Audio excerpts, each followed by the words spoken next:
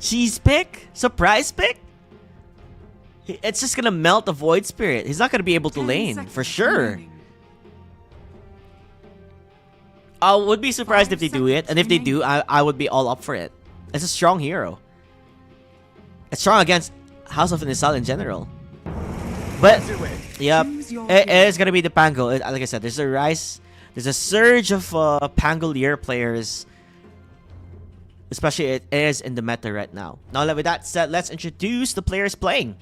We have in Bistak, Chi playing the Tidehunter, Gok playing the Spearbreaker, DM playing the Morphling, Goy on the Warlock, and Nats playing the Pangolier. Meanwhile, Klistan is gonna be the Silencer, and this time around, Lamig is the offlane. Okay, switch of roles here on as he's playing on the Underlord. And then I wish I could say Rubik's name. It's a bit hard to say. But Hannes is playing the Troll Warlord, and Kill This Love will play the Void Spirit.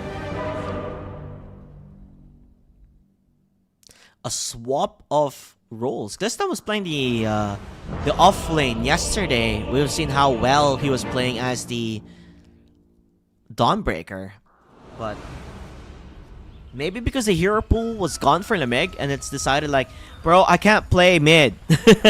I can't play mid. Let me play off lane then. So he's gonna be playing off lane instead. Your anger is useless.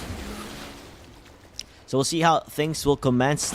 No smokes yet here for the side of Bistak.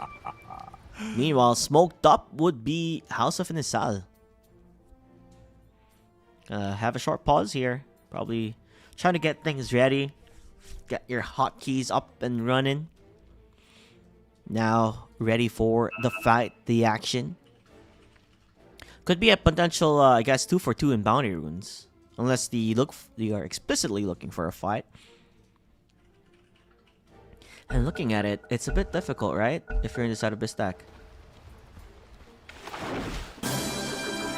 Like, fighting level 1 is not ideal for you. I guess you have the Fatal Bonds. But you wouldn't want to get charged early, right? That's not good. But then Fatal Bond Swashbuckle will do a lot of damage. Morphling would prefer not to have Wave earlier on.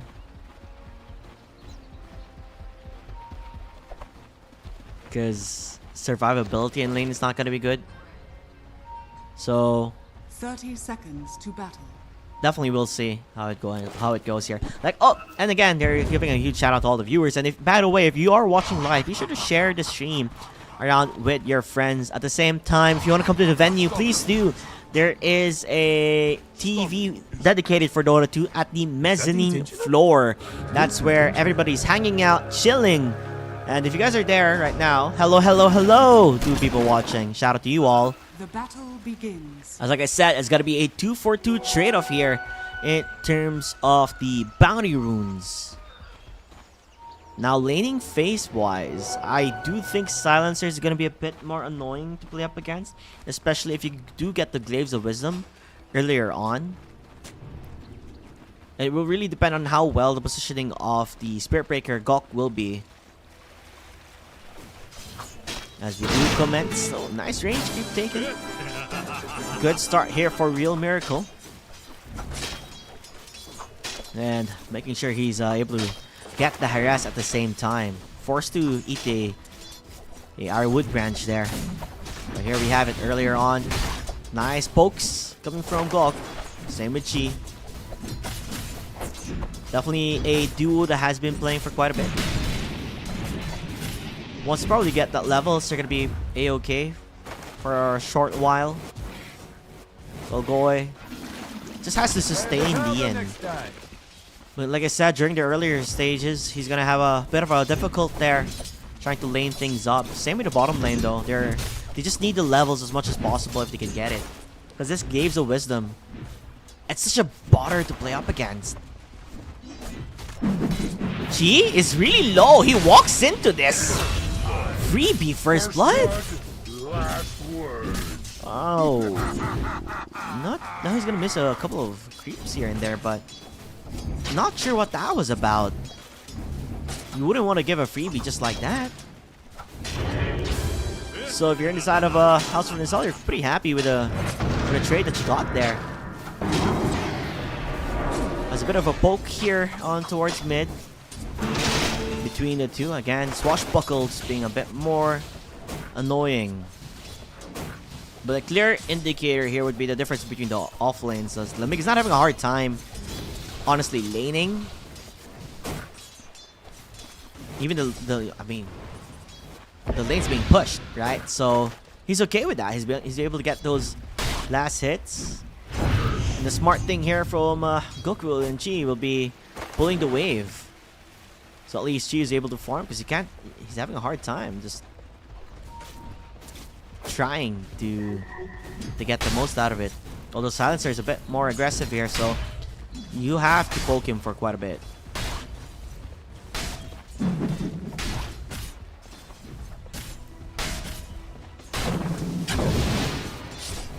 Still quiet.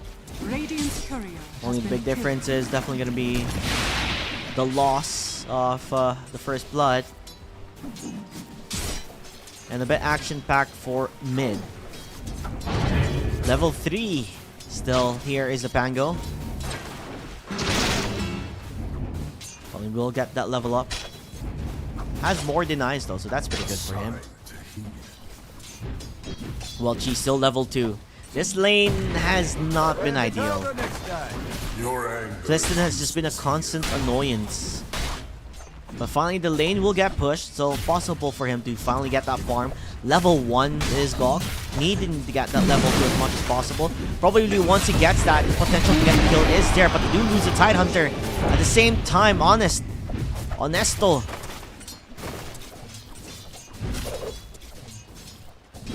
Punching with those wild axes. While Roar, not in contestation of dying. G is not really having an ideal lane here. Double melee. Can't get close. Dave's of Wisdom. Arcane Curse. Wants to get last hits but is not finding it. It's also at the same time a bit harder for Gok to, it's a bit hard for him to just stack. Because he is a melee hero. While the other side, Clifton will finally fall down. Gok finds a way. But then it does buff up again on Esto here. This troll could be looking big. Once he starts getting his items up and running early, especially with the Battle Fury, I don't know how you're going to stop it. And again, Chi in trouble. Just the harass is just too much. Every time he gets a bit too close, he's just going to get mauled down. Need to find a way to get recovery here. We'll both mid lanes. I wonder what is the Pango aiming to get for the first item. Most likely going to be treads into Mage Slayer in particular.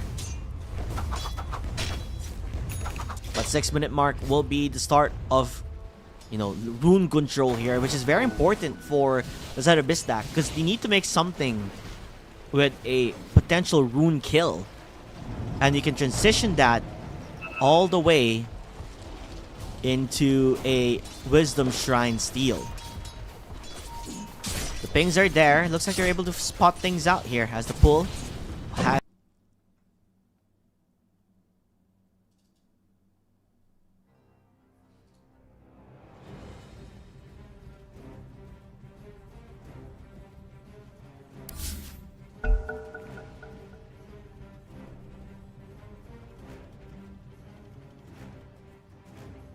Hopefully we get back into the action, see what on earth is happening. Random hiccups. Well, it is the first game of the day. And we are back. Gok just trying to get levels. Like, he is under level. Time to bring up the last hits to see how things are going.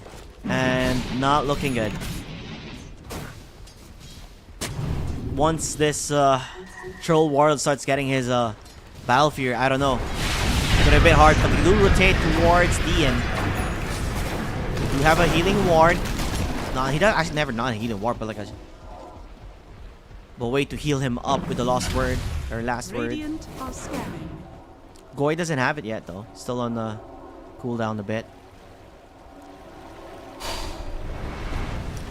Full HP morph. Just literally full on Agi. Uses the one, then he's back up. He doesn't even need the heals. What last word? No need. As this troll, he is getting bigger by the second here.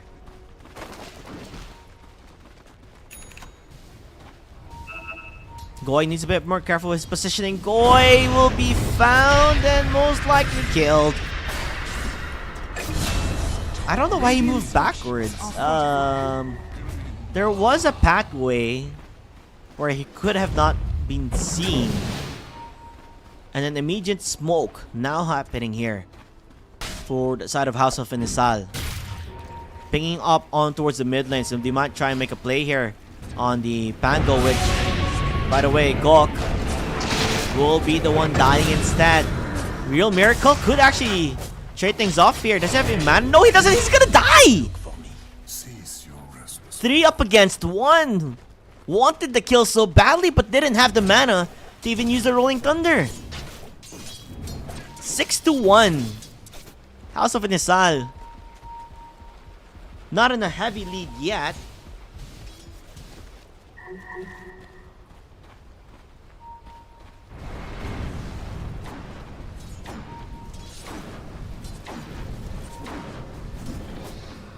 But they do get quite a lot from here. Although Lamig and Tristan will be the ones to fall down here. So good quick rotation from Bistak. Understand that we can't just let them get away with this. We need to make movement around the map, and they do. So quite important kills here they're able to find. And especially leading for Dian, which is not that bad. Probably their next timing here, I would say, for House of Inisal is when they get the global silence. Once they do get that global, things will be looking a bit more different here. Dire's bottom tower is under attack. Well, Pango decides to skip out first on getting the Mage Slayer. Decides to instead go for a diffusal. Wallapause will be here, as they are saying, for mic issues. Who is the next possible threat here? Probably go get another kill towards the Underlord.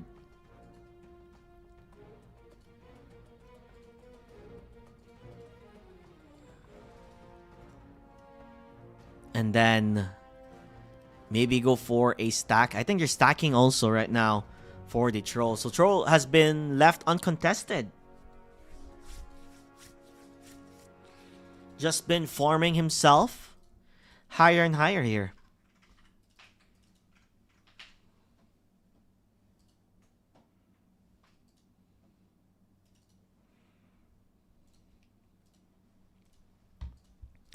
See how that goes.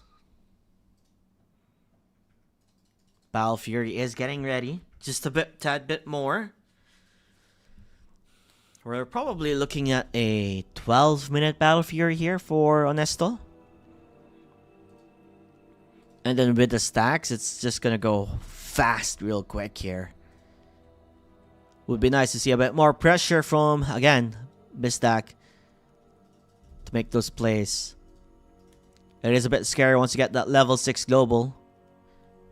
Because Chi is still on recovery. He needs to get those farm. He needs to get his items. Speaking of items, what is Tide going for? What is Chi going for here? His item build will be a Yule Scepter. Makes sense, right? Because once you get global, you want to remove the global. Or you can also use the troll when he uses his ultimate. So it does make sense in that aspect. A way to make a battle trance a bit more useless. Meanwhile, Goy getting some solo XP here. Wanting to reach that level 6 as soon as possible. While mid lane, Pango needs to be a bit more careful. Has a roll. Gets global silence. This is the moment. The opportunity that they're looking. He's still dueling it out, but gets jumped in the bout.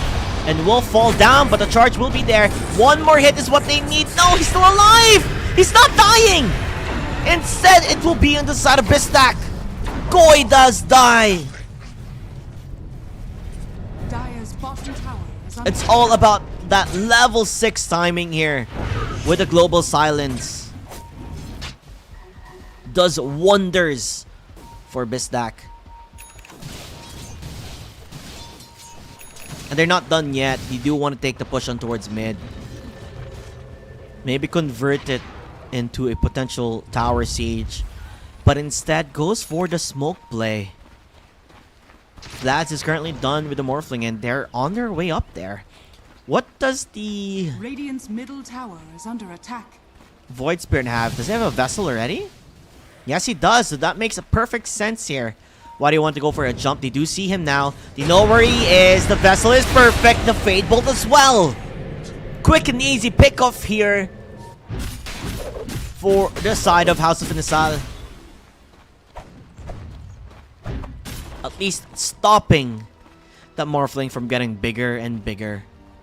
Well, when you compare it to the Troll Warlord, who almost has his Battle Fury, there'll be a lot of pressure for them to Dire's top really tower put is under up the attack. tempo here for Bistak. And Tidehunter decides to go for the axe instead. Radiant's Skips bottom out tower on is under attack. getting the Yule Scepter. Dire's Instead top wants to tower is under attack. have a comfortable way of farming and as Dire's well structures harassing at are the same fortified. time. Radiant's bottom tower is under attack. I believe the Warlock is now level 6 and still the Spirit Breaker a bit far away Dire's top from tower getting is under that attack. ultimate. Probably once he's able to Radiant's get that bottom level 6, tower things will is be under attack. much more better for him. Dire's top But tower the movement is around the map, Radiant's Team House of bottom Inisal taking the first tier 1 tower from the top lane. Which, by the way, still gives them much more leeway Radiant's for bottom DN tower to is farm. under attack. The Morphling. 12-minute Battle Fury. And potentially, I think there are stacks as well, maybe. Radiant So, are scanning. it's gonna definitely invest on to the Dire farm are there scanning. for the entirety of the team. Movement around the map does indicate a potential tier 1 bottom siege, as Global Silence should be up by now.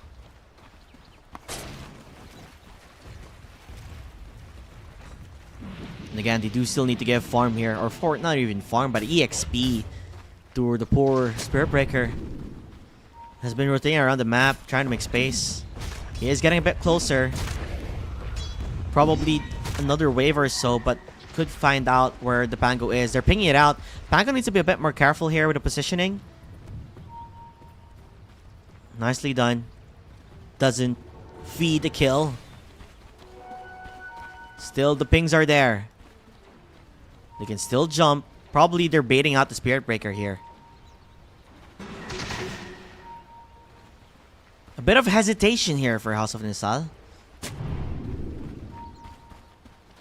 A great ward to spot out the back Radiant's line of middle things here tower under the is tier under 1 attack. tower. But Bistak, they smell it. They know it. They know it's gonna happen. Meanwhile, though, I would say great recovery for Chi, by the way. 104 last hits. He was struggling in the lane, but now he's catching up. He's been a silent killer so far. Uncontested and just letting him farm. A big difference between the two offlaners, as Chi is able to recover quite some sort of net worth here. But like I said, the troll will start boosting up. And they are afraid to make a play here. It's just so difficult, right? How do you fight up against a global silence? It's not that easy to do. In the end, probably once he gets a Manta, but still far off. Close to the Yasha. The difference between the two carries, 7.5k and 6.5k. A 1k differential between the two players. As they continue on the stacks. Looking like it's going to be an S and Y here for Troll Warlord. Not too shabby of a item build here. And the Rod of the Eidos currently ready for the Underlord. So no aura type. While the Aghanim Scepter is close here for the Tidehunter. Just needs 1,000 more gold to get that nice gush upgrade there. So I'm a bit worried because we haven't seen a big team fight yet. And when we do see a big team fight, it will most likely be just a pure on disengagement for Bistak. Because you can't fight under a global silence. Koi's not going to be able to use a skill. The Spirit Breaker won't be able to use a skill. Pango can't use a skill. So they can get steamrolled in that, aspect of things. Which is going to be a bit more harder for them. Dire are scanning. And Blink Dagger's a bit far off until now. Meanwhile, mid lane's under siege. Tower is under Gonna attack. try and take the tier 1 mid Dire's structures while they are trade things fortified. off for the bottom tier 1. Radiant's bottom tower I wouldn't say is it's under worth it, but you gotta make do with what you have. The TPs are coming though. They do want to go for a play here. Goi, longest TP of his life, as he's gonna get jump upon. Even the global currently used, he does be able to use his ultimate. Meanwhile, the Ravage, it's there, it's perfect. It lands on the players. The jump as well and the control. They get the kill to Supernatural. Now looking for Lamig at the same time, and it will be the offlane falling down. That's your mid and off gun. A major win here. And they're looking for more. They want less than. They're finding him. They're finding him. And they are gonna get him. Same with this Rubik. Now it's just Show Warner left alone. Man-moding up against the entirety of Bistak. Battle Trance currently being used. But he gets answered back. Tanking all the way up. Even with the bash, they get the kill. It's a 5-man team wipe. middle tower is under attack. And a freebie, maybe? Void Spirit is coming, and he wants revenge. Vengeance it is. But he used a lot of his skills already. And the charge will be there. He might get him. They're gonna find him. It's him falling down quickly. It's a never-ending fight. It's a brutal matchup. But it's time to disengage. It's time to run away. And that fight recap Radiant's definitely for top tower is under Bistak. attack. 2.5k increase there with the next XP and damage done. Perfect for them, and best time to hide that down as you do get the kill towards Goi. So I guess a freebie of sorts. Radiant's top tower is under attack. But Bistak, quick and easy Dire's work middle there. tower is under attack. Just when you think House of Inisal were doing so well. The hyper focused on towards Goi, who threw all his spells away, so it didn't matter. And the Ravage was phenomenal, while Gok was just too busy harassing this Rubik, so he wasn't able to steal that Ravage away. Now with that said, Dagger now completed from Pango. So he's at least getting quite a lot of boosts here with his net worth.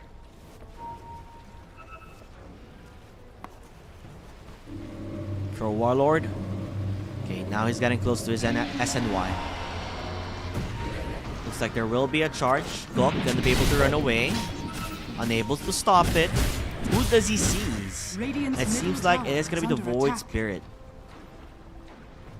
But they're gonna cancel out that charge. They can't commit. Not yet. Radiant's middle tower has fallen. So a trade-off of tier 1 towers. Now it's even Stevens. Just a 1 tier 1 tower difference. And it all came from just one single fight. Radiant And seeing the are item scanning. build coming from Goi, it looks like it's gonna be the Guardian Greave, so he can actually dispel himself. And to be able to cast his skills here. So that's pretty good for him too. While Troll hoping to get that BKB running.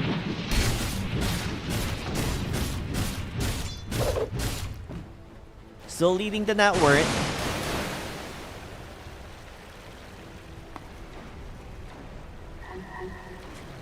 Precious bounty.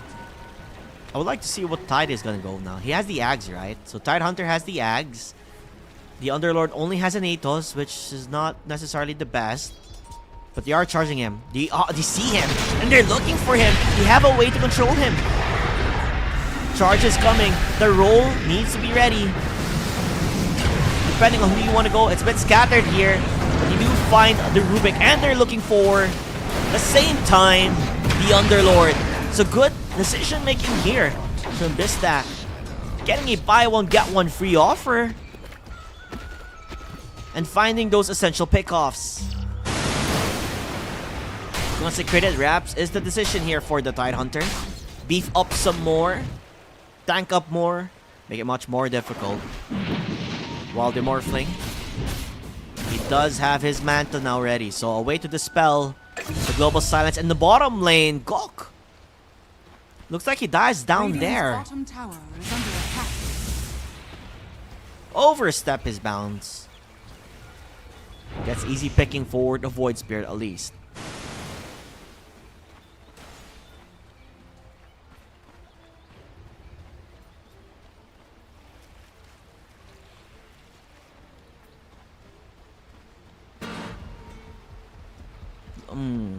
Underlord probably potentially going for the Ag Scepter now.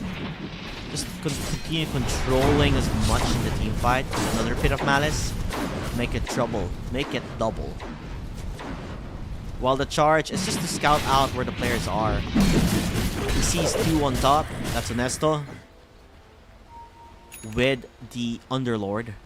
But still good vision here for the side of House of Nisal. They see the movement from the team. Maybe a potential smoke. Yep, smoke has been called. Tormentor is what they want, and a potential fight in Tormentor if they are ready for it. It would be massive if they can. Doesn't seem so. They just want to trade tier 1 towers. And that will be on Cliston getting the Tormentor. With that free shard. The pings are up there though. Potentially finding a play here. Wisdom Shrine is for free too. That's great for the team.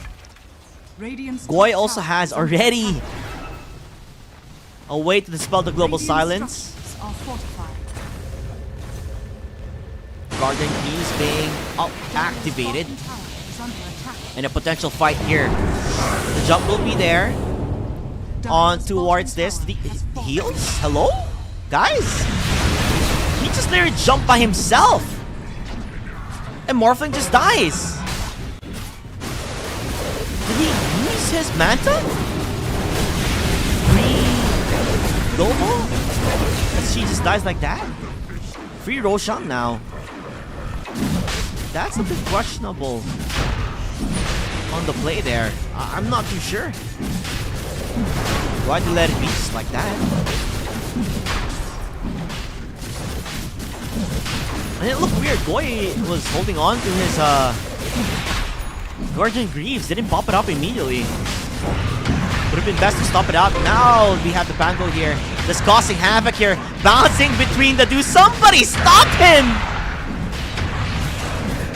He does die eventually. But the charge does come. Gonna try and contest this if he can. But gets picked up immediately. The ace! It was taken! And they're not gonna be able to stop Honesto, who answers back. The amount of space that he had for the team was amazing, but there's nothing to get out from it. I would love to see a difference on the build from Tidehunter. I would like him to go for a Lotus Orb instead of a dagger. Like, you can tell the big difference there in that team fight. He couldn't do anything. He just watches Morph die, and he falls off thereafter. At this point, it's not about them jumping into a fight. It's more about being able to cast your spells type of thing. So instead of getting a Blink Dagger, since they're always getting dove upon, just get a Lotus Orb. The charge will be there, but will dodge it out immediately. Gok needs to be a bit more careful there with his positioning. This team is a bit scattered here. Aegis again on troll. So BKB will be up for grabs next. Oh, he actually has his BKB. Now it's gonna be the Scotty. Oh my god, that's disgusting. This troll is beefing up. And it looks like they do want to go for a fight. And I would assume the Underlord is getting close as well on his Aghanim Scepter. Oh, Goy! What's he doing there? What's with the positioning? He's having a horrible time. Getting picked off quite easily all the time now. House of Inisal are taking control of this game so far.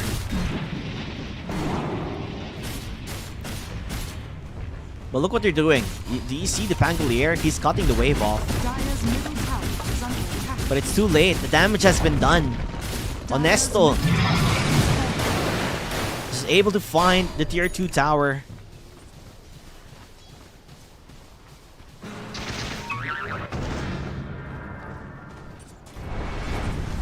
Radiant are scanning. Well, the Morphling, I'm not sure where he's positioning himself. He's pinging out to go for a potential kill, but he decided to go at back. The Void Spirit shows himself up. A bit too scary for them to go for a play there. And again, I would like to commend the warding from House of Inisal. Radiant's courier Finding a lot of information. Blink Dagger will be done here now on the Tide Hunter. And looks like they're gonna try and find out to get that kill for the Pango, but not able to stop the Rolling Thunder. And guess what? Oh, this is bad. Rubik gets it. He steals it. A potential high ground now with a Rolling Thunder stolen. Still gonna be a bit more harder though to go for a high ground here with an Aghanim Scepter Tide Hunter. Nobody can really go for a front line here. And then Honesto recognizes that. Doesn't want to waste time there. But they are gonna be able to find out where the Void Spirit is gonna be. Do they have the control? Are they gonna use their skills? And guess what? The Rolling Thunder is going full edgy! Dian! The mistake had been made and the stolen Rolling Thunder proving to be the differential maker here. Now the Pango found out 4v5. They didn't even have Troll Warlord there. They didn't even need a Troll Warlord. A forced commit here. And a full agi shift from Dian. The timing was phenomenal here for House of Inisal. 10k gold differential now. And this Troll Warlord. Oh boy. Ready to eat his opponents. Look at that tower melt. You don't need the creeps because there's creeps in the mid lane. Not gonna need the back door because it's not gonna do anything with the creeps there already. Nice attempt here. Coming from Gok, but it's not gonna stop it. Now it's their time to play here. We have to stop Honesto somehow. Aegis is gone in a couple seconds. 5 seconds. You could potentially ravage it. He will, but the Aegis, he doesn't wait at the right time. It doesn't stop it as he has the BKB. Immediately gets the kill. Global silence currently being used. Kristen being chased upon, but it's just only a support. The fight is messy. And they're just getting dove upon. The troll. Making quick and easy work here. This stack.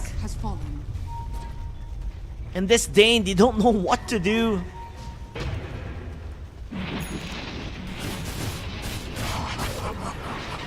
It's just those minor mistakes that are happening. It looks so good for them during the mid game. But the positioning, the force fights. It started on the tier 2 tower where the Morphling just died right in their very eyes. But by the way, that's just the Void Spirit who jumped into him. And he couldn't do a single thing. Now an MKB done on the troll. So that Butterfly being a non-factor.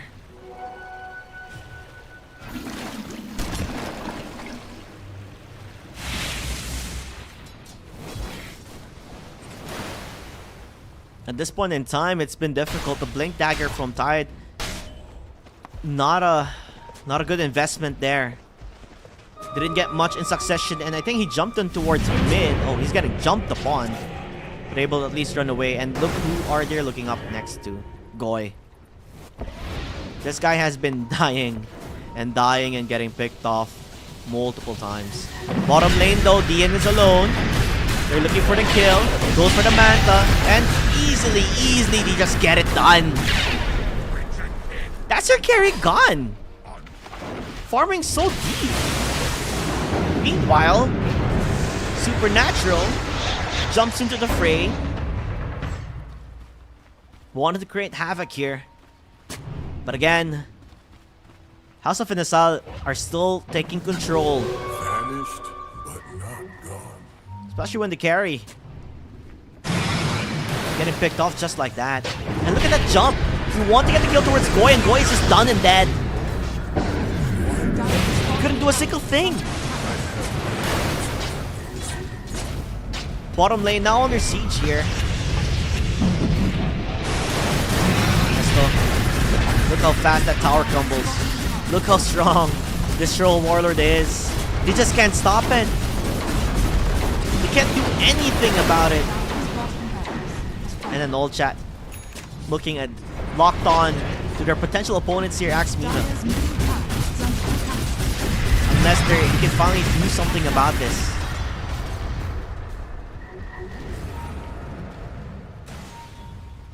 Friendly banters here between the two. But disengage will be the call here. They're not in a rush and they don't want to make a mistake. Potential comebacks are still there. I sense distortions. Probably wait for the Aegis before they can make another play. I'm surprised there's no Lotus Orbs, especially for the Pango or any of the players. Because the big global silence has been a constant disruption in team fights. Radiant are scanning. And when Goy got this Guardian Greaves, we didn't really see it into effect. And their warding, it almost seems all too obvious. It's always going to be on to the uphill. Nothing different, nothing new. Easy to read. So vision game has also been a plus for House of Inasal.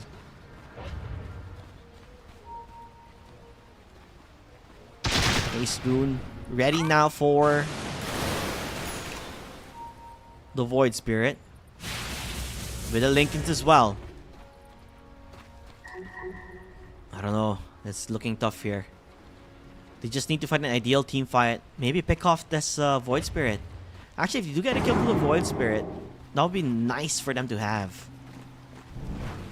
As Roshan, 1 minute and 20 seconds before it does respawn. I like how Clifton's just standing there and waiting. But he's like, guys, I know my job. Press R. I don't even have to be in a team fight. I just press R when needed.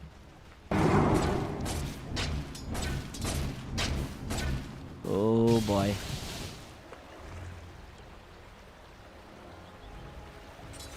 Dire are scanning. I wonder if Dian should get the BKB instead. In a situation like this. Would BKB be better? A bubble from the void. There's just so many ways to control him. That's the thing. That's what I worry about. Like they have so many ways to control. And a BKB could be what they need. Like, yeah, you have a Manta to remove the global, but maybe BKB will be the one that they need to use here. They're not smoked up right now. Tried to check inside, but guess what? Roshan is in there, and a good call here for Clifton. Not being able to find them. Meanwhile, Morphling on the other side of things. Looks like he's gonna be found out for quite a bit, but will not die.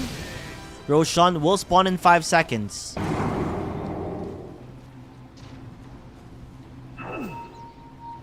Anyway, Roshan will indeed roar it. As he is getting killed. There you have it. Now that will be the indicator for them to go for a fight or just give it away. And it seems like they're just gonna give it away. Can't do anything. Nesta's already 6 slotted. Like, he could sell probably his dreads, but that's it. He's the beast. But he has 26k net worth. And he's not gonna get stopped. A pipe was built here for desperation on Tidehunter. I don't know how much of a difference it's gonna be.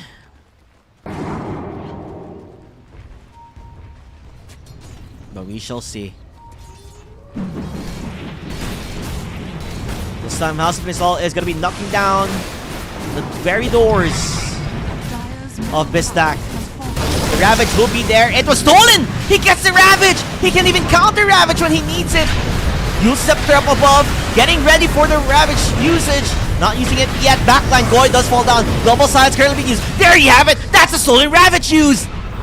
Now they're looking for the backline. They're looking for Dian. He needs to run away. He needs to survive. The battle trance currently being used. Honesto dunking onto them as they're able to find the kill towards Gawk. Buyback has been used. But they are getting completely outplayed and outclassed here. House of Inasal still having that Aegis. Still having the control. And there you have it, Goy with the dive back. He's just dead and they're looking for more. They're not stopping. Honesto manning up as Dian tries to take control here in the backline, but it's still not working. You'll Scepter reach from Gawk and he's just gonna die. One more hit. Nope. He survives, but your Dian, he's dead. That's your Morphling gun. Hit him with the next D. Oh my gosh. I think that's it. That's all she wrote. House of Inasal. They take control. And they win it all. Now they have a date here with Axmina in the semifinals. And Honesto, look at that guy go. Brother is just destroying everybody.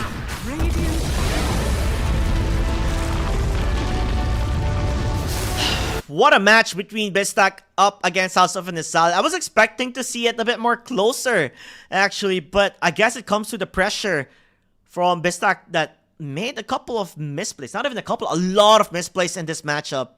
House of Inasal was just calm, cool, and collected, able to play up their game plan here in this best of one as now they proceed to the semifinals, hoping to get a glimpse for grand finals when they're going to be up against Axmina there. Meanwhile, the day has just begun. There's going to be more awesome Dota right around the corner. And with that said, everybody, let's go on a break and we'll see you in the next game.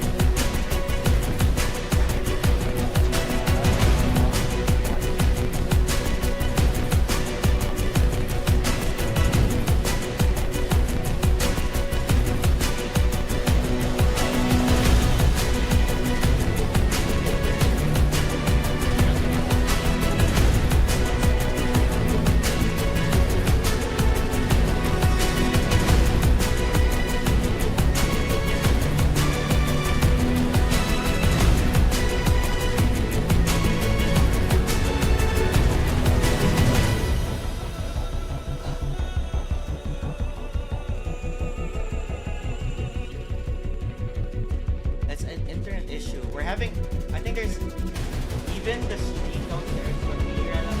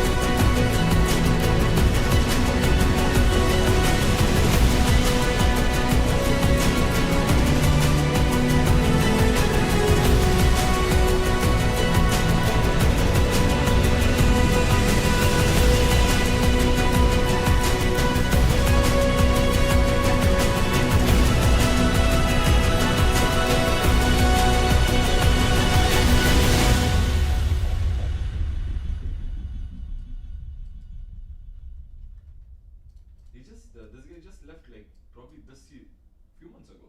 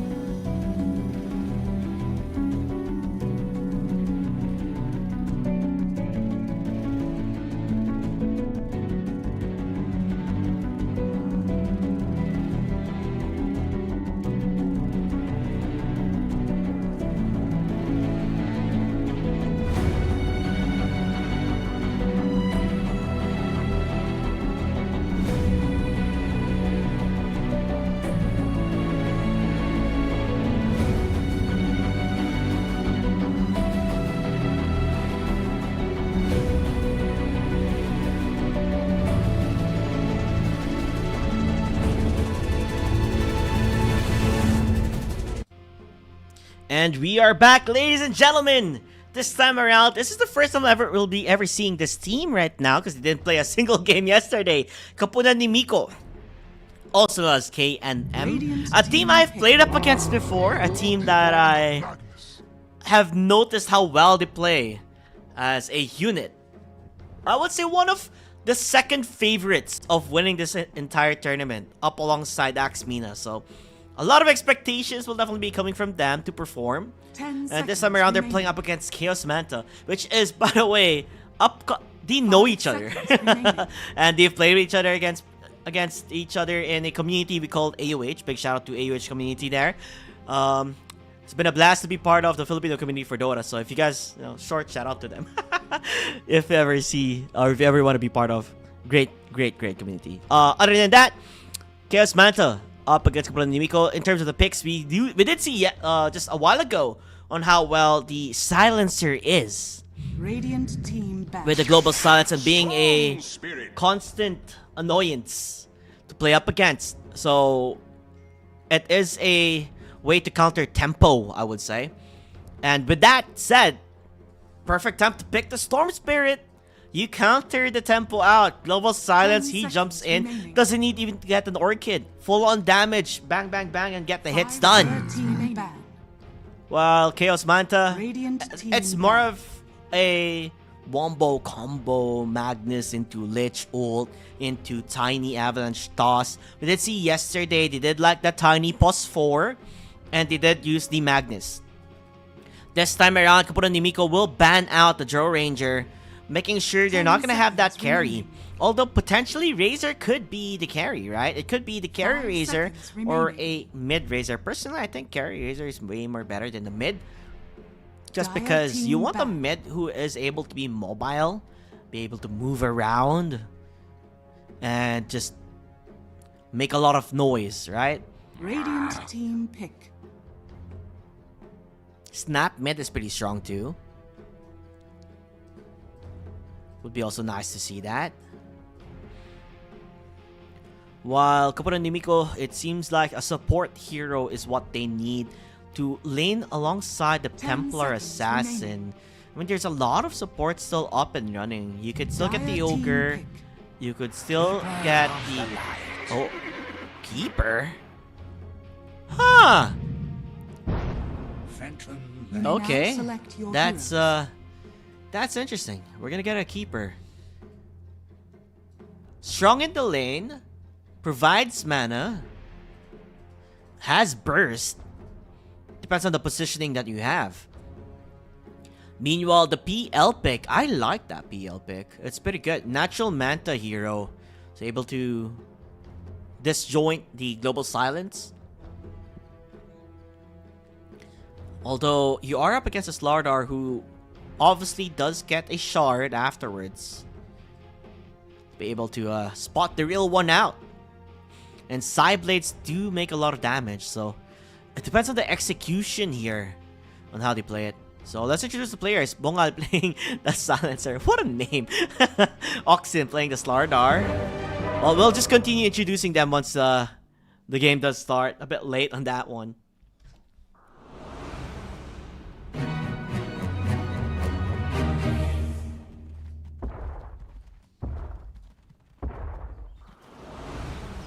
But yeah, let the games begin. Kapunan ni Miko will be on to the the Radiant side. Okay, let's introduce the players. Marco playing the Storm Spirit. Oxen playing the Slardar. Adapt playing the Keeper of the Light, Kotl. Dead Game, aka Amalgamation, playing the Templar Assassin. And Circle is playing the Silencer. While on the other side here for Chaos Manta, we have Skrr playing the Razor. We have Dandan on the Tiny, his signature Tiny. Lich is... Oh, the pause is actually covering his name. Kiro, there you go. Kiro is playing the Lich. And Tyrone with his Phantom Lancer. And I believe the final one will be Lucky on his Magnus. So there you have it, ladies and gentlemen. Those are the players and the heroes that they're using. Currently, 5-man smoked up will be in the side of K&M here. Gonna try and see if they can spot things out, but more or less gonna be a trade for 2 for 2. I always wondered, how does Skur say his name? Is it Skur or is it Skur? Because normally it's always that R, you know, it's the R's, the rolling of the R's. So Skur. You know, I have to ask him if I ever see him downstairs. Like, bro, how do you say your name and why'd you pick your name as Skur or Skur? You know, people with their IGNs, you know, it's one of a kind.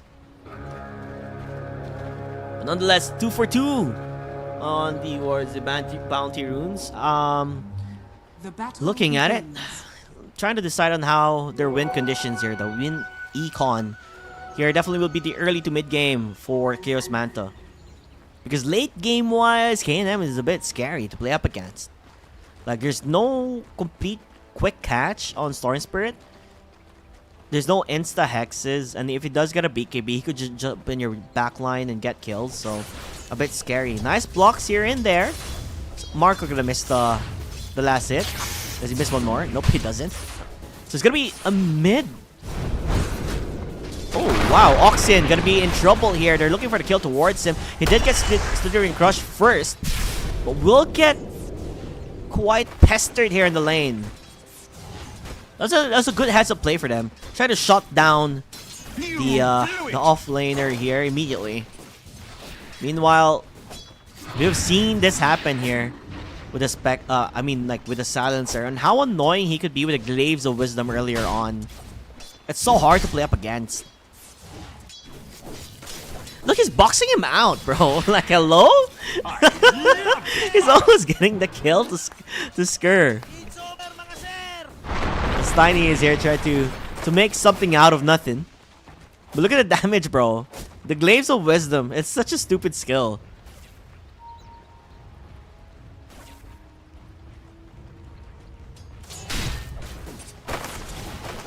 While on the top,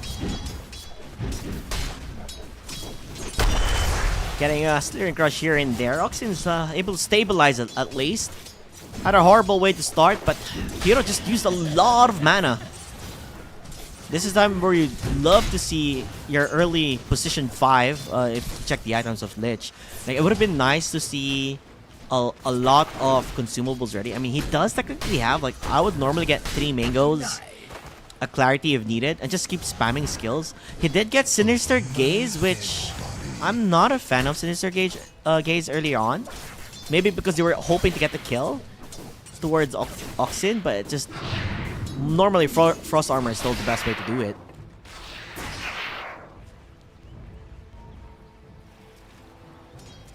Like, the way I would skill build Lich would be Nova, Frost Armor, and then you can get Nova again, and then you go for the Sinister Gauge afterwards. Meanwhile, mid lane though, the matchup between the Magnus up against the Storm.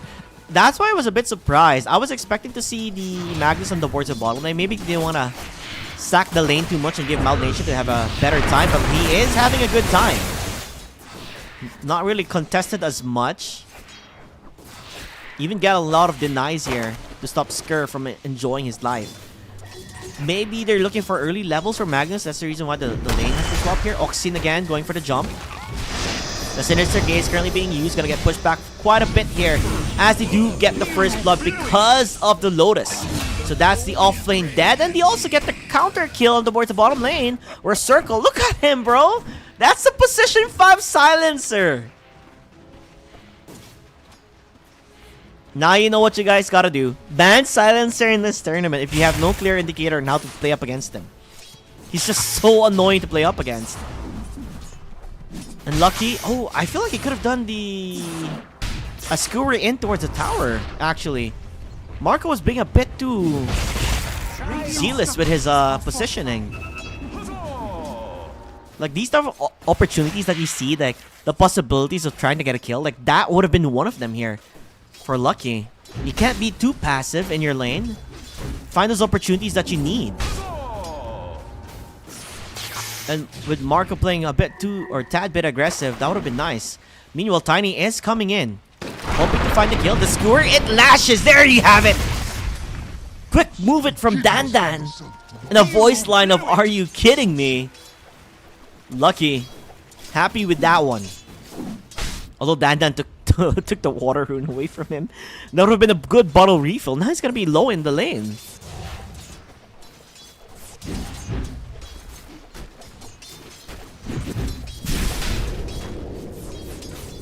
Lich using his mana just to harass out, but he is currently out of it. Still haven't dewarded the pools, did he? Did he deward it already? Okay, looks like he did. So his position 5 is able to get the pool. Meanwhile, in the bottom lane, still being a bit horrible as the stacks are coming. Dire's middle tower is under attack. Do you want to make a play here? They're able to find it, get a bit more closer. The plasma fuel as well being played upon. Still, the damage being stolen. That game needs to run away. That's Mild Nation. Not able to fight, but guess who's manning up? It's Circle with his annoying and pesky hits here with the Glaives of Wisdom.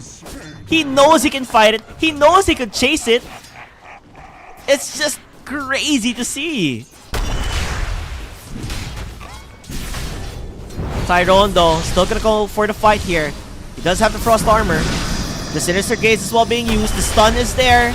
But the damage from Kiro is enough. They're able to find those crucial kills. Tyrone still mans up. And Adapt needs to run away.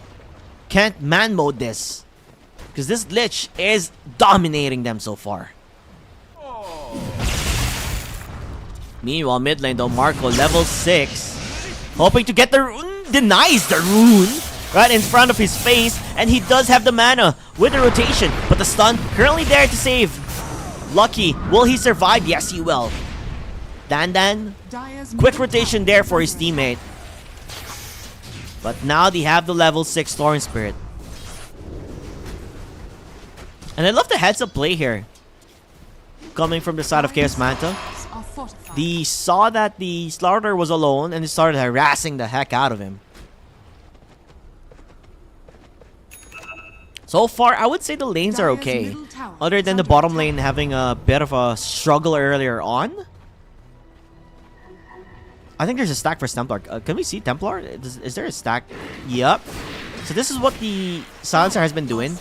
When he leaves the lane, he stacks the large camp here for the Templar, especially the small camp, because it's so easy to stack it. And he self-stacks it with the poison the trap as well. The Sonic Trap. So he's gonna gain that gold up very quickly. You know, it's basically efficiency at its finest here for K&M. Zoxian. Hoping to get his items running soon. Storm Spirit. 47 last hits, 12 denies. Gonna take some time before we get to see the activation here for the Magnus. Probably once Magnus gets his items, maybe we see a rotation, but then even if he does rotate, it'll take some time. It's probably gonna be a Rush Dagger. It's looking like it. I mean, we saw that last time he played Magnus. He rushed his dagger. Now it depends if he's lucky. Yup, he is lucky.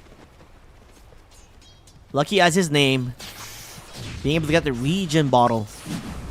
So that's good for him. Denying the storm, any chances of rune control is massive. Now walks in. Getting pushed out by the lane. Keeper of the Light has been busy. Most likely probably stacking. Like I said, being efficient. Making sure their carry gets bigger and better. And that's what they're after here.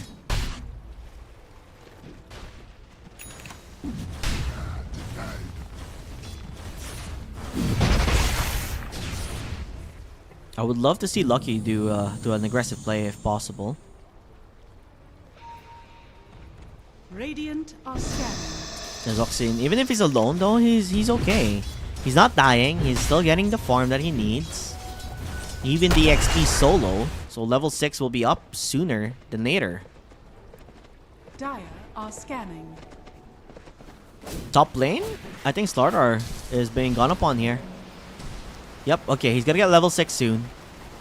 Tad bit low, could not fight or man mode up against the Lich, who This is hard to play up against. And then you're looking for the kill on Circle. He's been annoying, but then how annoying can he be when you're aiming for the wrong guy? Mild Nation and Adapt produces a lot of damage where Tiny just dies. While the Storm Spirit farming like a beast. 59 last hits, but not as much as the Templar Assassin, who's way above leads. Oh, Oxen Answer is back like, you want me, buddy? You want a piece of me? But guess what? You're left alone there. You have the toss to stop him up. One more hit, he could get it, but Keeper of the Light at least straightens things out. Still, there is an offlane for a +5. Not necessarily the juiciest of the heroes, but at least you get something out of it. Blink Dagger. Radiant's top tower. Give or take 700 more gold here. So he's getting closer, and I would love to see the up tempo now.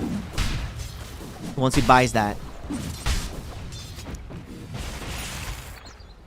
There's a Storm Spirit going for the Kaya now next.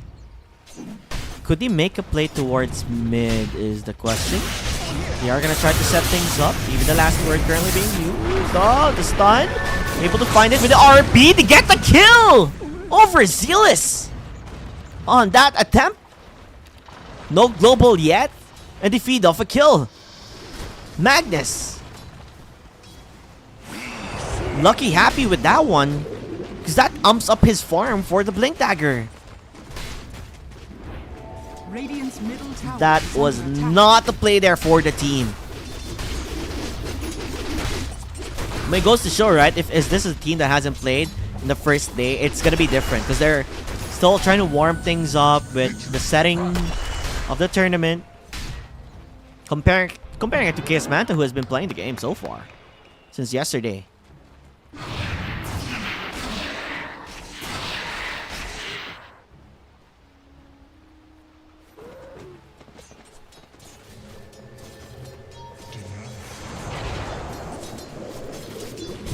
Ooh, Blink Dagger reveal. Sinister Gaze used. Gonna try to slow him down, but he's just way too fast. Dire's Still being middle chased tower upon, is but under Storm attack. Spirit is just around the corner. Still can go for an engagement now. They don't have the global silence. They still have the bottle. Marco, though, is still staying here. Gonna steal away maybe the boundary rune. But the pings are there. They're still looking, and there you have it. Special delivery. Lucky. Making the most out of the Blink Dagger, definitely. Now the global silence is down. This is a moment where you can pretty much play around now. And look at the Razor's build. It is going to be the mech Razor here. Guardian Greaves is the way to go. Sustainability, right? Invisibility.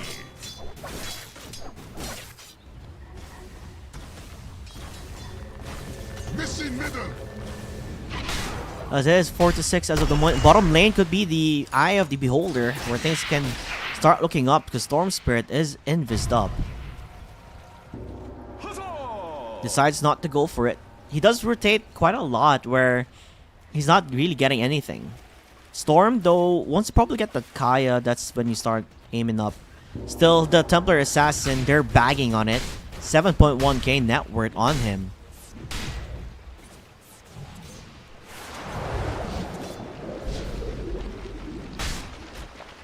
This PL pick probably caught them off guard, and it's actually doing good.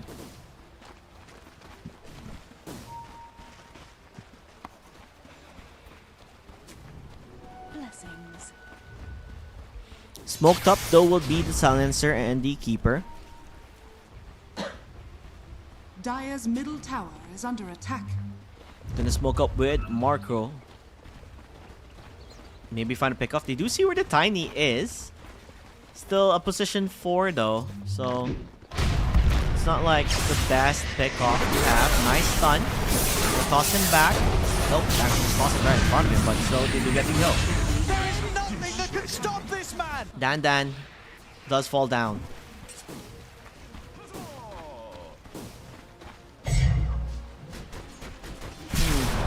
I want to see this Slardar get punished more, if possible. 1.7k net worth. Not net worth, but 1.7k gold. See, he's gonna get closer to his Blink Dagger. Tread's now ready for Lucky. And I think Razor is on his mech now. Radiant's middle tower is under attack. Ooh, big item pickup, Desolator. Yeah, he's on his mech now, so he wants to get Arcane Boots into the Garden Greaves. Top lane needs to be a bit more careful because they're smoked up again. And I like this. Good heads up play here. They understand they're all missing. And they're looking for Tyrone and there's nobody there. Nobody's home. Probably just get the objective right, get the tier 1 tower from the top, but bottom lane they're also aiming for it. Middle tower is under attack. Dire's structures Oh, they know, they see it. There's an observer award that will spot them out. That they are coming. And they are gonna jump on towards Kiro. That's with a global silence as well. So Kiro, being heavily committed, still surviving quite a bit. Can he even use his skill? No, he won't. The RP, it lashes onto 2. But where's the damage? Nowhere to be found. Lucky is gonna fall up next. Triple kill for Marco. And he's ready to jump some more with a mana given from the Keeper of the Light. Dan up for grabs. Oxen taking in control. Dead game. Mald Nation is on a killing spree. That was looking good for Chaos Manta, where they just lose the support, it's okay. But they commit for that fight. But once you get that RP done, where's that damage? There's no damage at all because your only damage would be probably the ultimate coming from Lich.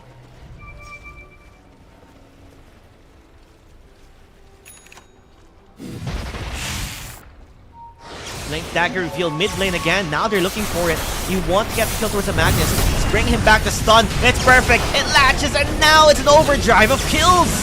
Marco jumping and jumping in. Dire's middle tower is under attack. He just came back to life and they're just dead immediately. The tempo has been raised. Now, no more is the farm. Not just kills here for KNM. They hit their timings. Item timings, Middle tower has fallen. skills, levels, and look at this Oxen. He sees Kiro. Kiro can't use his skill because there's nothing close by. Has a Sinister Gaze though, waiting for his teammate, but he's still gonna fall down and die. Oxen survives. Will he die? Oh, the stun! It's perfect. He survives for quite a bit. Skur is getting kited around too. Oxen, don't jump again, buddy. If you jump, I think you might die here. Instead, Tyrone is low. They do ping it out, but guess what? Mald Nation is your dead game. The Templar Assassin.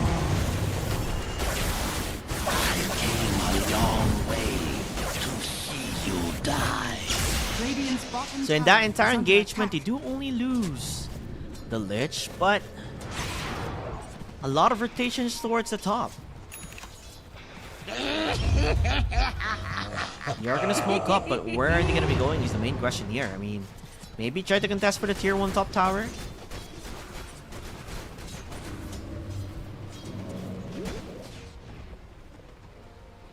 But then they're gonna be annoyed by Adapt, as he's gonna continue being a pester towards his lane. They have anti-wave. Instead, they look for Oxen.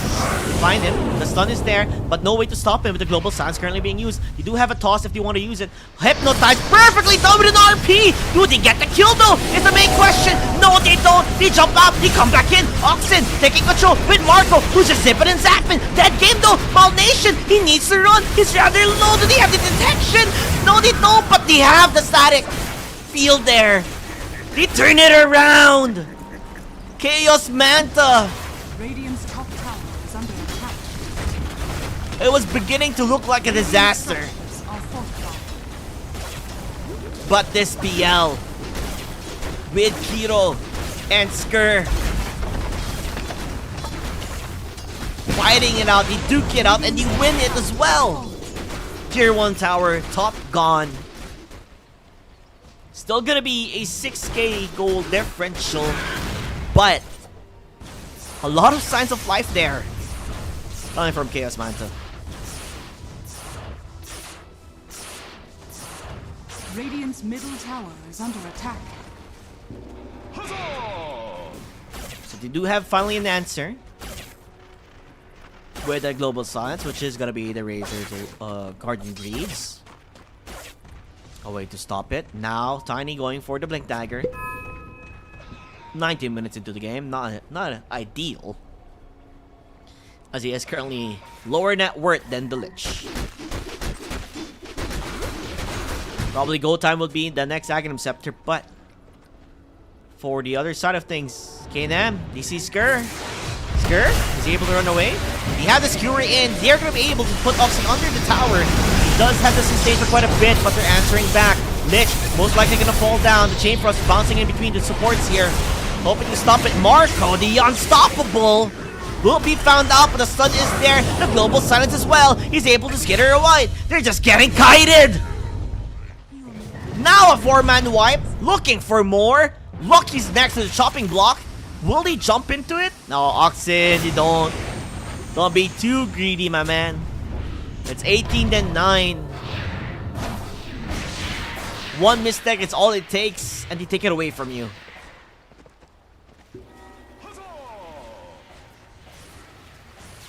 Silencer.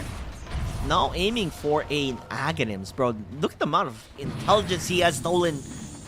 He's been participating in a lot of team fights, which makes sense.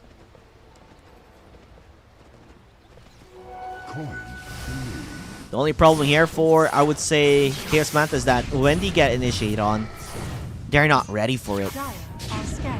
Only if they were, maybe things will have been different.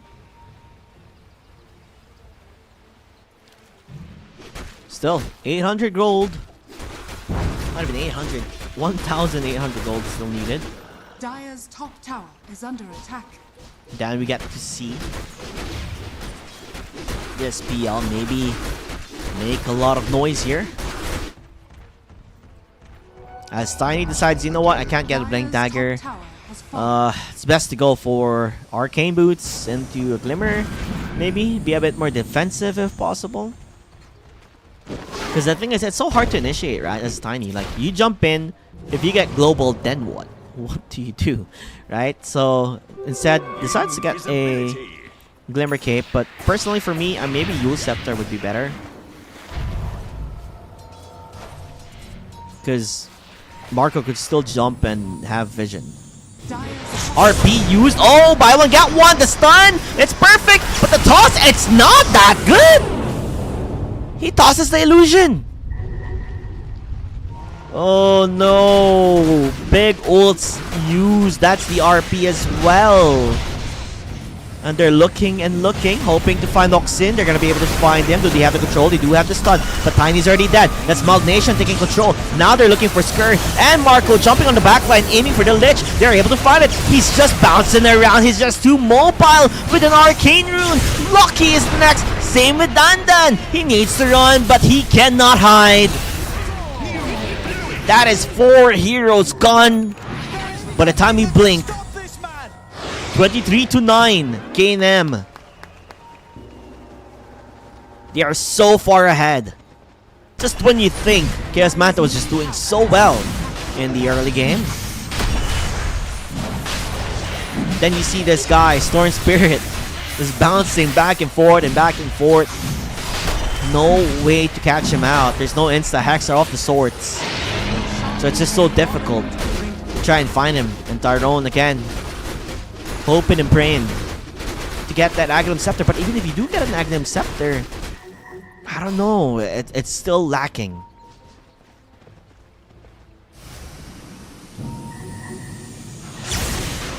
As a jump from Marco. No, not like this, bro. The Lich gets found and killed.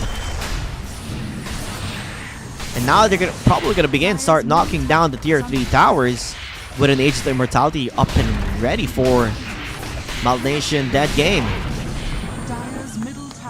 Or you could just aim for all tier 2 towers. I mean, there's no rush, right? 16k gold already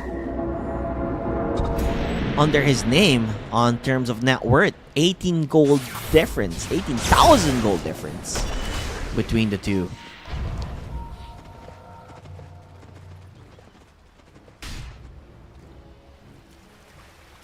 And then Aghanim Scepter ready for the silencer. He's aiming Dire's bottom tower and is looking under attack. to get that refresher. And they're pinging. The next one in the line, Dan will be found out. The stun is used. Gonna try and save him, but there's just no way back.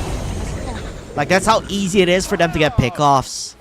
They can't stop the storm. Even if they commit so much skills, it's still not gonna be enough at the end of the day. You blew it. I love this part. Vision. Heads up play there. Meanwhile, the BL finally gonna get the Ag soon.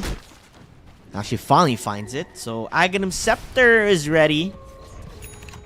Dire's top tower is under attack.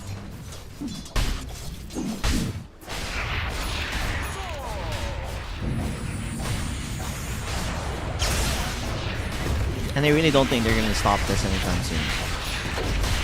High ground is just a matter of seconds away. 20k gold net worth lead. But they're cleaning house. They're playing it safe. Wait for the BKB. Pariasma on the Storm Spirit. And then a potential jump. I don't know. I feel like they can still go high ground. But then you're still up against a Magnus, I guess. They still want to respect that.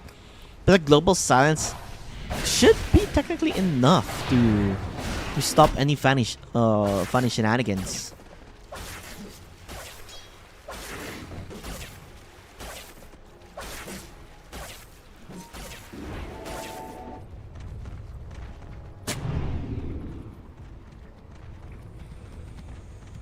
Tiny decides to go back to the Blink Dagger, but it's just too late, bro.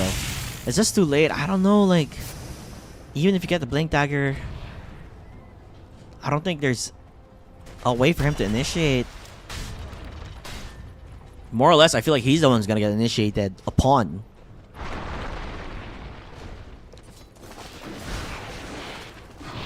Let's continue in Aegis timer. I think it's almost gone, right? 1 minute 38 seconds. They could honestly just take high ground now.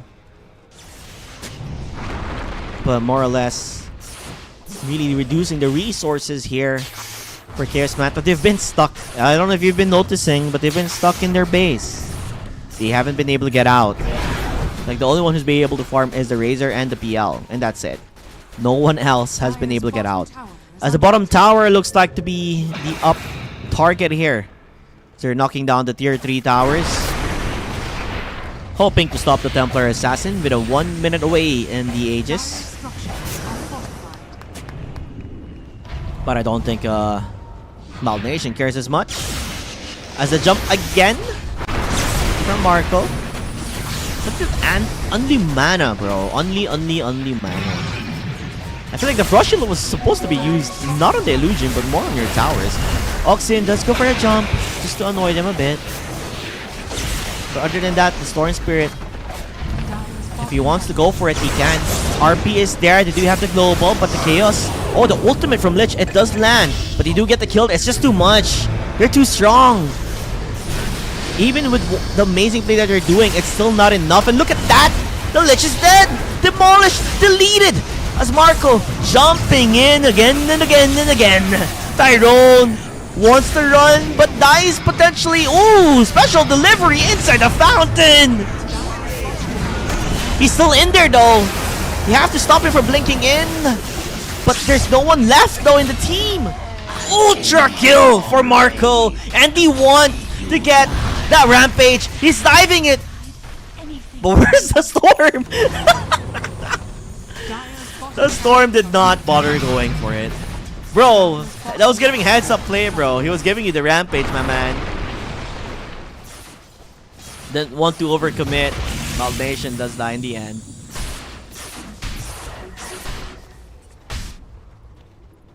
$29K. Way more gold lead than the timer itself.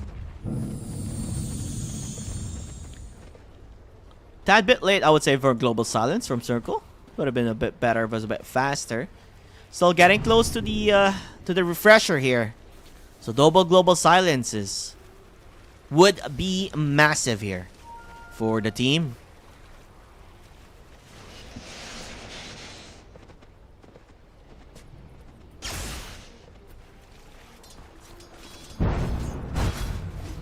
I don't know. Like, I'm looking at ideal situations for Chaos Manta if they can get a comeback. Like, that was already an ideal situation. We find a very big RP. They got an amazing Chain Frost. But all they did was BKB. And that was it. You even get a good skewer to the fountain. And it was still not enough to turn the tides towards their favor. They catch them by surprise, and that was it.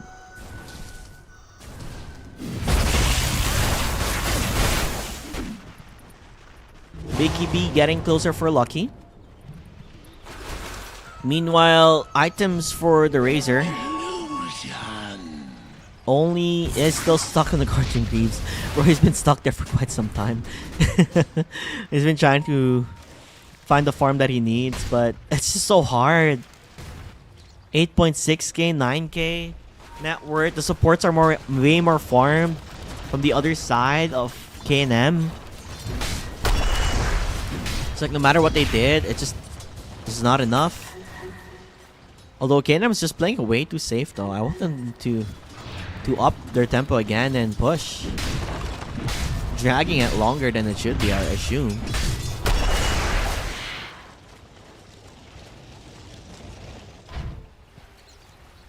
Marco this time around with a BKB. Now he can freely jump in without having any sorts of hold. As there's really no hold. Other than, I guess, the RP, which goes through BKB, but that's it. You wouldn't want to RP a Storm, who is so hard to catch. But it just looks like they're just waiting for their items again. Silencer getting close again to his refresher, so probably wait for that. Before they go for a jump. He is busy farming his life away. A Keeper is looking for an Octarine. To spam your skills, I guess. Oxine getting ready to jump. Finds the Razor. Uses the BKB and Razor is most likely falling down. Marco jumps in. Looks on towards Lucky. A Global Silence Part 2. Currently being used as a refresher horror, baby. Finding the Tiny as well. Dan is dead. Tyrone is next up for the line. Trying to see if they can find him, but that's just it. Tyrone just watches his team die. In a matter of a millisecond, they're gone. Malnation, dead game.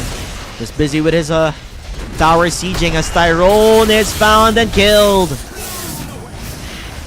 They're cleaning house here. And GG has been called. K&M. Total domination up against Chaos Manta. They couldn't do a thing the moment the momentum has been shifted.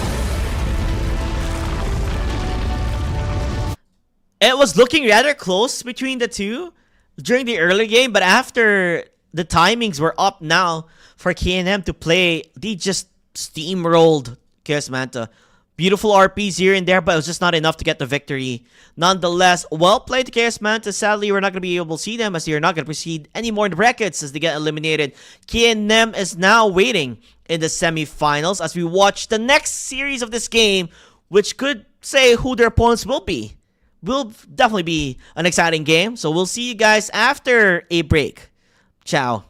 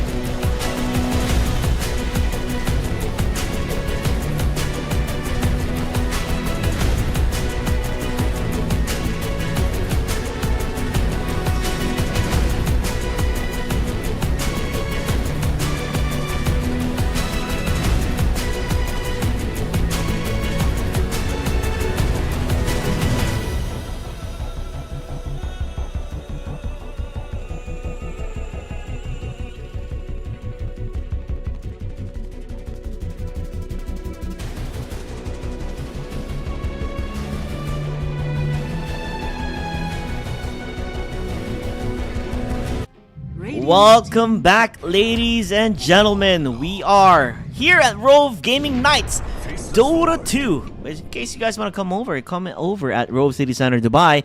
Mezzanine floor, we do have the Dota stuff happening where you could watch there in a pretty chill area. I've seen a lot of people watching.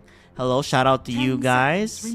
Shout out. Players, teams, friends, family, they're all there hanging out, building connections. I think Dota community is such a tight-knit community where everyone's just so welcoming, you know, and that's the beauty of the Dota community. Now, with that said, we are in a matchup between the two who can enter towards the semifinals, which is K&M is waiting for them. It is the Battle of the Kings, the 5 kings and the uncrowned kings. Only one king will prevail here, and it is a question of who is the better out of the two here. Now, with that said, hero picks currently are Queen of Pain, Shadow Demon, Warlock, and Faceless Void for the 5 kings, as the uncrowned kings currently has Slardar, Snapfire, and Bane. So you do know a good indicator of where the Slardar is going to be coming in. Dire team More or less potentially going to be the off-lane Slardar, Lina mid, preferably rather than the carry, Radiant team and a Snapfire Bane support. But we've seen a lot of Snapfire mid. But in terms of the matchup, Queen of Pain and Lina is much more ideal, I would say, because you do have a big of an attack range here for Lina. It's going to be a bit more harder for the Queen of Pain to get that close if you want to do your Shadow Strike. Potentially just go for the Scream of Pain instead, Dire team rather than the swords. Now the carry is left here for the uncrowned kings. The potentials are there. What carry could they be looking for? Would you like a ranged carry up against a Faceless Void? Like a Drow Ranger for the silence? Raking would have been nice, but it got banned. Because, you know, when you get ultied by the Faceless Void with a Chronosphere, kind of want to try and survive. I don't necessarily think Lifestealer is that nice either. It's a bit of a hard pick here for the carries. Morphling, I think, maybe would be okay if you get the Shard, so you can continue casting your Strength Morph during the Chronosphere. So that's a plus, I would say, actually. We've seen Morphling being picked quite a bit.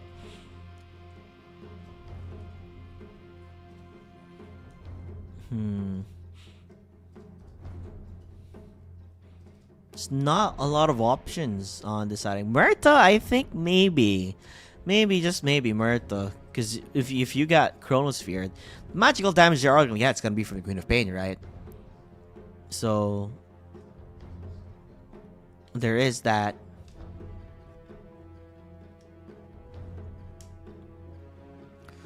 What else is possible here?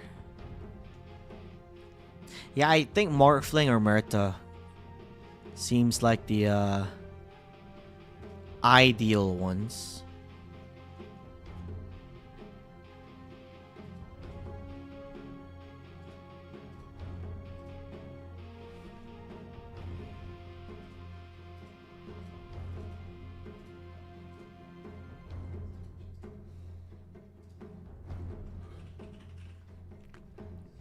Seems like the timer is not moving too, so more or less 100% gonna be a pause.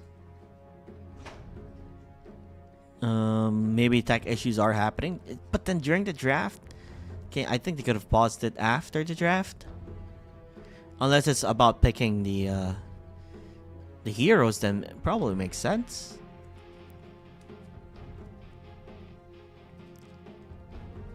But still, brainstorming. Offlane for 5 kings. Well, offlane would be nice for 5 kings. Brewmaster. Actually, Brewmaster would be great. Underlord, another opportunity that they could pick on.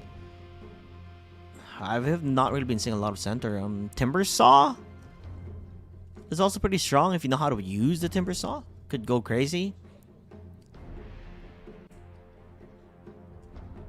But yeah,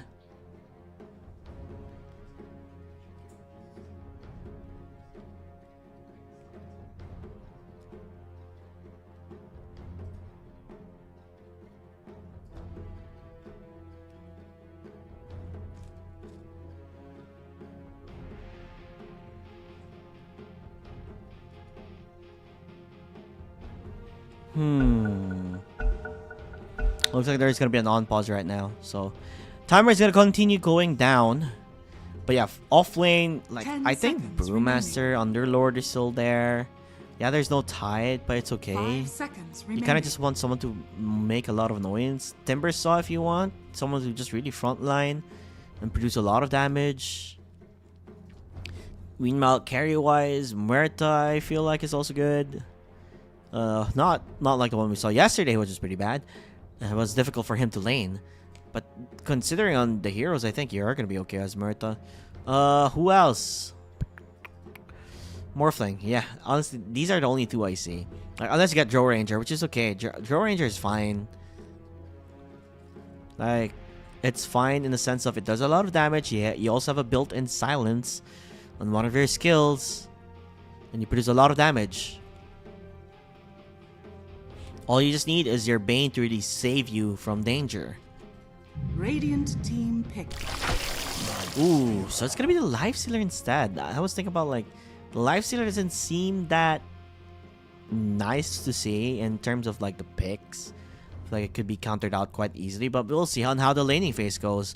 Bane Lifestealer. 10 seconds remaining. This is when you get your Timber Saw, I feel like. 5 seconds Like a Timber would be nice. For your offlane. Underlord is okay, but not necessarily the best. Probably force out the rage or more or less, and that's just it.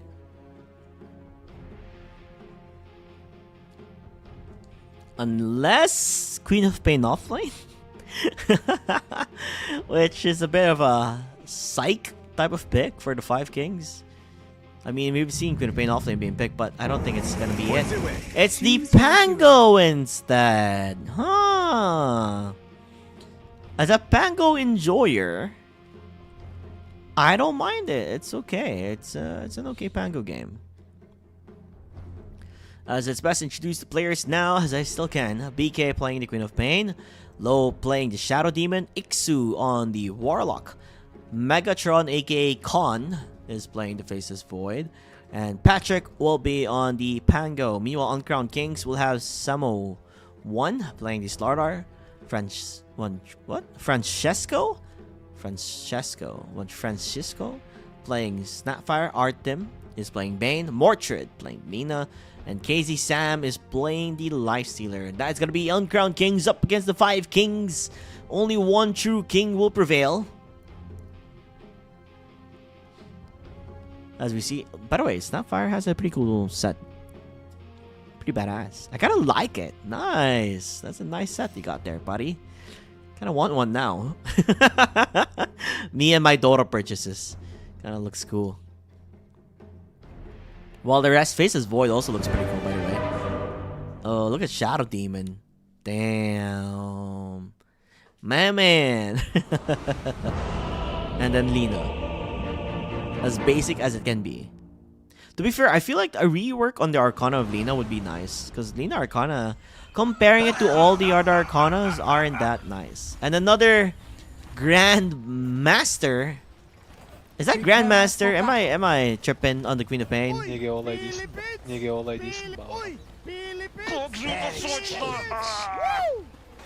does look like it. So, a man who has a lot of masteries. That is gonna be BK. Now they're currently smoked up. The taunt animation, bro. So cute. But yeah, they're currently smoked up. Probably trying to look for a kill if they can find a kill.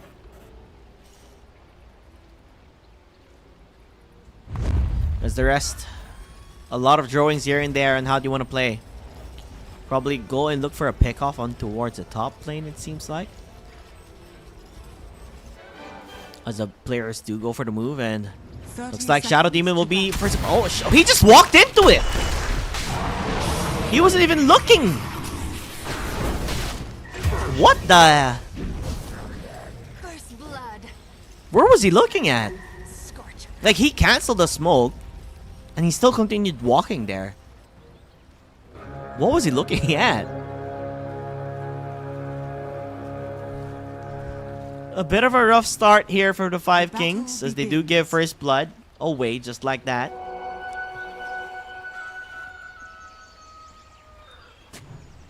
Low probably just wanting to walk back all the way to the top lane. Just got bamboozled. And look at the sentry. Nicely placed there. For the mid. So they're going to be able to answer things back. So let's see how things will go during the laning phase. In case you don't know, Mortred used to be like the name of the Phantom Assassin back in Dota 1. So pretty old school. Kudos to that. Probably an old school Dota 1 player. Well, in the top lane, Low, aka Mr. Question Mark. Shaky start, shaky start. Hopefully, if they continue on, those type of mistakes will be lessened. Azixu, aka Hayate. Need a BKB. By the divine rapier. Bro, tips and tricks, bro. OD pixels, the voice lines. The voice lines. Niye olay değilsin bağıram. Between the two. Again, sustain. Coming for Hayate. Iksu, just annoying. Look how close he's playing to, right? Like, this guy is like, understands his attack range, so he's just able to pester them. And be a constant nuisance. While the Lifestealer here, he has his build, bro. He wants to play the face boots into the Radiance. Iksu though, not too shabby. Still trade things out, and Aizen, bro. He's getting annoyed, and you're gonna go for a kill. Aizen is really, really low. Same with Beyond. And Beyond is just gonna fight it down. Needs to be a bit more careful. Could fall down with the Fatal Bonds. Does it stick? It does stick, so he could fall down here, but goes for the TP instead. So that's gonna be the walk of shame for the support. But at least finding a kill in the bottom lane is nice for the team. Mr. Bane? Are you gonna be okay? Looks like he's most likely to fall there with the positioning, with the poison from the Shadow Demon. Patrick. And Shadow Demon, low. Able to make sure the positioning there gets punished. Radiant's bottom tower is under attack. So regardless of the freebie that they were giving there, they're able to answer back. Mortred luckily has the bottle. They continue pestering one another. It's quite even in terms of the laning here between the two. And very good usage of skills here. Meanwhile, on the top lane, Patrick is really low. He's trying to survive. And the Lifestealer with the Bane able to find that one. Also on the mid lane, BK does die. Even gets tipped. Insult to injury. Low will fall down too. Stop this man! The Uncrowned Kings Niye olay değilsin bağıram. putting up work here.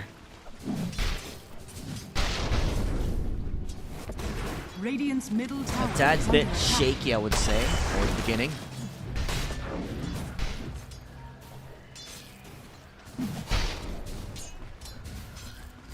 Luckily for them, the Faceless Void is okay. Not really contested in terms of the farm, and Slaughter only has 8 last hits.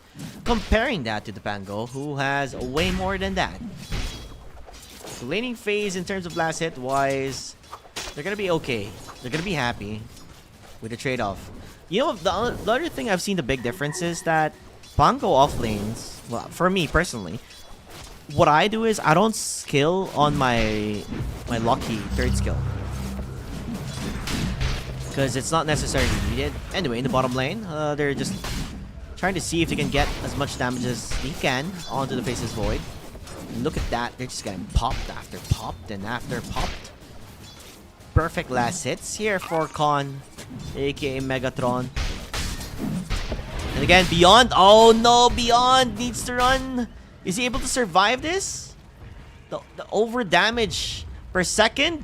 It's enough. Iksu able to catch that. While the sleep will be there. You do have the banish towards the Shadow Realm. Needs to run out. That is gonna be the Shadow Demon able to escape. Meanwhile, killing spree. Getting outplayed in the mid lane. As the Shadow Poison is doing its job. But yeah, going back to the point of skill builds. Wait a minute. Ixu does die up against a Snapfire. But yeah, skill build wise, it's quite different from how I skill my Pango. It's usually Shield Crash and Swashbuckle only. And then you do not necessarily need, because they changed the way that the proc works for his third skill. So not a lot of players nowadays skill that up immediately.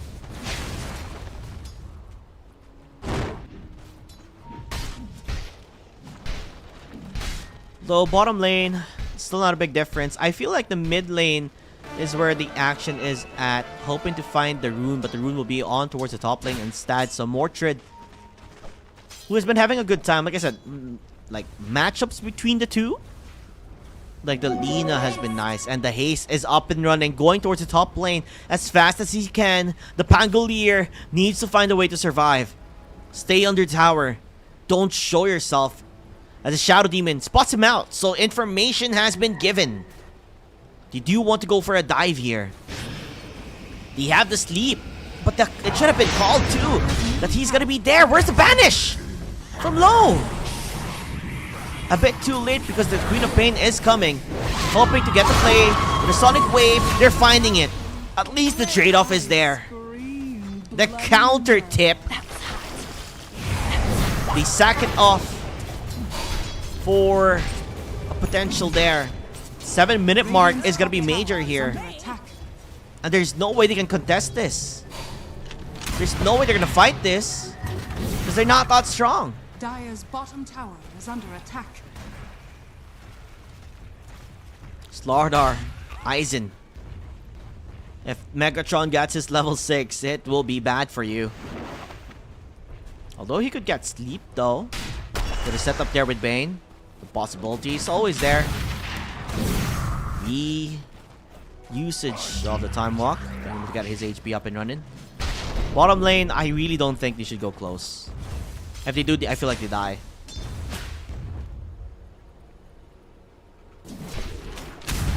Beyond. So much damage on the Snapfire. With that Scatter Blast. There's a reason why we see that being played here. And again, he's just getting hit and hit and hit and hit. Ixu finds it. Move the tower. Broski is being as annoying as can be. Uh-oh, Bane. Okay, they tried to set things up for the Lina there, but he was just too far to convert. Low. Being able to at least rotate around the map here. Making sure that their mid laner is a bit more safer than how it was going. Worthy tribute. Patrick getting hit by the life stealer. Not enough to get the kill on him though. In terms of like last hits, by the way, the big difference. There's a massive difference. Megatron tried to go on him. Doesn't have the mana. And I believe the Queen of Pain is here. Uh-oh. Trouble is here. Does have the ult. Will not cast it. Mordred hopes to get for the stun. Not able to find it either. Megatron just wants that mana. Give me that mana. I want to get that chrono. That would have been massive if they can.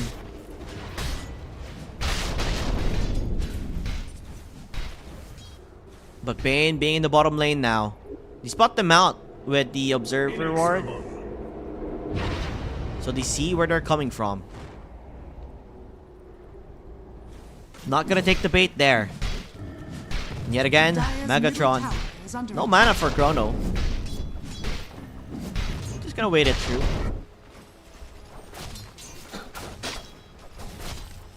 Pango getting closer and closer to his Mage Slayer, which is good.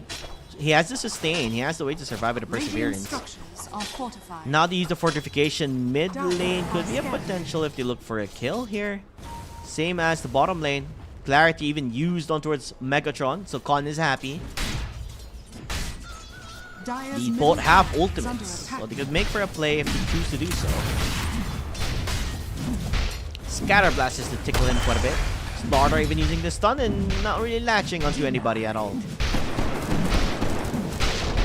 I feel like time has been wasted for Bane here. He's been waiting for quite a bit here. Chrono currently being used.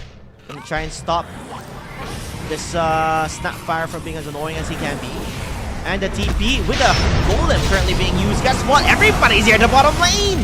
The Pango! Surprise, surprise! Is able to also find a Snapfire. Bang, bang, bing, bong. The Pango here rolling. Who wants cookies? Well, too bad. Able to put a stop on that fight. Boost of travel already on towards Alina, but not ideal on where you're TPing to the entirety of the enemy team.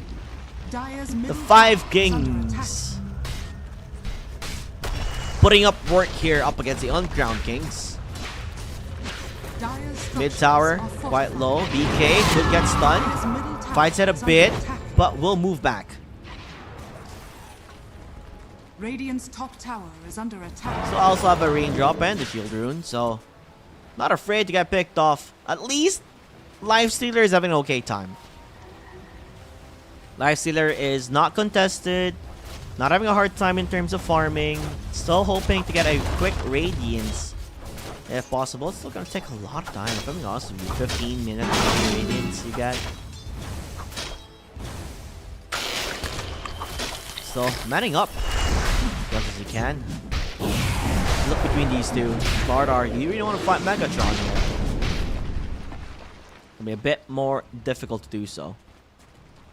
Radiant Now are getting slain. ready for the Battle Fury. Dire's middle tower is under To attack. boost up the farm, once you get the Battle Fury up, it's just gonna keep going and going. Beyond still level 5, BK Dire's middle tower level has 9, fallen. spots out where the Bane is.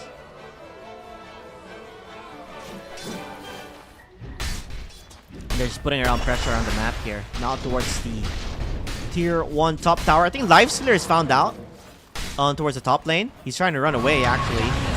Even using the roll, the shadow word, they're gonna find him. He's gonna get hit and killed. And a TP again on towards top. That's gonna be your Snapfire. With nobody there, but they're looking for the bigger kill. They want to get the Slardar. You slow them down with the procs. The chase is still there. Can they commit? Is the main question here, and it doesn't seem so. Even the Faceless Void is coming into the jump. Or into the fray. Waiting for the Chrono, and they're going to be able to find one hero, and that will be Beyond. Beyond will die as quick as he shows up. And they're looking for the Lina. Morchard needs to run away, can't do anything. But his teammates Dire's falling top down tower one by is under one like a attack. job interview.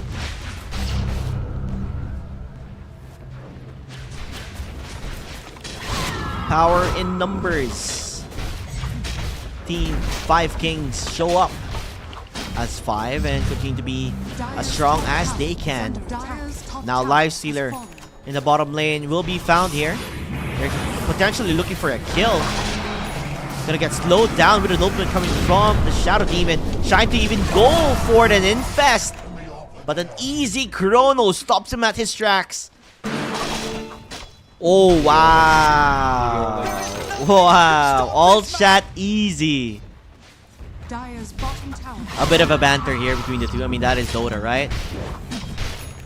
Dota is all about the banter. Dire's structures are fortified. As Dire's tier 1 will bottom be falling tower down is here. under attack.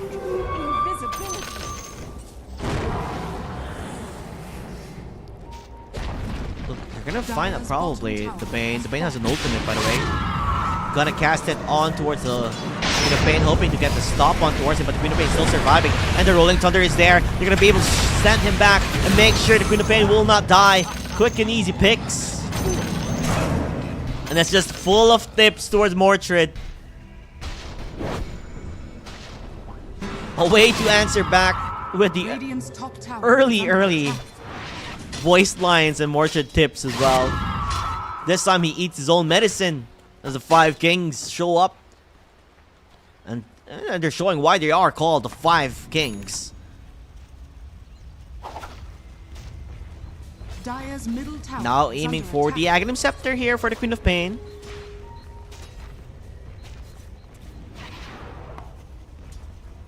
Meanwhile, Pango playing a bit too risky on the Ward's jungle, so need to be a bit more careful there. They are in complete control. 6k net worth lead. Might be best to show the net worth as of the moment to see the progression of the team. Top 3 net worth are from the 5 kings.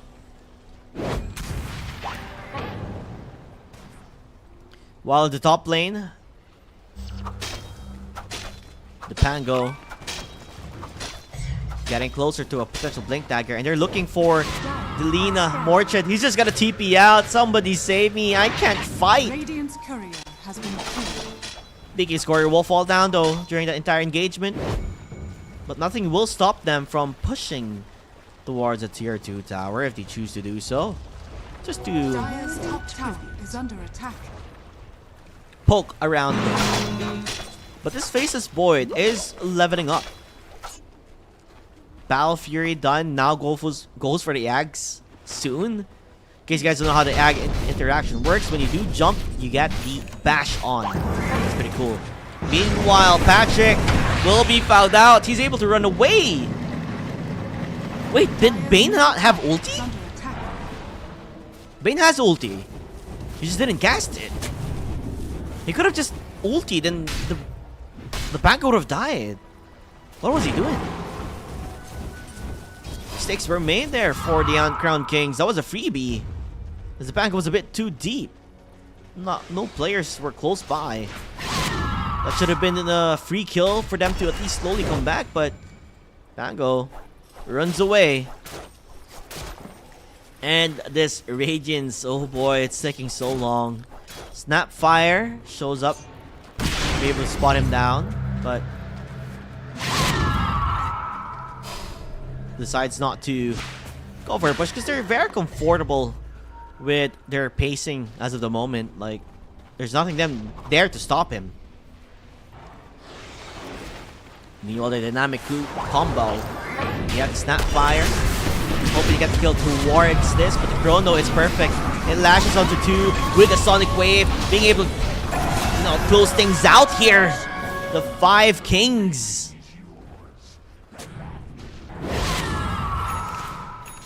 You get a kill towards the support, sure, but you lose 2, and you're giving it away to the cores. 9k gold differential now between the 2. Blink Dagger already completed for the Pango. At the pace that this is going, it's not looking good. Like, the Radiant's probably gonna be 19 minutes before you get your Radiance. Not the fastest one.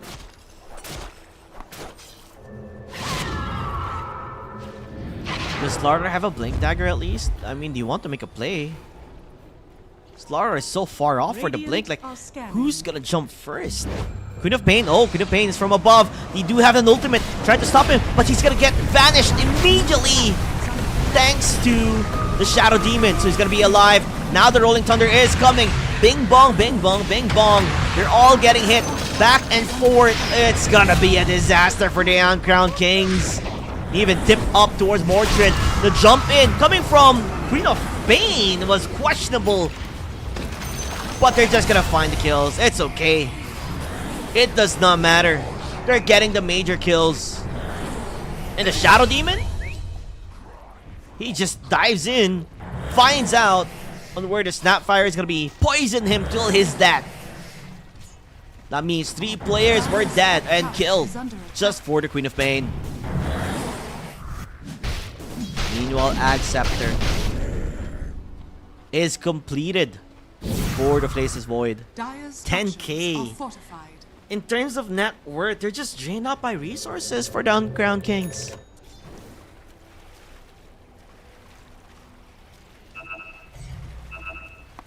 Complete control, 5 kings in moving around the map and finding those pickoffs, and the Blink Dagger is just so low. It's gonna take so long. 400 gold only. And the Slaughter, like, you try going out, you're just too scared to fight. Even Ag's almost on the Queen of Pain. Oh, Slaughter shows himself. Even uses the ultimate coming from the Shadow Demon and they get the kill.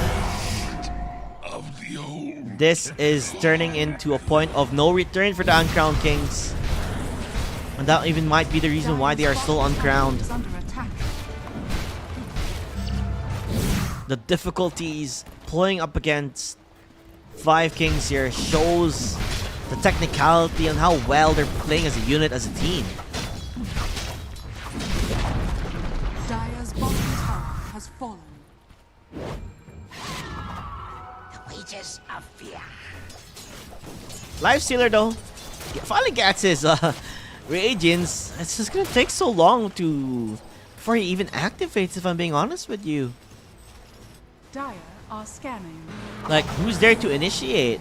Nobody. Like, Slaughter wants to go in, but the moment he goes in, he just dies. Snapfire on the other side of things. Uh-oh. Whoa-oh. Chrono's the Snapfire. Hello. This is gone. What's he doing there?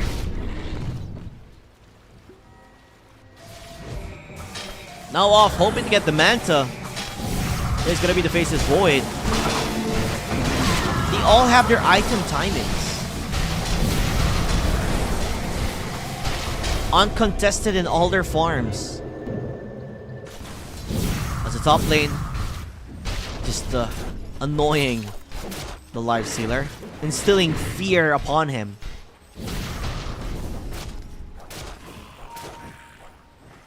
Megatron. Haste. Like, they don't even need the Aegis though, they're just pushing in. Look at that stun. Time lock whenever you jumped in with a time walk.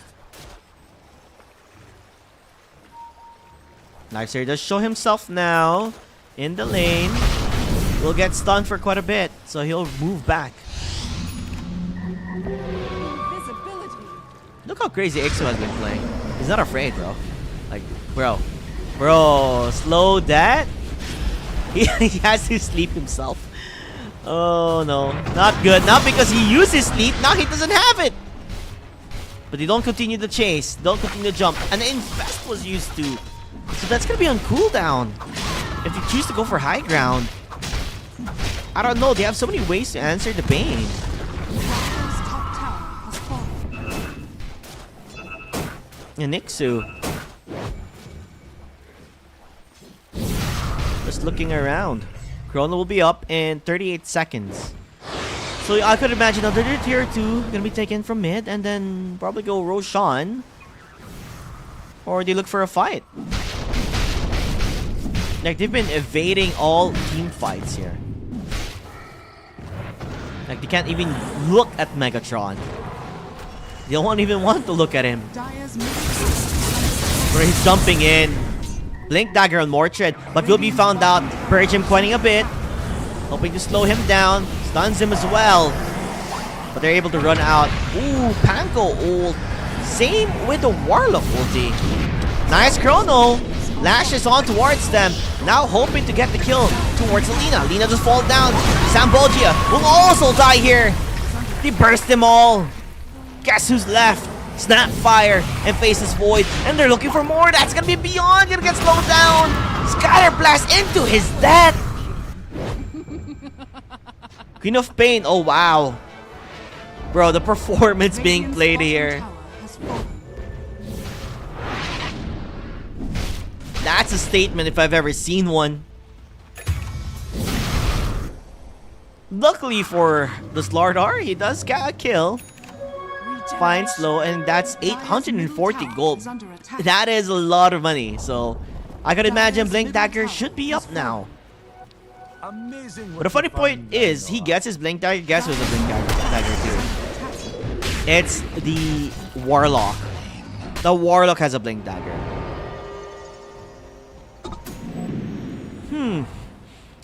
At the same time, when we're talking about Blink Daggers, he pops up his his dust of appearance. I mean, if you're not gonna use it, you might as well just sell it, right? Then pop it up. It's still gold. But then again, the struggle does continue on. They're lacking damage. Okay, let's see an ideal situation for them. Okay, they're able to pick up the Faceless Void, like get a fantastic pick off if he's alone. with the Nightmare, no one close by, and then from there maybe get more pickoffs, and that's how they slowly come back. That's how I see it. It's just the vision game is non-existent. There's no vision for them to see anything of the sorts. BKB is now getting ready. Not BKB, but Aghanim Scepter is already getting ready for the Pangolier. Radiant are scanning. And the way that the Dire has been playing here for the Uncrowned Kings, has just been stuck in base, pushing a bit on towards the jungle, hoping to farm, and then go back again. I think the only thing that is currently being waited upon is to take Roshan and maybe end the game here for 5 Kings. Onto the top lane, it looks like they're gonna get the kill towards Ixu. So the supports will lose quite a bit there. Dire's middle tower is under attack. But other than that, the net worth tells the entire story. 21k gold net worth lead here for the side of 5 Kings. Dire That's a whole lot of money with the advantage that they have. And yet, they have yet to take Roshan. They see where Slardar is, so maybe this will be the one to strike for them. He's able to run out. It looks like it gets slowed down quite a bit. Never mind, he's just dead. Mortimer's Kiss is used as well. Hoping to stop Megatron. But there's just no way to stop him. Khan is just having a great time. Now, I would assume they should be going to Roshan is now. under attack. Get that Aegis and maybe potentially end the game here. As a Life Stealer, I believe he's going for SNY for more of a stable build for him. He's actually pretty close to it too. But like I said, ideal situations here, that's what we're looking for. Fit for a queen. Finding a good team fight is what they need. He's a Life Stealer. Black setup. Low. Roshan has fallen to the Radiant. Looking around, those orb is already done as well, so a lot of ways where Bruce or BK can just jump in, use a Lotus Orb himself, and they can't cast a skill. Currently in smoked up actually, so they might even look for a potential, which could be Patrick. The pings are there. I think BK might be found actually on the far left, as he is Infest Bomb, but the save currently used. He does have the Aegis as well. They're all gonna jump with a Sonic Wave. Perfect there with the Fatal Punch. They're roaming into a disaster. Mortred wanted to get the kill to at least find the Warlock, but it's not happening. Nice try, says Low in the old chat. It feels good. And it's a 5-man team wipe. You go like this. The Uncrowned Kings tried to make a play, Under attack. but was met with a full stop. Bro, Queen of Pain. Is on fortified. Dire's bottom barracks are under Gotta rub it in their faces.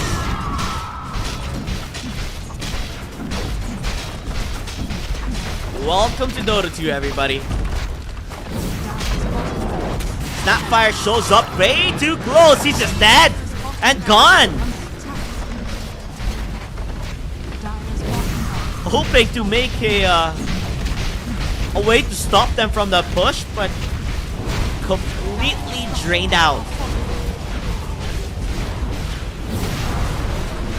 Dire's middle tower is under attack. Now, another set of racks under siege here. BK with the Aegis of Immortality. They're looking for an Infest Bomb play. Around the sides. Waiting for the team to be ready. There's no Chrono this time around, so this could be a potential for them. A final last play. Do they have a smoke? Yes, they do. MKB already taken, by the way, so you have to make it soon, Dire's though. top tower is under attack. Probably waiting for the main ultimate. And guess what? BK, he just jumps in, sees Beyond, says hello. You find a way to stop him. But nope. You have to kill. They're looking for the backlines, the supports. They're all just falling down. In the meanwhile, he tried to make a play towards Megatron, but Megatron still survives and answers back. That's it. That's her core. It's gone and dusted. Lina left alone. Dire's top And they're just tower playing is around with their food. The 5 kings showing who are the boss. They go like this. They go like this. As we find multiple, even uses the chrono on towards the fountain. The GG has been called. That will be it. The uncrowned kings left to dust. Well, the 5 kings reign supreme here. radiant. Quick and easy work. 30 minutes with a 37k gold net worth lead. That is your one true king. 5 kings are purely outclassing their opponents there. Now the question will be how well they're going to be playing in towards the semifinals when they meet K&M. But on the other side of the bracket, it's going to be Axe Mina up against, I believe, House of Nisal. So that will be a pretty cool matchup to see. Only the strong will prevail. And oh boy, would it be a crazy one to watch. Now with that said, ladies and gentlemen, we're going to throw it up to a break. And we'll see you guys in the next game. Ciao.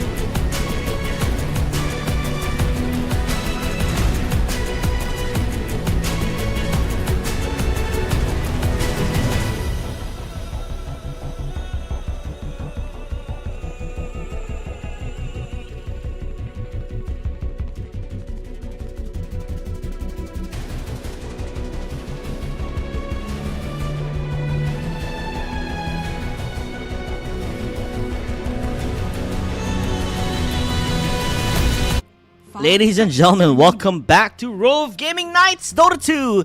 The final day for Dota, and the final day for Rove Gaming Nights in general.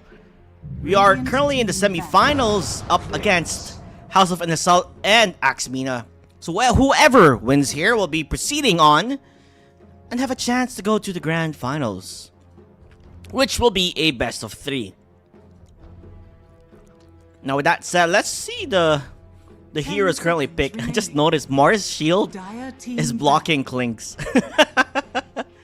And how tiny Klink's is. Now he finally shows him.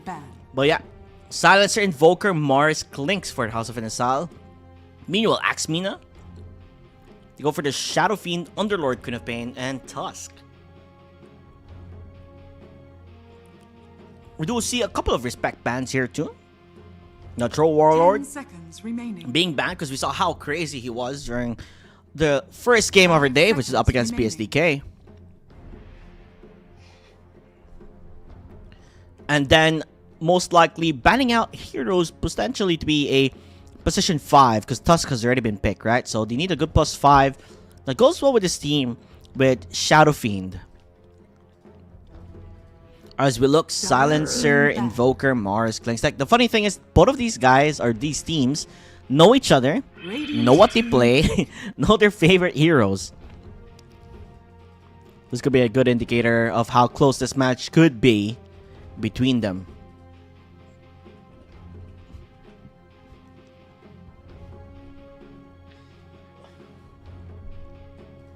As now we wait to see their final pick. Position 4 is most likely you're looking for, unless somehow they decide to have an Invoker 4, but not in general. I don't think that's a nice thing to have as your position 4. So it will be a Mirana pick for position 4 here, I'm assuming.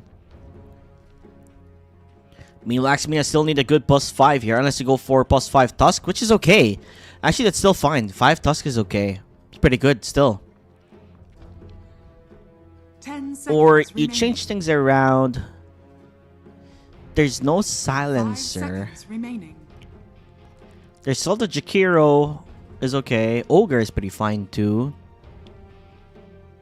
Have some stuns of the sort and good lane control. Yeah, Witch Doctor is good. Yes, that's correct. Witch Doctor is nice to have. Now it does seem like we are still gonna see the typical players here on the offlane. It's gonna be offlane Lamig, who's playing his Mars. Which, by the way, he is in the Grand Master tier on Mars. Hildeslove using the Invoker. Cliston using the Silencer. Honesto is playing Klinks. And Coach B, also known, is playing Mirana as their position 4. Meanwhile, Axmina 9 on the Shadow Fiend. 3v1. Probably Baidu playing the Underlord. Demonio on towards the Queen of Pain. Emu on his signature Tusk, and Sharky using the Witch Doctor here. Quite important to see on how their lane goes, on how well their laning stage will be, actually. For them to proceed on to the World Grand Finals. Favorites for this tournament so far has always been Axmina, but House of Inesal 2.0, definitely a team to watch out for. I mean, they're all friends here and there, but at the end of the day, you do want to win it out. As they both smoke out immediately here. Now, seeing on the skills that they have currently played upon, it does show that it's going to be an Exhort Invoker here.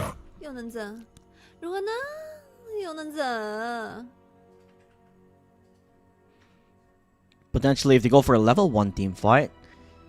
There's a lot of magical damage for Axmina compared to House of Inesal.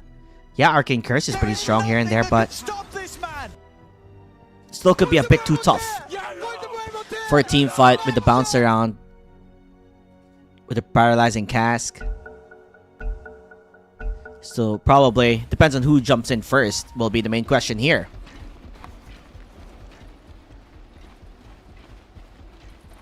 As they're walking their way towards the bottom lane. It is again an Exhort Invoker, so you only have Sunstrike as a skill here. Wait for it. Wait for it. Taking their sweet time. Hoping to play around. Mirana could go for a leap. Ooh, actually Mirana is actually a core here. So they do see where they are going to be coming from. That And a disengage would be the call here for the team. Full tips towards Roar. 30 seconds to battle. Very interesting item build there, though. Is that mid Mirana? Oh, they're gonna find Klistan. Oh no, the positioning from Klistan. It was not good. That was pretty bad. They already saw them and they still pick and prod. Should have stayed a bit far back instead Begins. for the disengage. Not sure what the idea there was. No SF. Falling on towards the Clinks here in the bottom lane. Annoying him as much. 2 fairy fires. Answer is back. Wait for it. With a bit of chip Wait damage for it. here. Wait for it.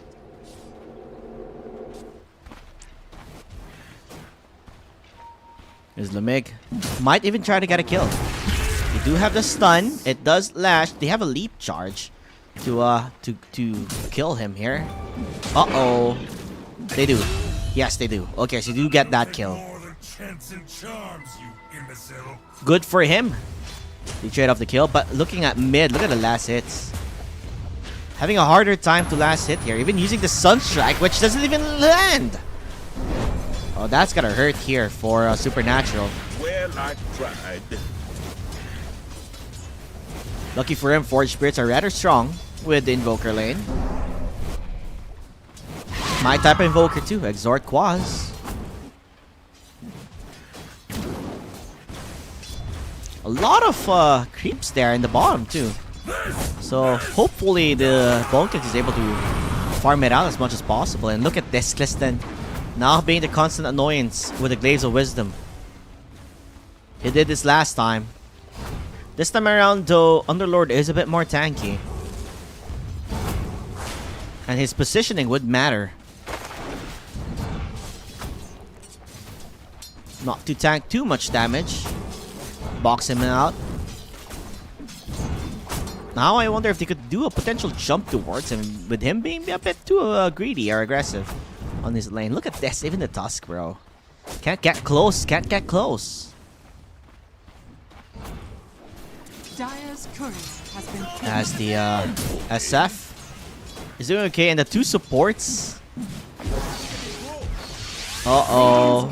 Uh-oh. Looks like he's gonna be dying here. I mean, he does have one more leap. Tries for the TP out. The Maledict, nope, it's not enough. He does survive, but he's still level 1. With no arrow of the sorts. So, XP-wise, he's losing out. Roar. Hoping to answer as the bottom lane. Klink's definitely having an okay time here. With how well the Silencer is currently playing for the team. Dire's top tower is under attack. Okay, 3-minute mark is where things will start kicking up here. They could go a fight, gonna push them back quite a bit. Yeah, they can't contest this. The damage is just way too much. Coming from this, meanwhile in the top lane, hoping to stop them at their tracks, but the Maledict will be annoying. You can't fight man moding on this Witch Doctor, especially when your support is still level 1. Hopefully reaching level 2 soon. As the bottom lane, they are looking for a kill here. Hoping to find Baidu. The Sunstrike, it latches! He thought he was juking it. Instead, walks into it. Not too bad here for the Invoker. Gonna bring him a bit more closer to victory here. Again, positioning-wise, it does need to be really good here. As they're looking for a potential fight in the bottom lane, it does look like Klinks is under fire, under siege. He's gonna answer back, hoping to get the kill towards Emu, but even if Emu dies, it is your carry dead. They're finding these pickoffs all so quickly as the moment their heroes respawn. Arrow? Oh, it does not land. Would have been massive if it landed.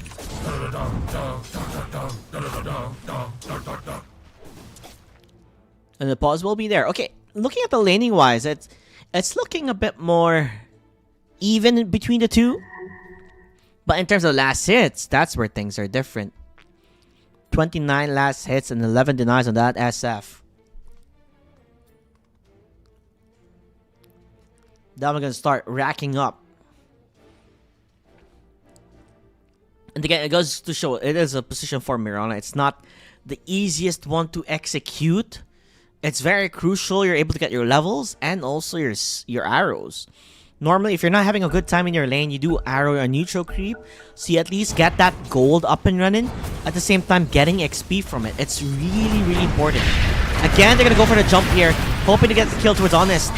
Honesto in trouble, hoping to find an answer towards Baidu. Yes, they get the kill on one, but on what? Are you okay? Well, I No, tried. on what cost? They lose their carry. This is the carry dying multiple times now, which is not an ideal trade-off.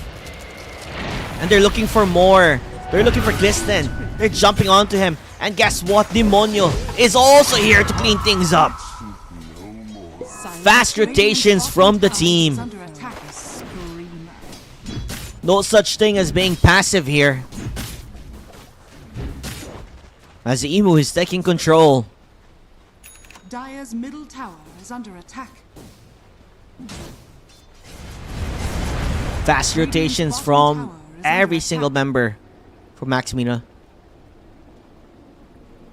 2 Fairy Fires too. Just to give them add-on stats for damaging. Plus damage. Oh, he TP'd into his death! He can't run anywhere! He's just dead! And they're gonna get more! Glisten is trapped as well! Will they continue to dive? And it does seem so. No TPs, no reaction? They're just giving it away? It does seem like Glisten will fall. A bit of malice is ready. Emu might fall down. Yep, Emu will die. The TPs are there now. A bit too late. Let's see if the cancel is currently being used. Yes, the cancel will be used there. But yet again, this is all free farm time for SF. All eyes on the bottom lane. Meanwhile, Demonio is able to run out with an illusion rune. Thought that he would actually blink closer to his tower there. That is Roar. Looking into it. He's not as tanky. He has to be a bit more careful as the way he's poking. Sunstrike currently being used, but he's gonna survive. Now Emu is into the fight as well, joining in, hoping to get the kill towards him, but guess what? Maybe a bit too cheeky. Very low as the damage. Will it finally hit? No, it doesn't. Demonio jumps instead. Under attack. He thought he could kill him. Eats an arrow to the face. Tusk may survive, but this is a major Dire's kill middle tower they get is under instead. attack. Radiant are scanning. Oh, I'm a bit afraid for Molenesto. They've been diving him. He's just so easy to kill and catch. To the point he has to play a bit more safe.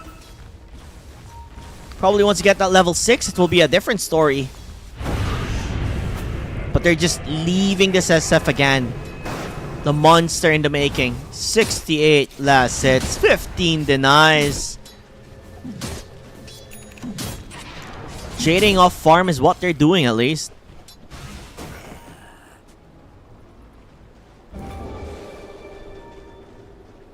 Busy hitting creeps. And I like the way Axeman has been playing. They're just moving around the map, making it harder and harder for them to get those pickoffs. And the bottom lane, Klistan, will be found. And he get the kill and a TP out. Will they even commit the ult? Yes, they do. They commit the ultimate just to make sure they get that kill. I don't mind that as the silencer. Survived quite a bit and even getting more int. But the main cause of concern would be the bottom lane. The bottom lane is having a very hard time trying to survive. Can't even go to lane. Because the moment he does show himself, it feels like he can get picked off. The entirety of Axmina is walking their way there. Gonna start pressuring the tier 1 bottom. Is under attack. And Beidou, Dire's middle tower. look how much pressure he's racking up. You're gonna be able to find where Demonio is, but Demonio is gonna be able to run out, bro. There's like no way Is under for attack. them to get that catch.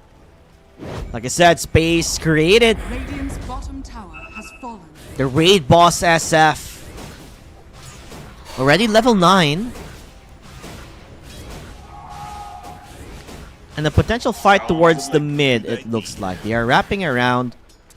Could go for a tornado arrow combo.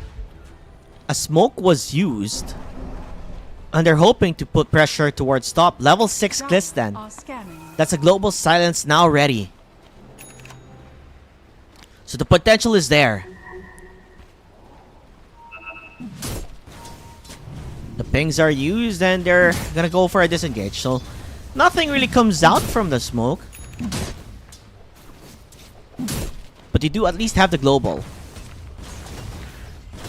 Rune control is still there for the Queen of Pain, as he does get the shield rune.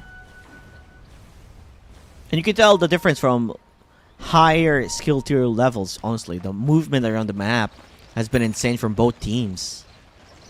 8 to 9, even close score in terms of kills. TP's on towards the top lane. Looks like they want to get the kill towards the SF. They even get the arrow, even the global silence. They can't save him at all. Fast work. Now they're trying to change things around though. Hoping to get killed on the Mirana, but he does have the leap. Now Glisten being followed. Nice dodge there. Even the 8 was used. A TP away is the Mirana, but they're not gonna get the kill. Maybe you look drinks around here. Maybe finding Emo. He's about to fall down. The spear is enough to claim the kill from 4 behind though. That's the Queen of Pain. Oh no. They get the meteor, but do they have more damage? Cold Snap has been used. He's being slowed down quite a bit. But the run will be there. Maybe get the Sunstrike towards Beidou instead. It will lash, it will land, it will be enough for them to find that too. The counter Radiant structures are fortified. is amazing. They have been doing phenomenal. But now the mid lane is in trouble. They are committing. He jumped into this. A couple more right clicks. He's gonna fall down and die. Demonio. What was that play there? Getting G-baited. Saw an easy kill, but did not notice the entirety Has been denied. of House of Nisal was there. So that lead that they're having is a bit more spread out in terms of net worth for House of Nisal. You can see how farmed up that position 4 or position 5 is actually. 3.2k on Glisten. Are you okay? But not gonna slow down the farm of SF. 6.7k net worth. Still the raid boss that he is.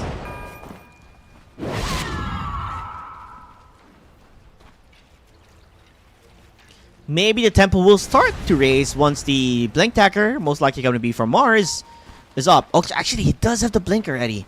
Now he just needs mana. And this could be a potential play for the team. While Roar needs a level 6 here. Being able to get that 6 is quite important for him. Worthy tribute. Quite close by now, though. He's been having a rough start since the beginning, but crucial fights here and there, able to recover quite a bit. Are you okay? Maybe wait for the next global silence. That's when they go for an aggressive play again. And Honesto, Radiant's like I top said, didn't have an tower is ideal under start.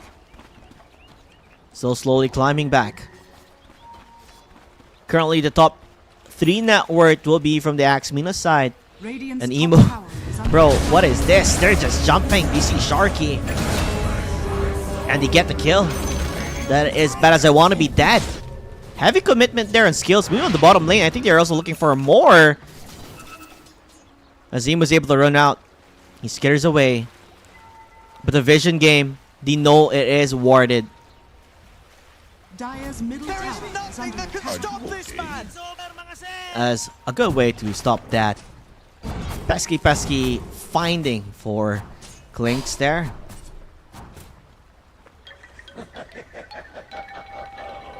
Getting closer to his Desolator.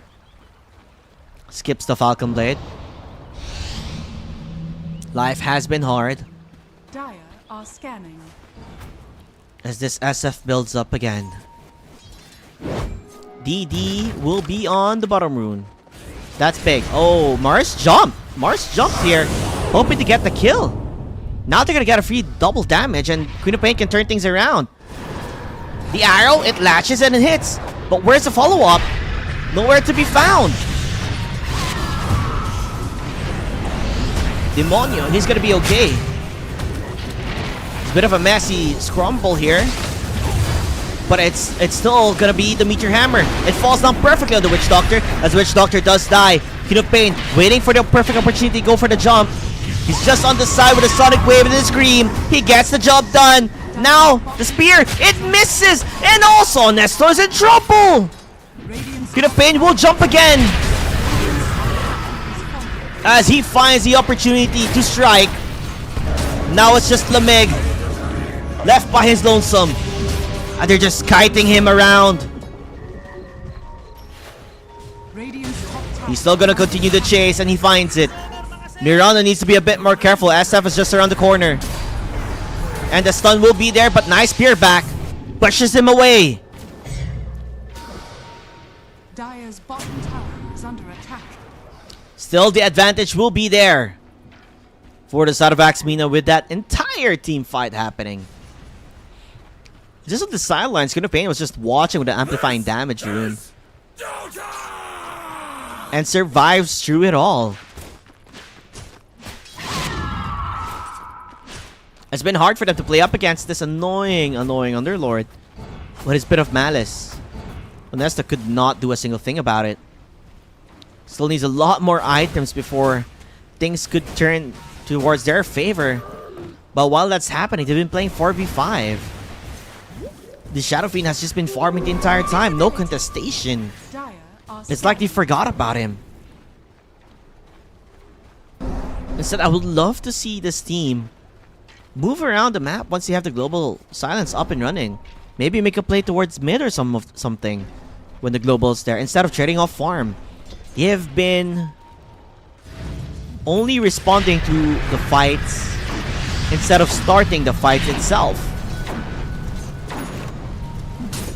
To a certain extent, that will work, but they need to be a bit more proactive here for House of Nisal. Because it is a Blink Dagger pickup.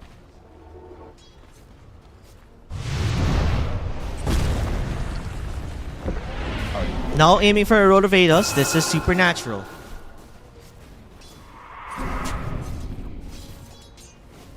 Pretending to push the bottom lane if possible.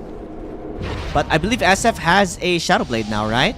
Yup, this is gonna catch them off guard if they don't have a sentry.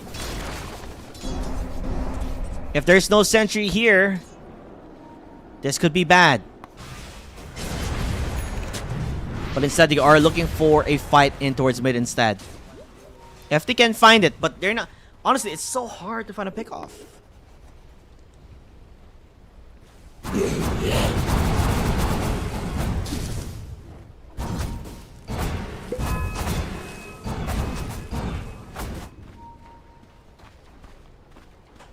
Gliston with a Glimmer Cave. Spots things out on the side here. A potential fight. Will they see SF? Yes, they do. Do they have any detection? They don't even need a detection. They have the arrow and the Sunstrike. No, he's just gonna run away. Now hoping to use a global silence. Trying to stop him off. Goes for the right clicks. Still, they find it. An important kill. Now, running away. Oh, the TP is gonna work, but not for Lamig. He will be found out instead. So a 2-for-1. They lose the SF, which is the higher potential kill. But he's got more players on the top lane. That's where there's more action happening. They're gonna jump into a Meteor Hammer. That's gonna hurt quite a bit. But he's alone. with a deafening. Trying to get the kill towards this Witch Doctor. They survive quite a bit and then die. But Honesto, was it worth it until the very end? Was it worth the kill? Do they have the detection? No, they don't. He runs away. Now that I've begun being proactive. Beast bomb. Well, I tried. But still, at the end of the day, it still wasn't enough. They lose the Invoker. And Honesto. What is the item build here? They still go for the Falcon Blade? Radiant's middle tower is under attack. As the SF is invised up. Hunting. Looking for a prey. Oh, this would be scary. He'll be found out by the sentry at least. So they do know where he is. He's able to run out. Goten. Hoping now for the BKB next. And once he gets that BKB, there's no way to stop him. There's no way to stop his ultimate. Counter it out with a global silence. It's still not going to work out because he could just BKB after everything's said and done. Maybe the play here is to fight a Tormentor, and it seems so. They're getting ready for it.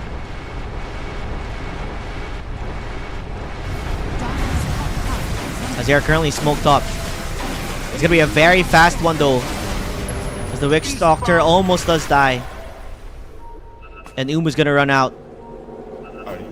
The stun, it latches though. Okay, so consolation prize would have to be Emu. To get the kill towards him.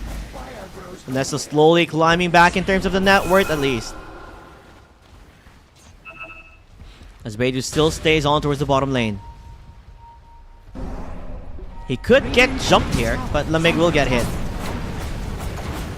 21 minute mark will be the Wisdom Shrine, so that might be the call for the team here. Meanwhile, in the mid lane, they're pinging and they're pinging. The global silence will be there. Hoping to get this Queen of Pain. The damage, is it enough? The arrow will miss. We do have the Sunstrike. It will land perfectly with that Yule Scepter usage. So good work here for House of Insal, finding pickoffs. Radiant are scanning. Radiant's middle Very important heroes as well.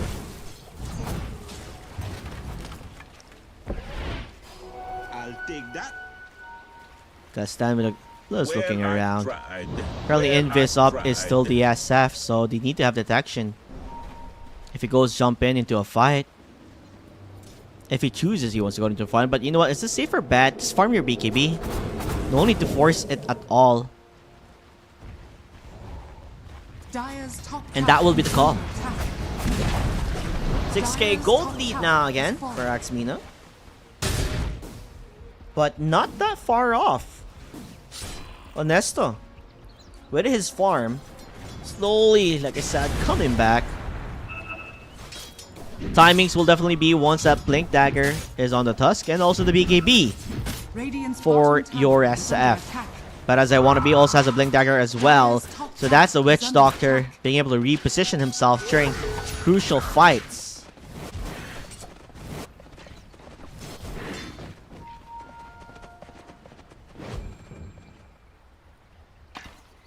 Hoping to spot things out for the team. Things have indeed slowed down with Invoker too with his farm. It's been a bit more difficult as life continues on.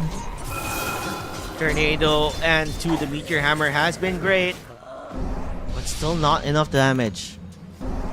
Aghanim Scepter is his next form of farm here. Azimu wanted to go for a pickoff here. Unable to find it at the very end. I mean, that's a scary thing, right? Emo just has to show up by himself and then the Underlord can just come in. Once Underlord comes in, it's the entire party that's showing up. So the Ag's timing is important for the Invoker if Invoker is able to find it. But Ags is already completed meanwhile for the Queen of Pain. Looking at the bottom lane. But he should be careful. His entire team is ready. If he blinks in, that's bad. He has to run out now. Hoping to stop it, but a perfect combo from Lameg. They find it. Even the global used there. Not needed, but still. Just to secure the kill. Tried. Post-mortem kill will be obviously on towards the Mirana, but very important pickoffs here and there. Makes it more closer for the Invoker to get his items, but he's being chased. He's being found. He wants to grab the kill towards him. The Deafening Blast has been perfect. He's gonna get the kill first, at least. Towards the Witch Doctor. The Meteor Hammer. It's coming. It lashes onto 2. The plays coming from this team has been insane with the Ice Wall. Baidu needs to run away now. Honesto will be catching him on towards the far side. He has nowhere to hide. Nowhere to run. Structures are fortified. House of Inisal. Oh boy. Those pickoffs have been magnificent. Meanwhile, in the middle lane, they're gonna get the kill towards Lamig. They still have the BKB. And this Roshan, I'm not so sure about it. But Listan is trying to give them time. Trying to save time for him to run away. For them to get it. But they're not gonna find it. Instead, they want to get the kill towards Demonio. The BKB currently used. Just too much damage. They can't even get the kill towards the SF. He survives. It was looking so good for House of Inisal, but then they started making mistakes. And with those mistakes, it stops them at their tracks.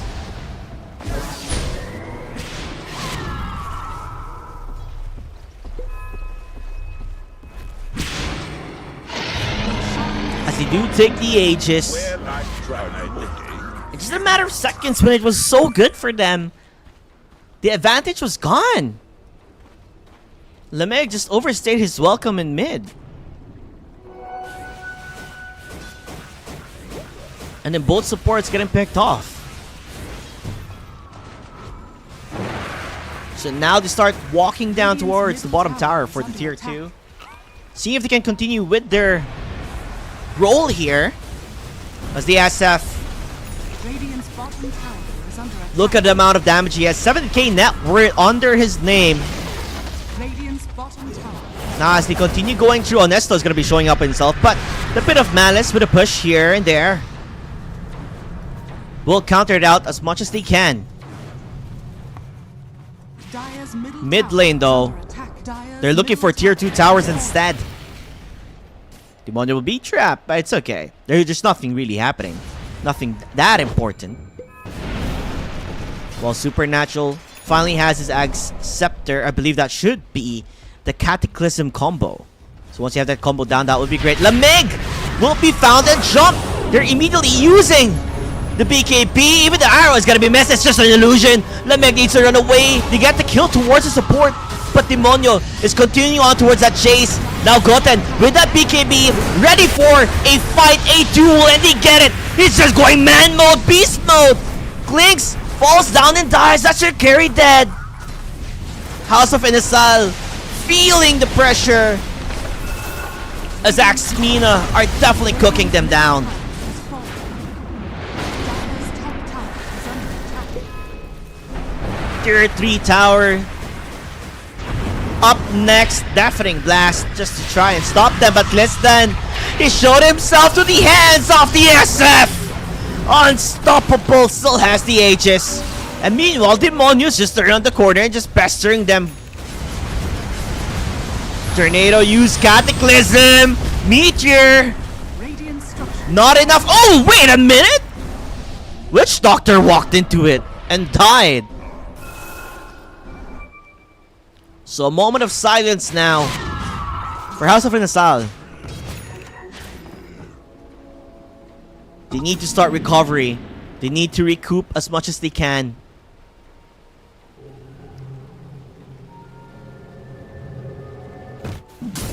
If they were only able to get the kill towards the Queen of Pain, maybe, just maybe, things would have been differently.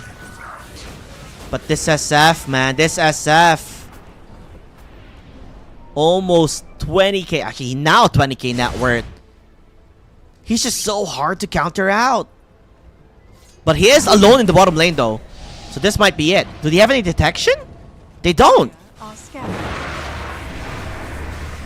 They might give it a try though. The arrow will be there, the meteor as well, even the... Oh, the BKB was used. Now it's time to Mamba out as much as possible. The Invoker does die instead. Lameg, Roar. Trying not to feed as much as they can. The leap... Oh, wait a minute, it leaps back! Oh, the panic. The panic is real.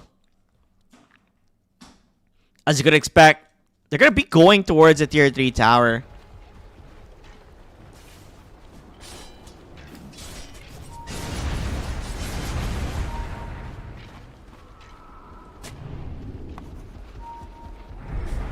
And the jump. Oh no. That's their silencer. A quick pick off for the team. And look at this tier 3 tower. It's just gone. And they can't do a single thing about it. That's a side part of it. They're gonna be looking for more. Mirana will be up next. Look how fast they all die. Even using... Well, that's not really that ward. But the ultimate, you just want to kill on towards the Witch Doctor. But on the other side, look at this SF! Almost finding the Bone Clanks here. 29 seconds left for the Aegis timer. But what's there for them to stop? They're just gonna continue on towards that push. We do have the BKB now for Honesto. And there you have it, the damage is enough. Now can they turn it into something? No, BKB used for both actually. I'm not sure about that. As SF does run away. And that will be the trade-off here. Looking Witch Doctor has always been the target for the team, as he is the easiest one to get the kill on. The leaps are there for the Mirana. Not gonna be able to spot anything, sadly. But the vision game, it exposes quite a lot. When they do want to go for the high ground, they're gonna see a lot of information on where they could be, unless a sentry will be placed here by Roar.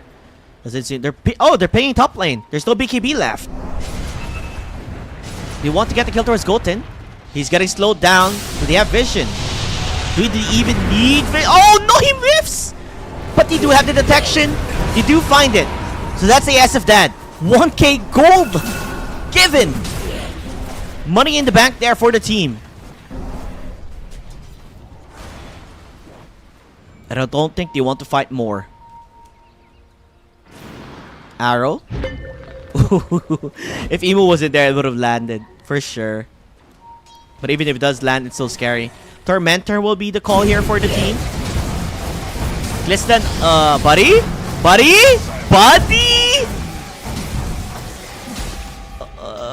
Yep. That happened. 40 seconds at least. Only 40 seconds. They're not going to be pushing anytime soon. But they are quite exposed with a vision, like I said, coming from Axmina. They see the players. They know where they're going to be coming from.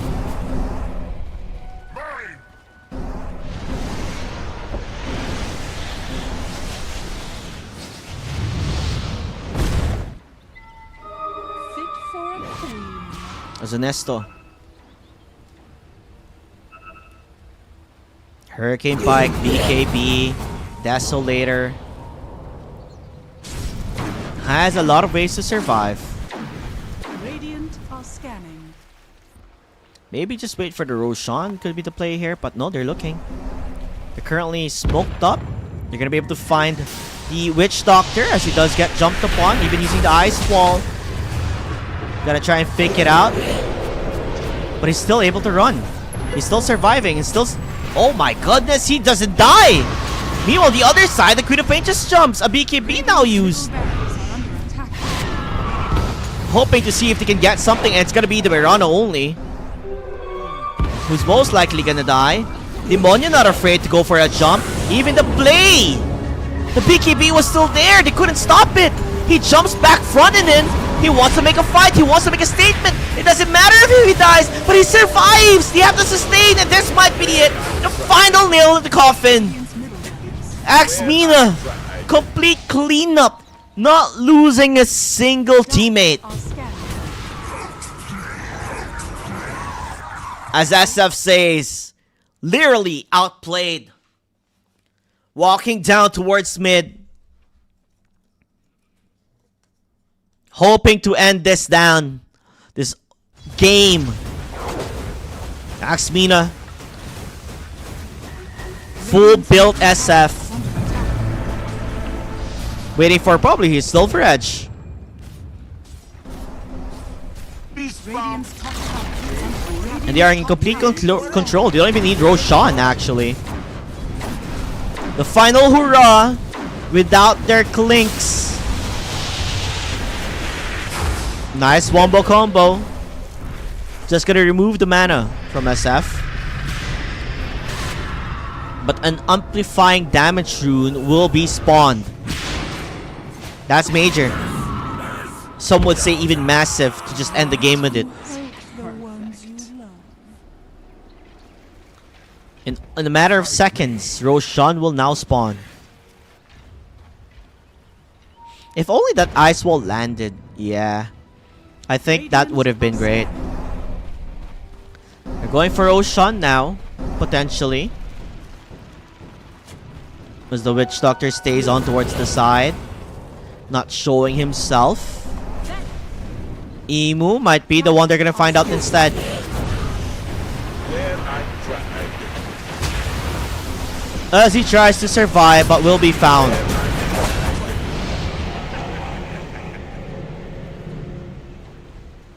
I don't think it's just the supports, right, that they're losing. It's not a major core.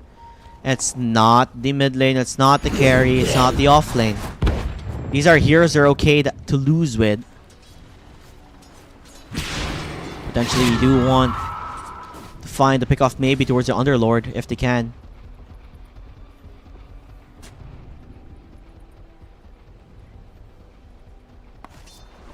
Still, the scores are still, you know, scaling up here for the side of House of Nisal. It's just gonna be a bit hard. Seeing on the Clinks is not sure what he wants to build. As Roshan is ready. They are pinging towards mid.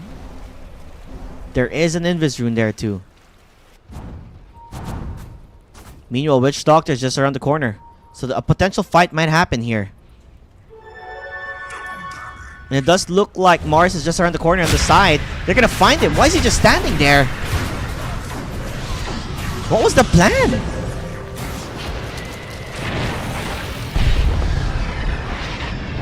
As Mirna could be next in the chopping block, but he's gonna be able to leap away.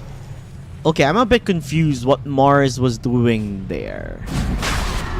He was just standing there. I thought he was like hidden in a sense, where he's at the high ground near towards the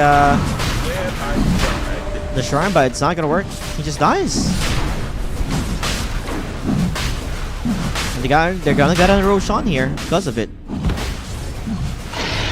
That's Aegis and the banner, and now they're walking down mid lane. Looking for runes until now is the Queen of Pain, and it's a great rune, by the way. That's gonna be the illusion, which kind of stops the global silence if he doesn't want to use the BKB. Dire's top tower is under attack. Dusk, Emu.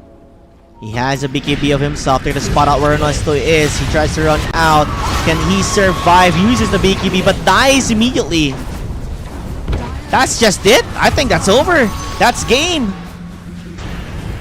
Lamig with the Cataclysm, hoping to get the damage done, but he's just gonna survive. He only get the kill towards the Witch Doctor. The global silence is used, but look at the damage coming from the SF. It's just way too much. Klima crew here. Axmina. They know this is it. They do have buybacks though. They do have a buyback here for the Mars if they choose to do so. The final hurrah for the team. And it will be the final. Let's see what they can do. If they can find it. Arcane Curse is gonna whiff. Look at that damage. Gonna try and use the Satanic. Gonna jump again from towards Honesto. With the control. Cliston, what are you doing? You're just walking in! He's just so caught off guard, and the damage is just enough. Look at Golden. Right clicks, right clicks, right clicks, right clicks, right clicks, right clicks, and they're just giving it. That's it. That's a complete 5-man team. What? No more buybacks. Full of tiebacks, and that will be Axmina waiting in the grand finals. House of Inisal tried their best. Found a couple of pickups here and there, but ASF just continued to grow stronger and stronger to the monster that he is. Nonetheless, though, well played between both two teams here. And now we have Axmina waiting in the grand finals, seeing who would win between KNM and Five Kings, which will be the next match after this. So if you guys are watching and supporting, get ready for more action here at Rove Gaming Nights. And I'll see you guys there after the break.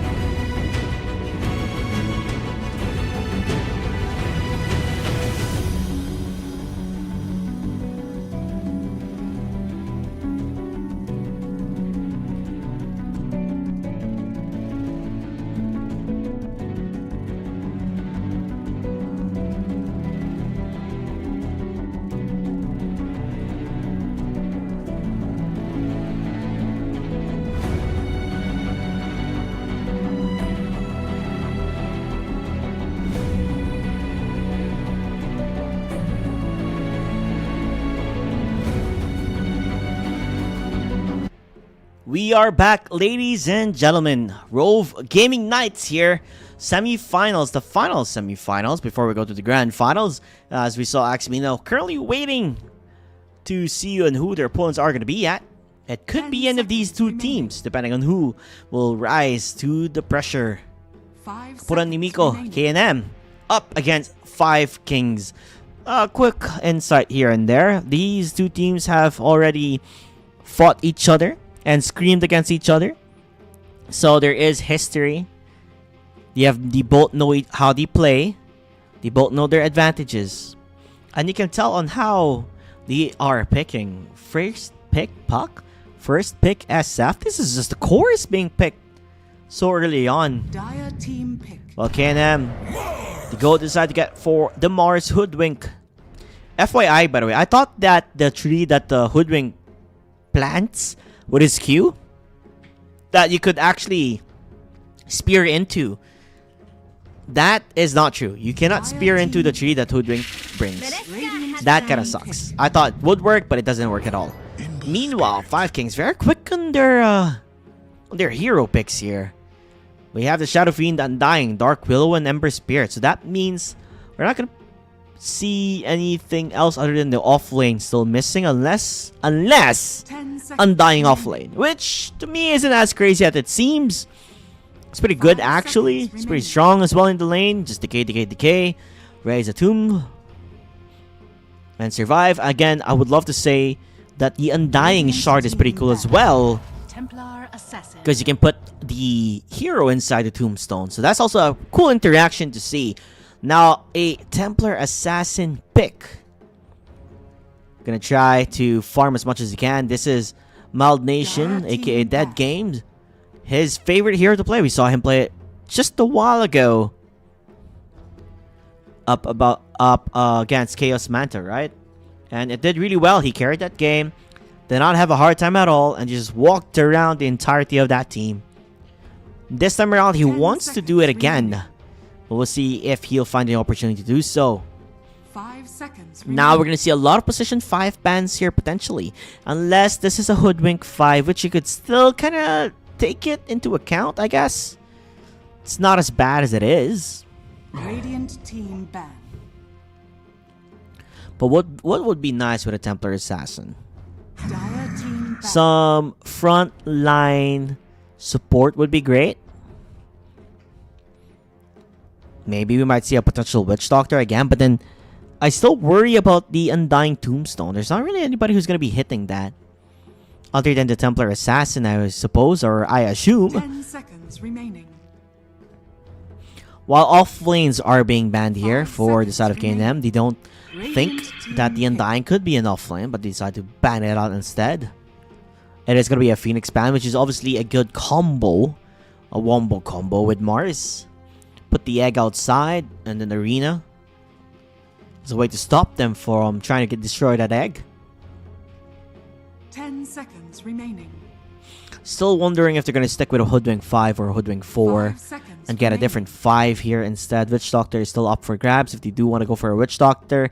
Snap 4 is still alive. You got Mars Snapfire, which is also pretty strong in the lane. Could set things up for you. And if it is an Undying 5, you have a way to clear out the Tombstone still. So there is still an Dire option team there. pick. But it will be the Tanky Beast, which is going to be Ogre. And a quick pick here for the 5 Kings is going to be the Underlord. So Underlord, Dark Willow, Bramble Maze into a, Pit of Malice. Kind of a bit scary there. But let's introduce the players. Marco playing the Puck. Loki playing the Hoodwink. Oxine on his Mars. Mild Nation with the Templar Assassin. And Circle most likely being played by the Ogre Magi here. 5 Kings. Megatron on the Shadow Fiend, aka Khan. Ixu on the Undying. Low on the Dark Willow. Literally has his name on it. BK is on his signature Ember Spirit. And Patrick is on his Underlord. We'll see how this team fight will go. So far, I guess as long as they get the Tombstone down, there's nothing to be worried about. Level 1, I don't think they should fight. Because Undying is also pretty strong if he has 5 decays. seconds remaining. Like both of these Ogre and Undyings, they're beefy guys who can go stand in front and just annoy you consistently.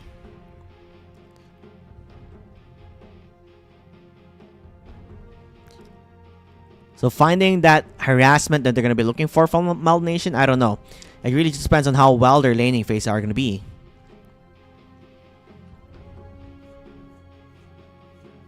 And for me, like, it's hard to get kills here for both sides earlier on. It's gonna matter how well they can outplay themselves, as Marco will use the Puck up against an Ember matchup. So it's Puck versus Ember. Looking at catches at the same time, there's not much to catch the Puck. There's no insta-hexer of the sorts. The difficulty might be there for 5 Kings, but we'll see how things will go. Friends, now opponents, enemies. Smoke currently being used here by the 5 Kings. Gonna rotate around, but a pause will be there. Let's see how things goes here.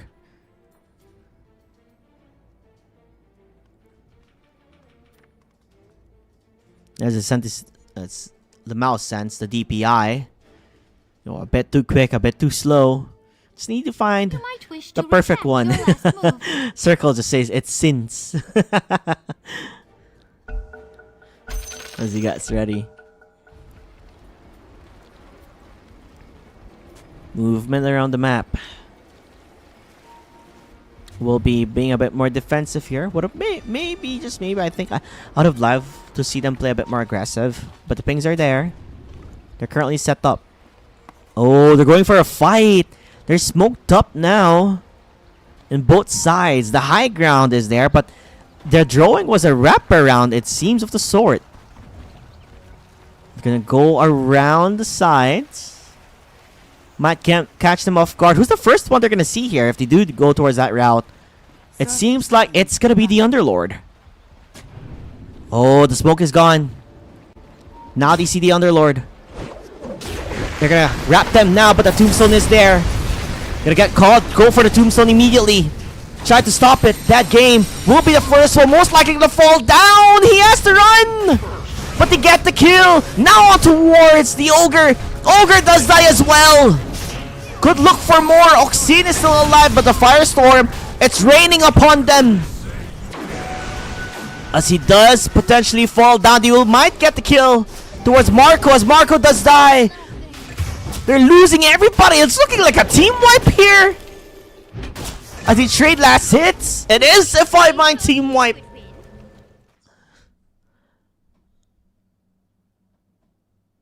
So the goal change there will definitely be in the victors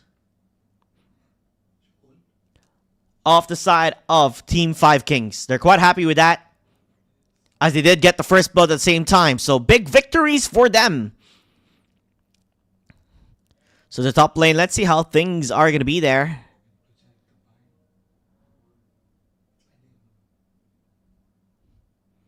There's a difference from last hits now are showing here with being Marco.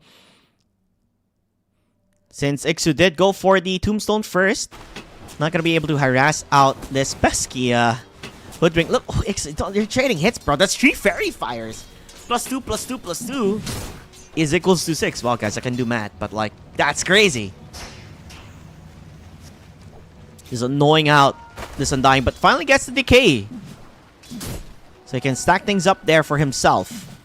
There's also a boundary wound still in the bottom lane. So big wins for the bottles there. Able to get the refill. Yet again, beefing up, stacking things up. That is going to be the Ogre. But the range creeps are very important here for the team.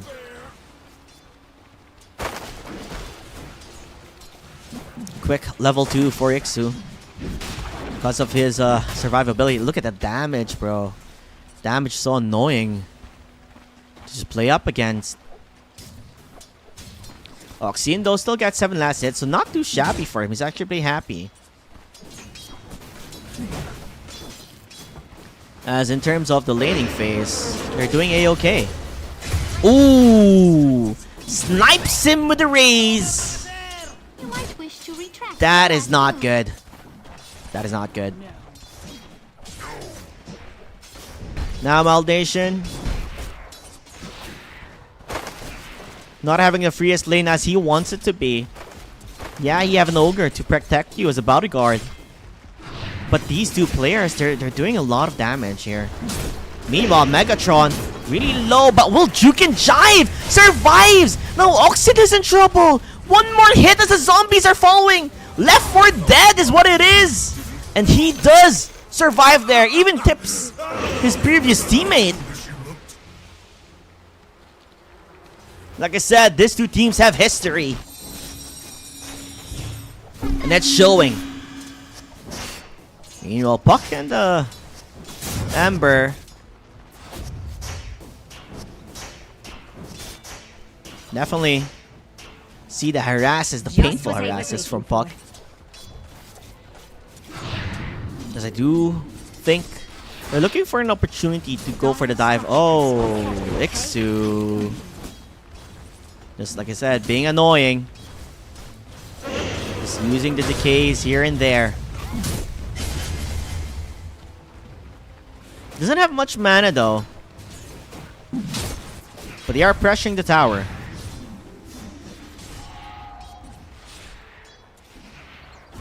Oh, Ixo will be found out, but does have the decay. Will survive quite a bit. Still stanking things up. He's gonna be A-okay. As Megatron starts hitting him. Ooh, even the slowdown with the decay. The heads up play from Ixu.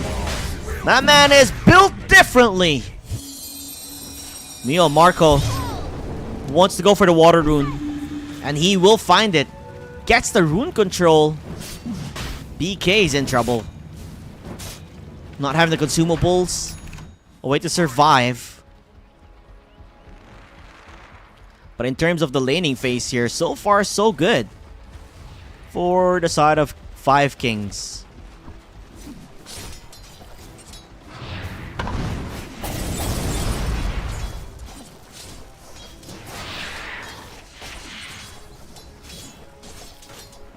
It does look like mana has been an issue for Patrick. I feel like they still have a good catch here. If they're able to find the Templar Assassin and put him under a Pit of Malice with the Firestorm, they could potentially get a kill. We've seen the combo previously, right? This time. Last game with the Tusk and the Underlord. It was pretty strong. Meanwhile, a rotation at the back. That's going to be the Ogre. I think they are ready. They have an Observer Award that spots it. So they have an understanding that there is a player there. So you can tell by the positioning a bit more laid back. The waste of time here will be from the Ogre. Not gonna find anything, and they even go for the pull for safety. Still BK. He's still doing well here. Up against this Puck. I would like to see maybe a good rune control here for the team. Oh, misses that last hit. It's actually a pretty important one, the Flag Bearer. It's good. Get something really nice there for the team. Oh, plus gold. 5 minutes in. 6-minute mark is coming. Let's see how lucky BK is gonna be. Nope, it's gonna be on towards the top. That's where the arcane is. Not necessarily what he wanted. And looking at his build here. No Searing Chains. Bottom lane though. I think there's some action here. They're looking for the kill towards a circle. They do even have the Undying coming in as well. Finding those pickoffs. And that is a good movement here from Ixu. Stopping them at their tracks. So movement around the map is definitely there for the team. They understand like the SF is not having a hard time. He's having a good time already. So nothing to worry about. Uh-oh. BK. Be a bit more careful. Luckily, Marco doesn't have any more mana. Could have went for a coil. TPs are coming from the bottom lane. This will be their movement.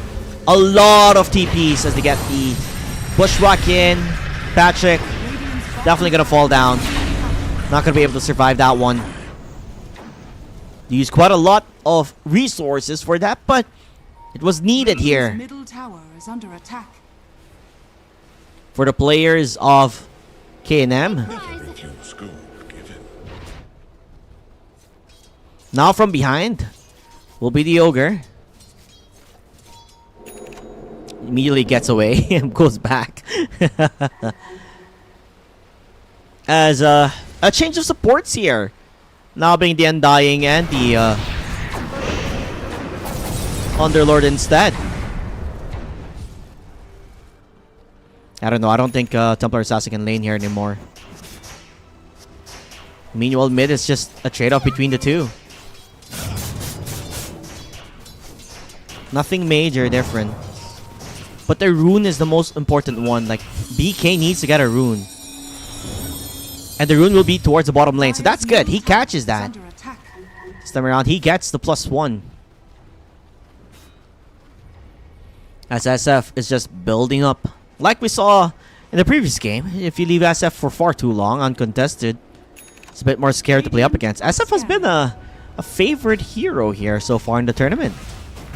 Max Mina definitely knows how to really utilize that SF. Mio Iksu, level 6 now. What? He's level 6? So quick. Did you want to go for a dive? They can actually. Tombstone if they choose to do so. But the connection is not really there. Instead, Circle again will be the one biting the bullet. Iksu still tanking it out. Stunned up quite a bit. Hello? 5-man rotation towards the bottom lane. That gives more time for the team to farm. BK? Oh, BK. No, BK. No, don't. Will be leashed. Can't get bushwhacked and stunned. And silenced. He has the Fairy Fire to survive for quite a bit. And able to run away. He needs to juke and jive here. But he's rather low. He needs to run. Currently using the Sleight of Fist, hoping to run away, but gets killed instead. They're getting kited. Outplayed, outmaneuvered. Meanwhile, Puck is under fire. But they're just gonna find more kills. That is not the play here for 5 Kings. BK could have just stayed mid and continued farming. Rotates and dies instead. For what? For only a kill towards a support at the end of the day. Not the ideal rotation he's looking for. And feeding kills to the Templar Assassin. They're gonna enjoy that more by the second. Probably take the tier 1 tower, yeah, sure. But no more diving here, I would assume, for 5 Kings, because they've been cutting losses because of it. They kept looking and looking for kills when they shouldn't. But they're at least gonna find this pesky Templar Assassin, hoping to get the kill, and they will. An important kill here, I would say, for 5 Kings, and you get the tier 1 tower in the bottom lane. As they look upon the top lane, I love Khan. He knows what's up. He knows the possibility that they can start rotating. Even has the ulti, setting it up. Come closer, he says, into my arms. But that's not gonna happen here. Oxine starts moving around instead. Underlord doesn't really have to show himself actually in lane sometimes, because he could just farm and jump into the fight, into the fray. But he is walking towards mid lane instead of farming things up. Could potentially be looking for a fight. They are smoked onto the other side though. Iksu will take the brunt force of it. Using the tomb now. Trying to dodge it out, and he does. He does dodge it to get the stun. Now the Puck is dead. It is the Tombstone making a lot of work, as they're able to get rather big crucial kills here. That's your mid laner, your off laner, done and dusted for KNM. And another tier 1 to take. Radiant's middle tower has fallen. Ooh.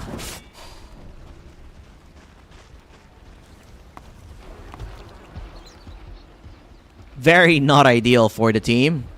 Losing your cores in a skirmish you didn't necessarily have to make. And then not getting the spear on towards the Ember.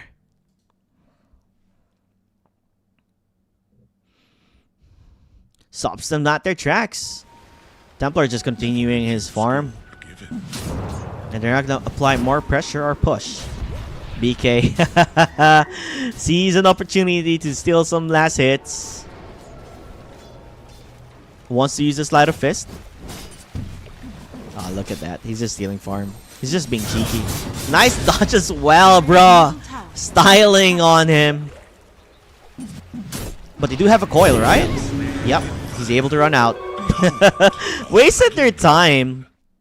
And now they're looking for this kill. That's the Templar Assassin, and they're gonna be able to find it. The control is too much. He can't even move at all. 5 kings. Keeping the tempo. Applying the pressure. And finding essential kills here. As tier 1 mid tower though. Are they gonna give this away? It's gonna be way too long before they're able to get this tower at all. Instead, let's just continue forcing out the bottom tower. Force some TPs. And let them keep their pressure on here. On the bottom lane. Because SF is just farming. It's all about the farm of the SF. Don't mind me. He says. Dragonlance already up and running. And he's definitely an item ahead by quite a lot here compared to the Templar Assassin. And they're pinging it. Oh, are they gonna move towards the Templar? If you find this Templar, that is gonna be bad. And we should just continue farming on towards the sideways. 14-minute mark is the shrine here. That's gonna be very important for them to get this one. But it will be denied. Both of the supports are ready. So they both, they get both Shrine of Wisdoms here for 5 kings. And they don't mind about it. Now they could look to defending towards the bottom lane as well. Oxy needs to run. This guy has not been having a good game so far. Wants to get the Blink Dagger, but still far off. Meanwhile, oh, BK? BK? He's gonna get coiled. He does get coiled. He does have haste. He's not gonna fall down. He's gonna fight it instead. Man modes it. Come to Papa. But nice pushback onto 2 with also the spear. That is Ixu, who's currently a bit low, but he's not gonna fall down. Still will be found out. Supports for supports. Looking for more. Hasted. That is BK. Sees Oxine. Oh, misses the shackle. The searing chains, I mean, but that could have been a bigger or major play. Instead, maybe looks for the puck. A bit too far off there with the Fire Remnant. So the supports do trade off here, and Templar Assassin slowly getting back into the fray. Marco now is looking for the farm. The jump from BK, wanting to get the kill. He does have the urn. Don't jump into this. Oh no, BK! He's able to run out at least, but they're still trying to track him. Marco so close. Would have been major if he did die there, but he didn't. He survived. Probably if BK had another remnant, that would have been it. Instead, they're gonna look for Circle. They're gonna find him. An easy pickoff here. The position 5 does fall down, and an amplifying damage is around there too. Use the coil on towards this boss 5. So both boss 5 are throwing away their lives here. Well, the SF building into his Yasha now, hoping to get his Manta. Desolator next would also be for the Templar. Would be nice if they could get that vision they're looking for here. And again, the jump this time. BK needs to be a bit more careful. Survives quite a bit. Tanks it a bit. Still rather low. Needs to run. The Templar fights it. He's tanking it. Where's the team? There they are. There is the Tombstone. They are going to at least trade off to get the kill. But they lose both mid and off lane.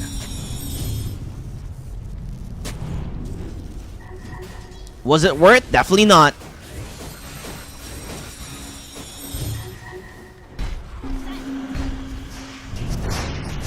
And obviously, Tombstone also will fall down. So that's 150 gold easily taken in the hands of the puck. Dire's bottom tower is under attack. Positioning was questionable at the least here for 5 kings. Don't want to throw away the advantage that they've been building up.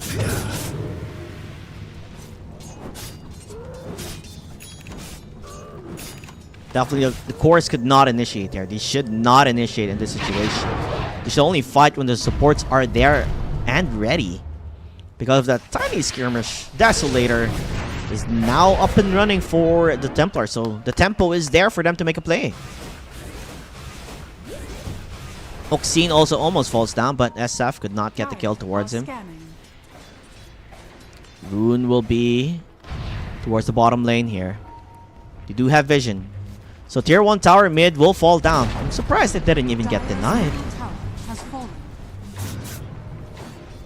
And the pings are there. They are looking for a play.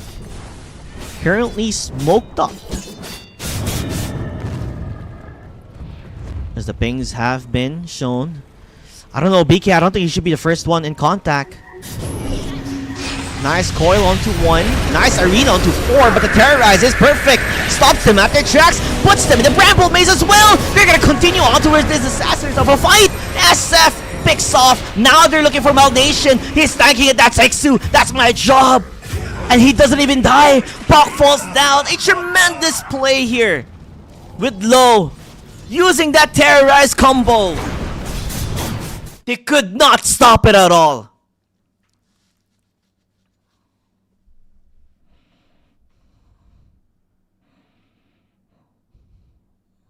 It was looking bad there for a quick second for 5 Kings. But the Savior, the Dark Willow, definitely made things possible for them.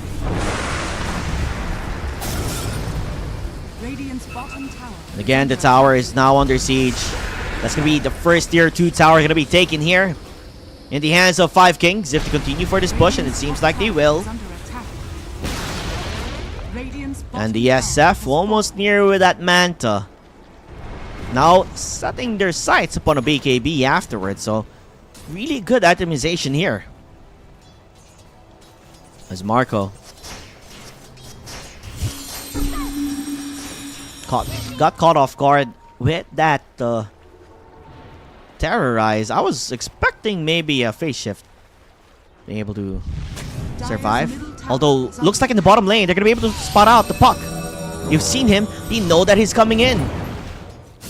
Nice shackle. It lashes on towards Oxine. They find him. The TP. Will it continue? Yes, it will. They're going to be able to find where the Puck is. Can he run out is the question. And yes, he can. I don't think Tormentor is a call here now. Especially when they've used quite a lot. And top lane is going to be taken. They're going to go for a smoke instead. Maybe look for a pickoff. And Malnation. Oh no, this is major. This is major. If they find him, that's massive. And the R, the run of Athos, it lashes. He's just hiding, hoping to be able to survive. But no, they're even looking for a +1. And that circle also going to be falling down here. PK will chase on with the slightest fist. Gets it done. 2 major kills. They got debated thinking they're going to go for the Tormentor. But they didn't. It was a trap all along. Nice pickoffs here. And it's looking like they'll be knocking down on a tier 2 tower again on the top lane. This time around, the Hoodwink. Definitely having a hard time. Look at the damage from the SF. That's just so crazy. They even have the heals if they need it. As SF mows it down. A TP towards the shrine though on the other side. They're looking for a fight. BK. Uh-oh. SF has been caught. They do have the heals, the sustain. Looking for an ultimate. SF is rather low. He needs to survive here. He dies. They get him. They're out of the damage now. But they continue on with the fight. The decay is still enough. Where's the remainder of the team? They have yet to come yet. They all left. Now Oxine wants to continue on to the jump there. Patrick will be found. So they get the important kills. Where was Willow during the entire time? Farming at the bottom lane. They were not ready. Maybe if they had Willow there. It could have worked. But he was not present at all.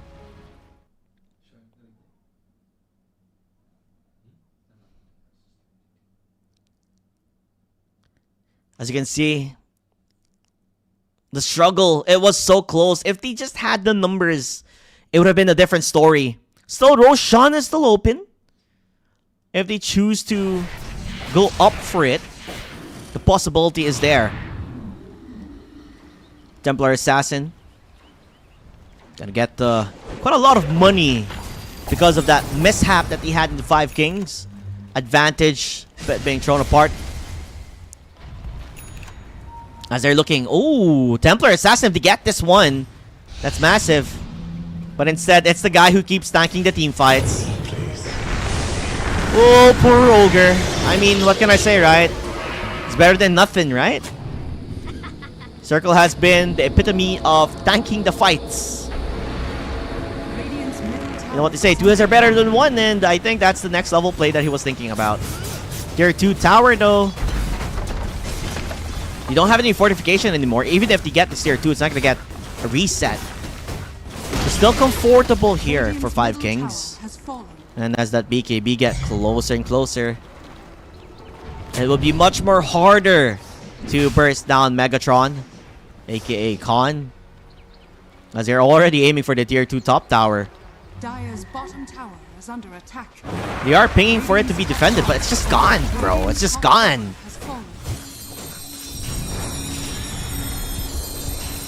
I do want to know, when does the Undying have a shard yet? Or no? Dire's bottom So tower Undying? is under attack. Okay, so he doesn't have a shard yet. Okay. Maybe when Undying gets a shard, he can save his teammate with a tombstone. Because they do have the sustain, they do have the heals. Radiant No, it's just a matter of if they get the TMT. But the 5-man smoke now here for the side of K&M. And a big group up. I think they know it's gonna happen soon. They're ready for it. They're waiting for them to come closer. So this could be big, depending on who gets picked off first. Nice scan! So they know they're coming. And they're waiting.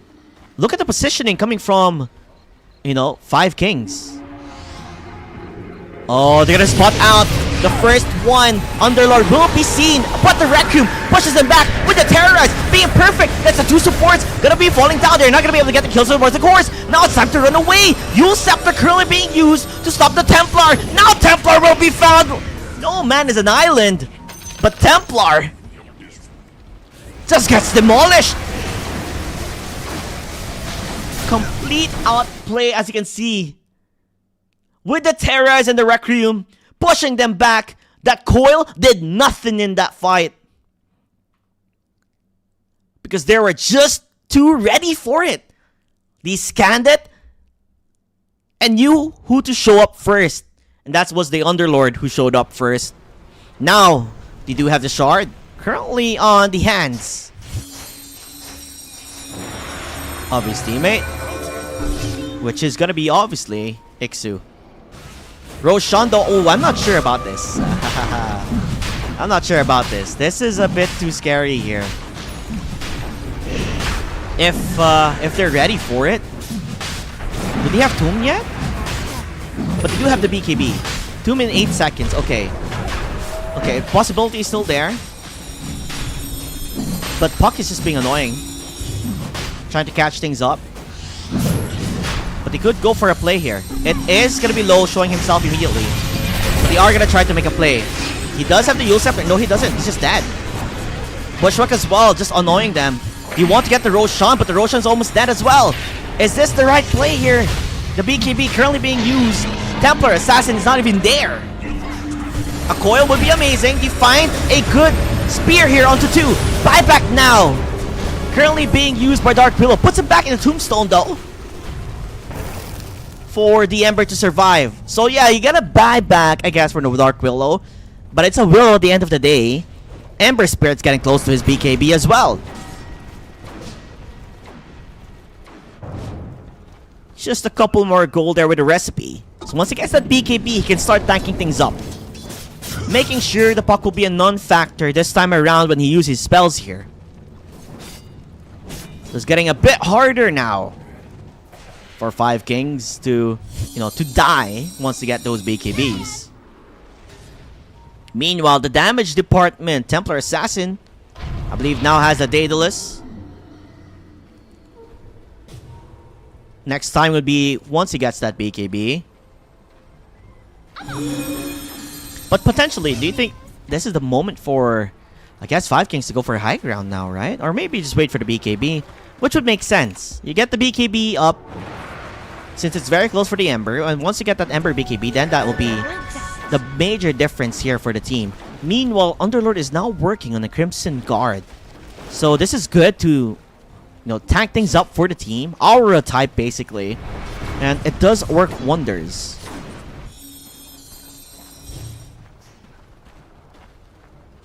Meanwhile, Ogre, he did go for a Midas, so if the game does get longer, it could start looking good for them. That's no good. They're just waiting for the BKB, I'm assuming, from BK, which is coming in his courier anytime soon. So this should be the perfect time for them to go for a fight. You have your BKB. He's going to refill his mana, and then they're going to go for a push. Now, pushing-wise, Puck will be really annoying to play up against for sure. With that Purasma at hand. But I think the most important part here will be the buybacks. If there are buybacks there from the team, and there's no one who has buybacks except the Puck. So one team fight could set things up straight here for both. Nice push back, gonna try and stop him. But look at that damage. That tower. It is melting. Hoodwink using the sharpshooter, hoping to catch someone. He does get one, but it's just, it's barely anything, if I'm being honest with you. Again, the constant bushwhacks. It's so annoying to play up against. They're hoping to get the kill towards this SF, make him lose that Word of the Aegis, which are doing a really good job here. He's quite low. Needs to heal him up. Gonna go for life stealing. Okay, so he does have HP again, so they could continue pushing again on towards the mid lane. You also have the Crimson Guard completed. BKB is now ready for Oxine, which is gonna be the Mars. So this could be their moment to strike on how they're gonna take the high ground. This is with the siege creep. Oh, the jump is there. Gonna be able to find the Ogre. Ogre again chose his body. He had to only just stay behind. He didn't necessarily have to show himself. The fortification now used though. Patrick, taking a bit of a damage here. And you can see the Puck just being annoying in the bottom lane. Now has to TP. Okay, this is it. This is the play. Can they do it? They're looking for a push. They're not going to be able to get the spear. Oxin made a mistake. Gonna use the BKB in towards that fight. Now needs to run away. BKB now on BK. Your HP is... Oh no, he's gonna die! What are you doing? That was a mistake. Hides in towards the tombstone. Now the call is to run. Leave him be. Maybe the Requiem is coming. But that doesn't stop it. Ixu is low. He gets the heal. He gets the kill towards the Willow. Now they're getting kited. What on earth was that high ground play?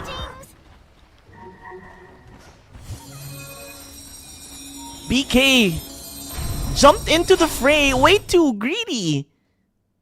Oxin already made a major mishap. Had to force the BKB. And then he just walks in, plays aggressive, and then dies.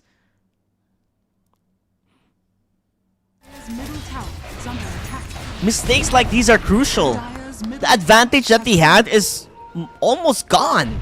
Actually, it is gone. 6k lead now.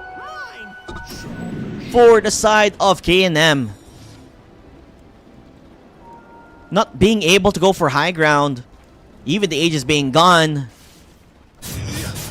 What was the call there from the team? Just let SF stand in front. Once the BKB was used, then focus on to the tower.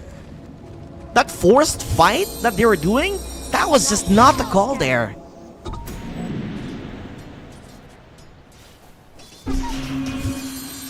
Because of it, not worth. Oh bro, it's shut up Dire's way too tower high is under attack. for K&M. Ember Spirits, like farm, comparing to the puck, is a big difference now.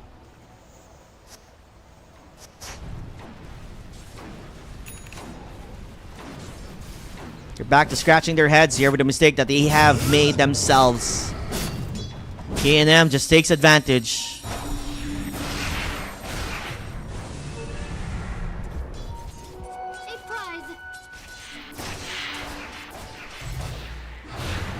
Now they're looking towards mid. Megatron will be found. That's where Oxen is, close by. Smoking out now though. They are definitely looking for a play. Are they ready for it? Last time we've seen what happens when 5 Kings were ready. They're able to do or put up a massive fight. Now being a bit more careful. Looking around the corner. Oh, that's where the Underlord is. He did tank a fight before. And they're definitely gonna see, okay. They're definitely in bottom. We saw the Midas, we saw the spear.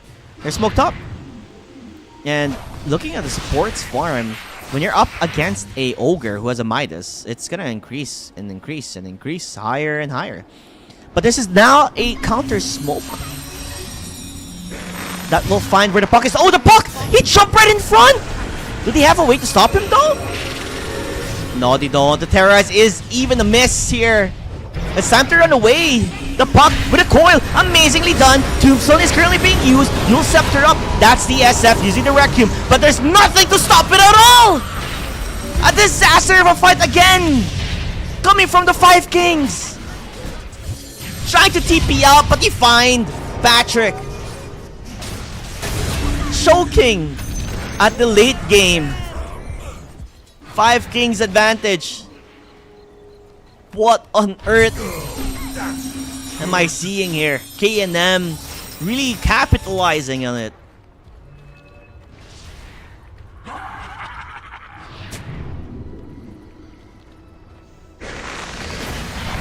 And this time around, they're gonna be knocking down on towards tier 3 towers. They couldn't catch the puck because there's no catch on puck. Making it far off difficult. And that's the craziest thing. They're the one losing their tier 3 towers first. Dire's middle barracks are under This is looking scarce. But they're trying to stop it. Dire's middle barracks. Currently, there is a couple of buybacks here for the team.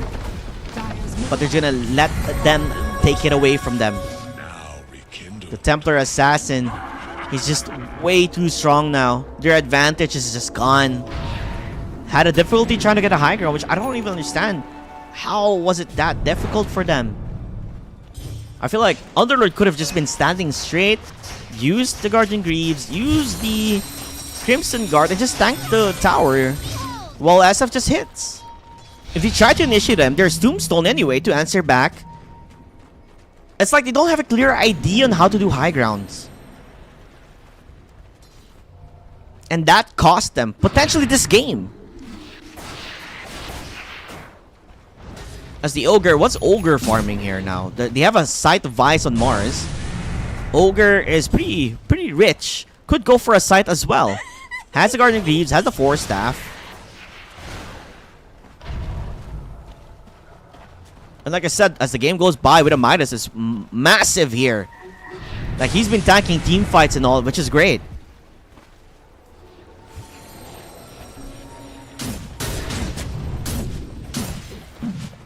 Still 17k goal difference. The pressure is definitely on. You can't make a mistake again. It will cost them so much. But do they have the damage again now? Do they have the power to go for a fight? I don't know.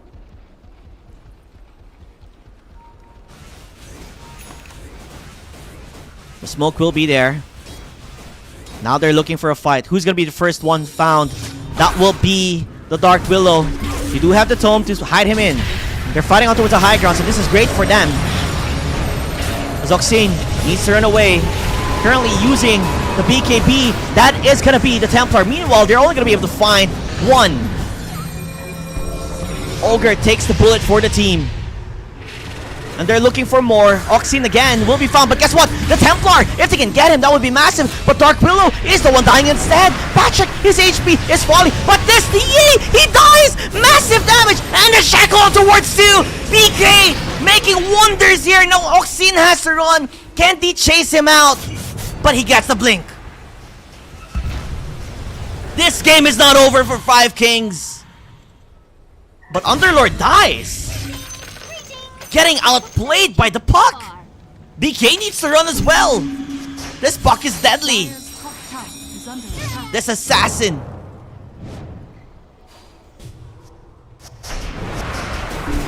Is gonna man up and fight. Can he find it? BK is not close by. Finds a shackle. Now it goes for a try here.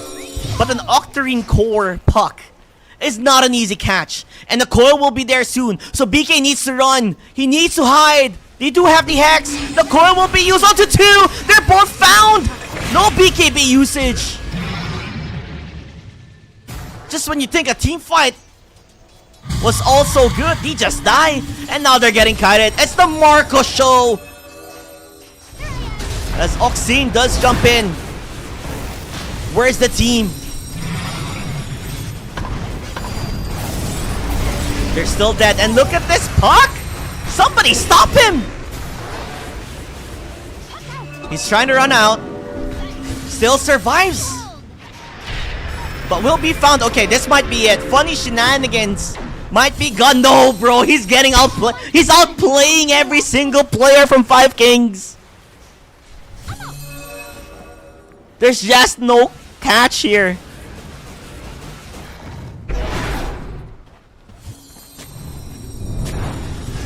Win a team fight, lose the rest. How do you catch this guy with an Octarine? I don't know.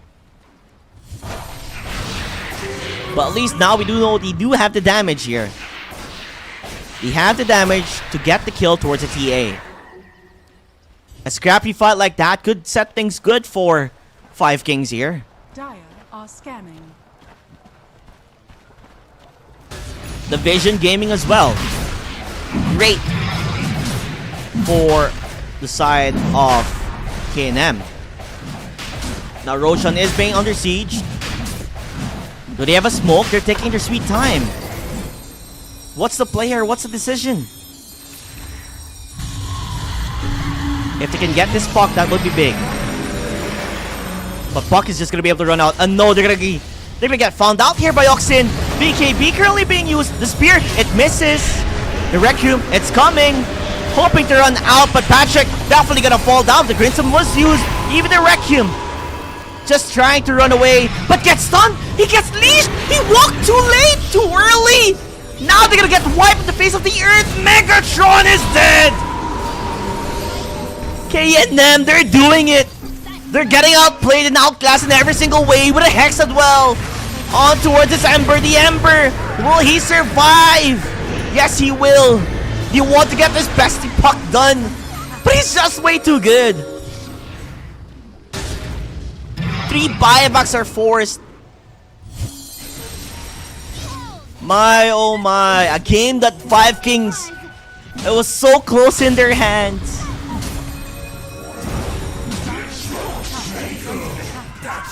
But this decision makings like these cost them so much.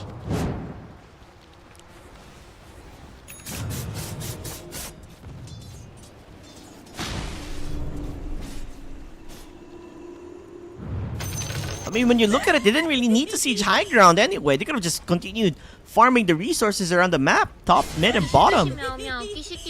But it's now too late to regret things. That's 29k net worth lead. A big difference from the two. And Puck being a constant reminder that he can't touch him at all. They can definitely go for high ground and end things up. Even Ogre is way more farmed. Almost the same net worth as the Ember Spirit. Going for a Crimson Guard instead.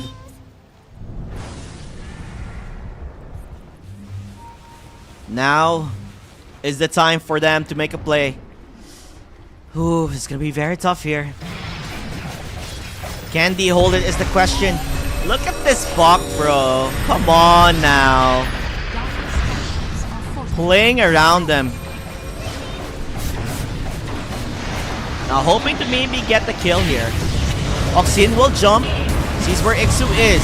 That's gonna be the Undying Dead. 90 seconds, no buyback. Again, Megatron's just gonna fight it. Like, you know guys, whatever. I'm gonna try my best and see if I can do anything. That's a Puck, if they can find him. But he's just way too fast and way too quick. He's just gone just like that. BK gets speared back and he's dead. No buyback.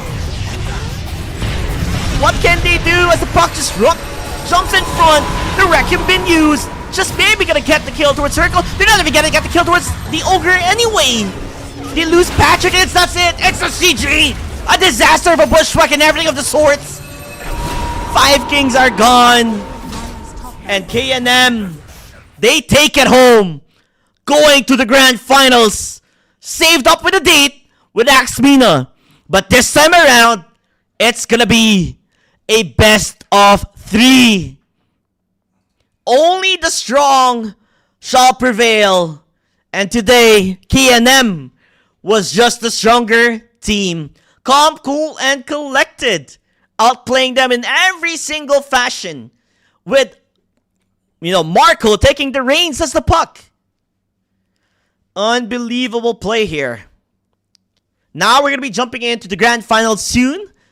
And I can't wait to see you there. It's going to be the much anticipated game between K&M and Axmina.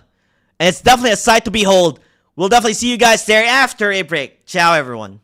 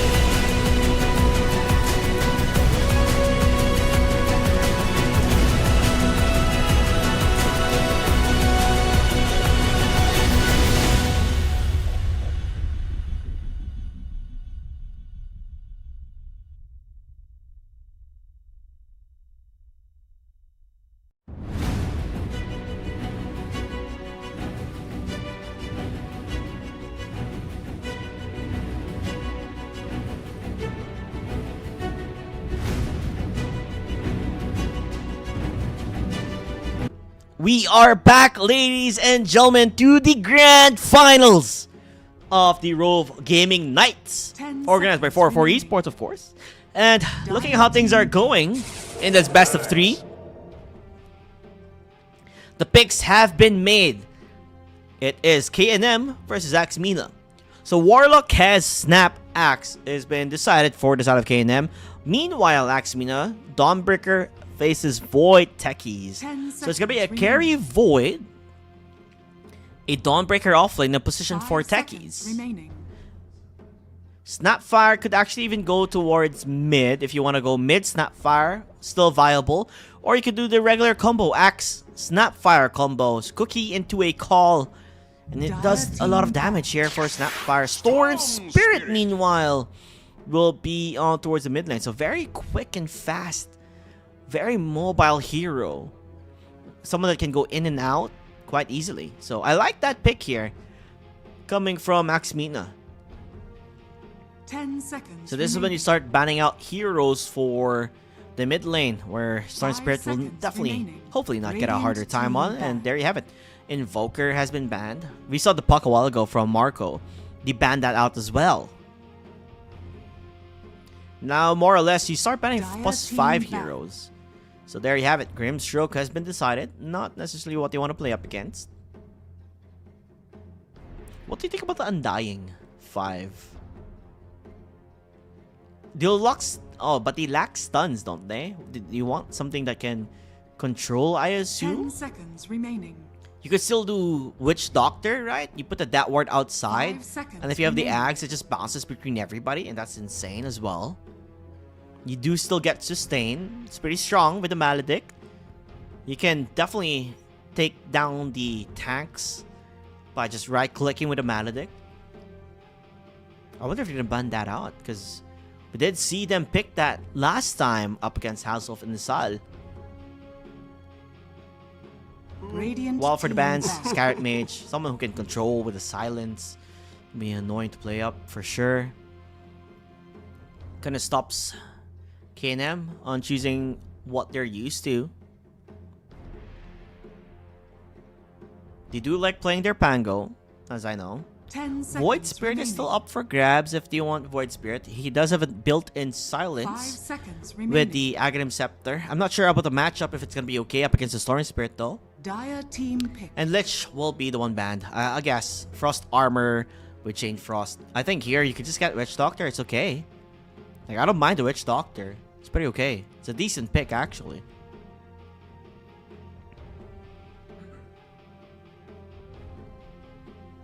Because you can bounce with the stuns. You have the sustain with heals if you want. 5 seconds remaining. Like, who else could be there? I still think Undying is okay, but then you're up against Snapfire action. Never mind. Undying is not okay. Snap is there. Could just destroy this Dooms very quickly. So yeah, bring it back again to the Witch Doctor. What else would you want? Jakiro, I guess? +5 Jakiro is okay.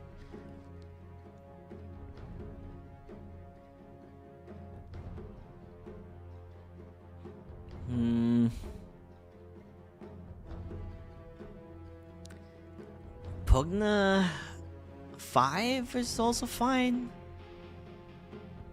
I would imagine he's gonna be a bit having a hard time in the lane, maybe.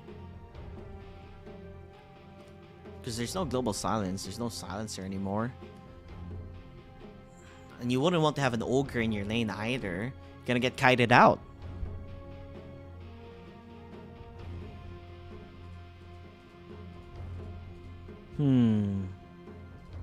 What other hard supports are there? Oracle? Well, if you want Oracle, I guess. Jakiro, okay. Something easy, right? Lane winning hero. You pick a Jakiro. He can harass. He's hard to play up against. He's pretty strong. And he provides a stun. Fire Breath, Dual Breath. Liquid Breath. I'm assuming that's what it's called because I'm not... I don't remember. But Liquid Fire, there you go. Liquid Fire, Jesus. Liquid Breath. Well, yes, Jakiro. Very strong in the lane. Can annoy you quite a bit. Can spam skills. And push you back.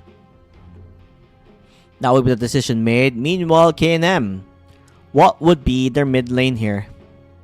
Unless they ultimately decide to have Snapfire as the mid, then you get a 4. But I feel like they're gonna need a better mid lane than a Snapfire here. Something strong and can move around, mobile. That's why I said the Void Spirit. But then the Faceless Void is gonna be annoying to play up against. If you're able to dodge out the skills, then maybe it will be good.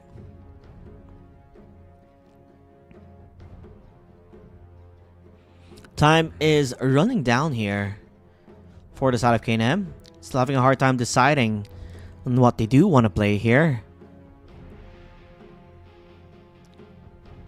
Would you go for a cheese strat? Would you get a Huskar? Nope, it's the Tiny. Ah, Tiny. I mean, it does okay. Once you get your dagger, you can really set things up. You have a burst damage, I assume. It's an okay pick. I'm not overly sold with it, but you know, it can do the job. So let's start introducing the players here. And inside of Axmina, we have Niam playing the Faceless Void, Emu playing the Techies, Demonio playing the Storm Spirit, Sharky on the Jakiro. Meanwhile, Dawnbreaker is being played by Baidu. Warlock is being played by Adapt. Is it Adapt? No, I don't think it's Adapt. It's someone else. Well, here it says Bungal. Malnation is playing Kez. Loki playing the Snapfire. Oxine on the Axe. And Marco on his signature. I guess another signature of his, Tiny. He usually just plays a lot of Storm Spirit, a lot of Puck, and a lot of Pango. So a bit different now, I guess, here with the Tiny. But we'll see how that stage of lane goes while they play up against each other here. It's the Battle of the Champions. K&M up against Axmina. So this is a precursor of what we could see, because they're going to be playing up against also in DEF in the grand finals as well for Dota 2. So again, will history repeat itself? Like, this is like a precursor on how things will go and a way to understand between each other. Looks like they're saying a bit shoutouts here and there. Happy birthday to Lo. Sadly, Lo is the person that he defeated in their previous game. He was the Dark Willow. But a big happy birthday to you as per Oxin. While the pause is there, they are smoked up. Probably looking for a potential fight here. Who is ahead in terms of fights?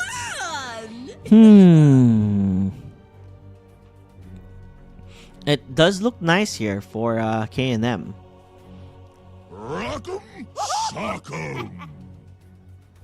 They're quite strong early on, I would say, K&M. Unless the suicide was there used by the techies, then it's a whole different story. Acts like this very much. Let's adapt. Currently getting ready. So I wonder how things will transpire as the game progresses. Seems like a bit of a fix here and there. Not really sure where the pause was used, but the best time to talk about what their possibilities are, the win conditions. Tiny needs to have a good lane. He needs to be rotating around the map. So there's a lot of emphasis on Marco that he needs to be doing good. Again, as well as Oxine in his laning phase. Because this off-lane mid hero that they have needs to create space here for the cast to go big. While for the side of Axmina, again, emphasis on the mid and off-lane here. Like they did in their previous games where they just left the carry just to keep farming and farming. That was the big indicator of how they changed it.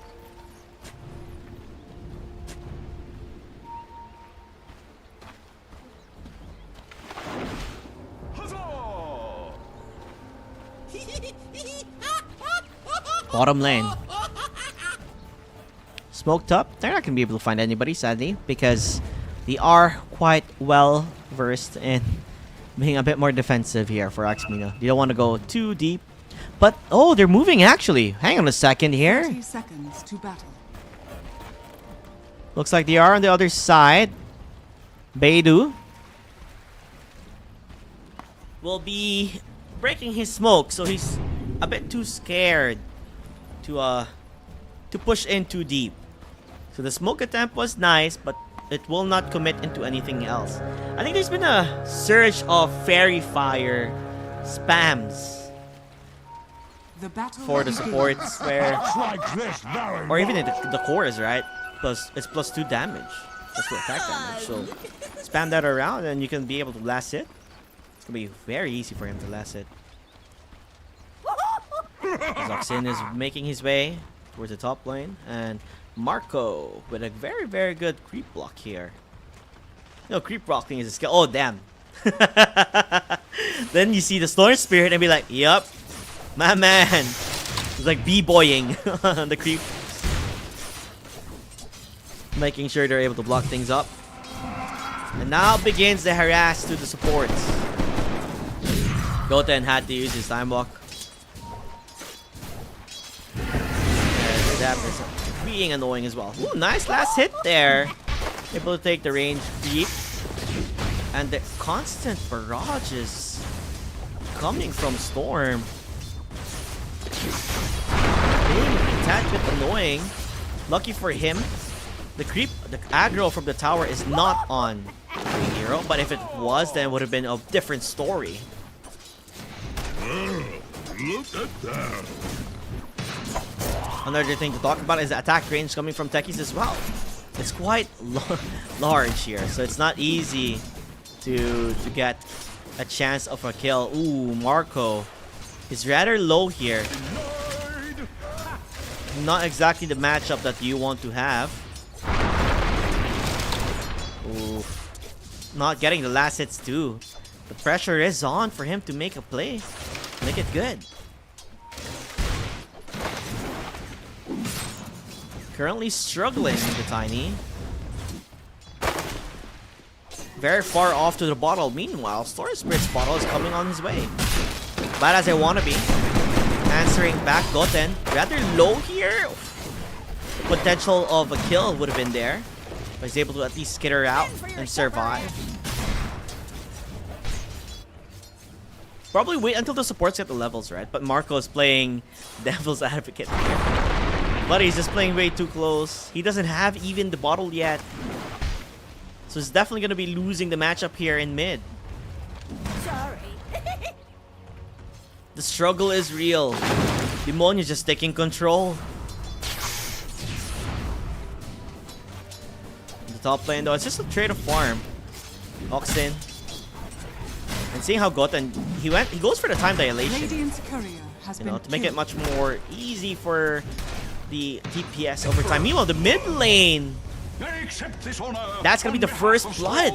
He got doved upon Demonio, making quick work of Marco here.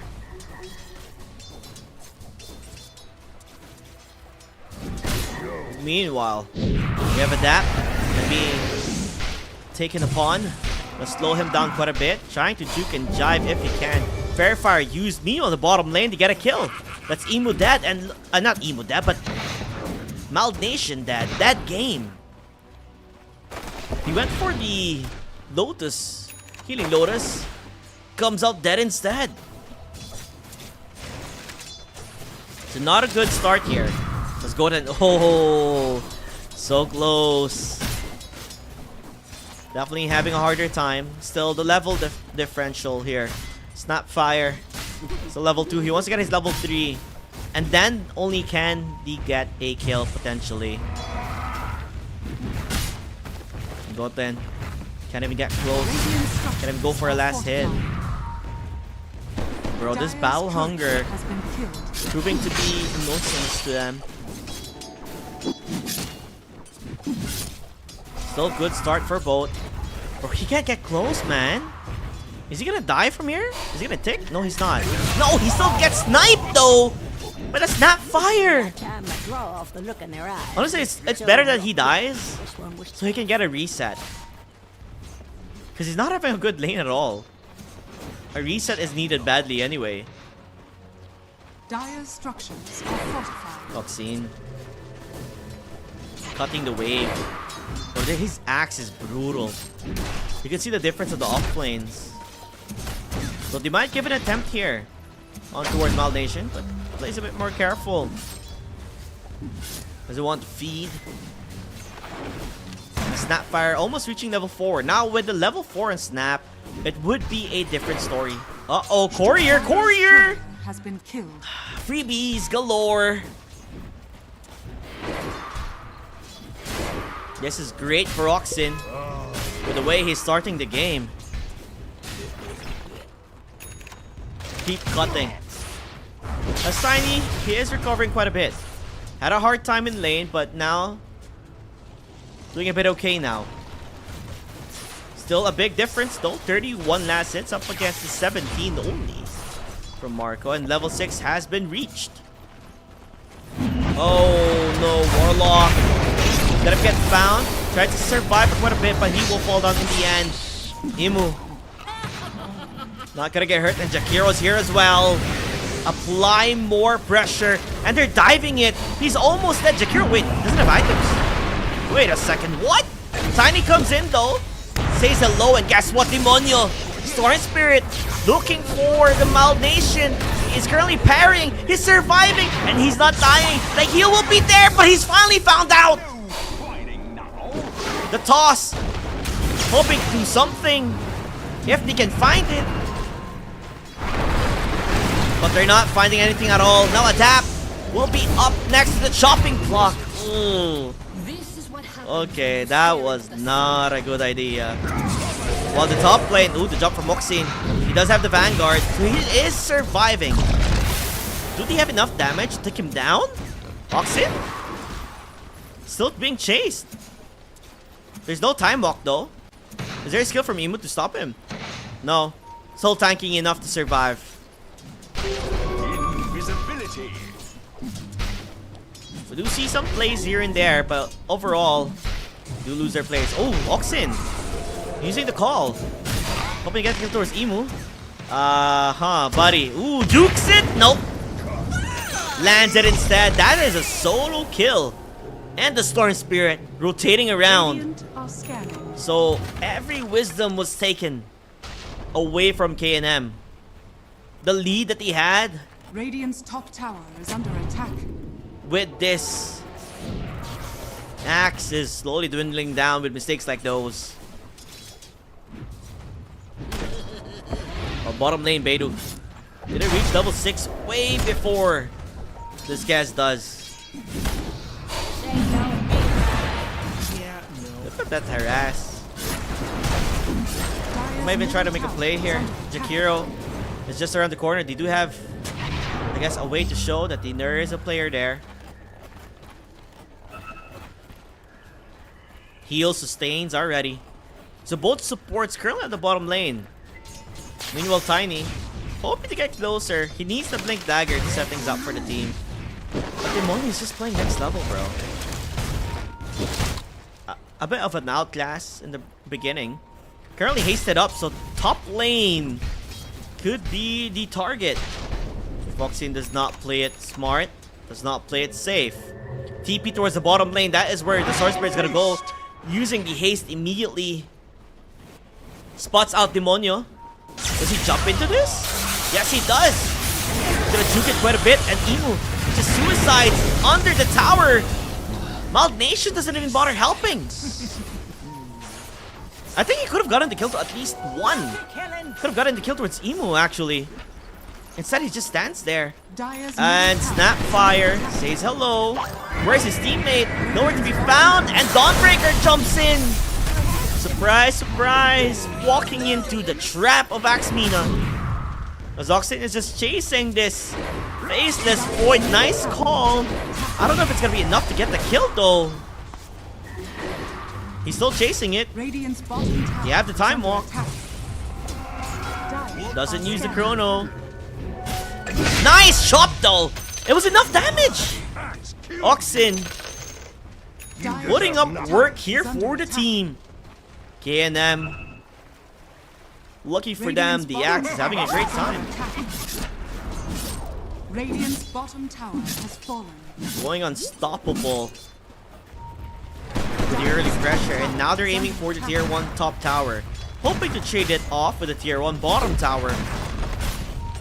Dire structures. The are fortification will be there. They lose a tier 1 bottom, fortified. Tower is under attack. and this Dawnbreaker have a good enough amount of farm here. Stop. I'm assuming it's gonna be gone soon. Dire's As top it is. tower has And there you fallen. have it. 4.7k. Currently on the side of the Storm Spirit. Same with the Axe. So timing wise, you'll hit both of their timings. Now it depends on what type of item build the Axe is gonna be going for.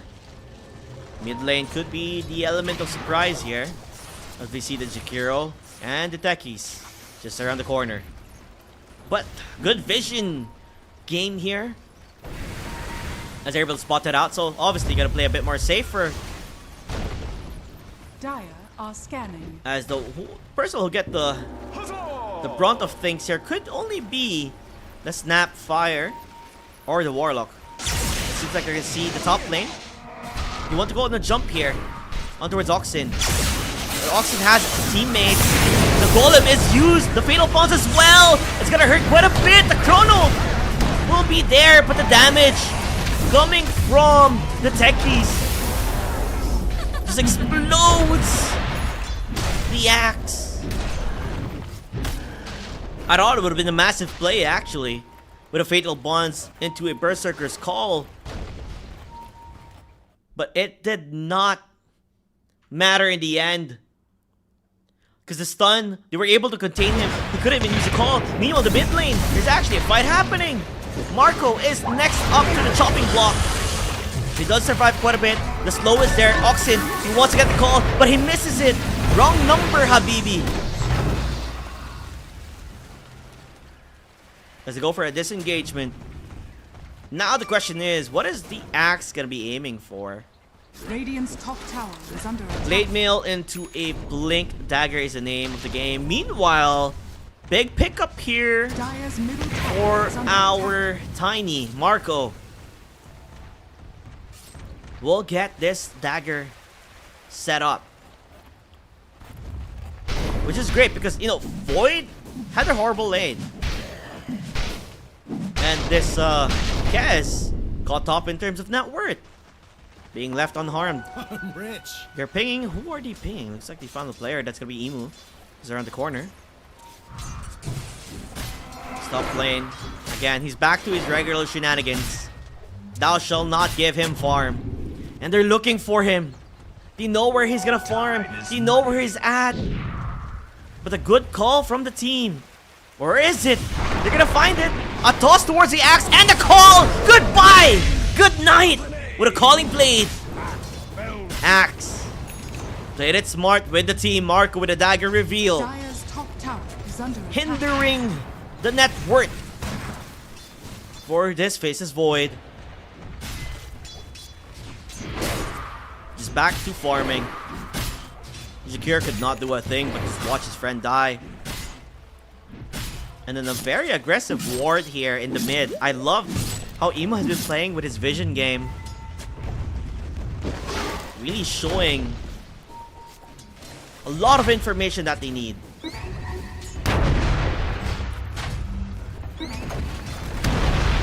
The thing is, how do you push that? I don't think you do. A fortification was used though.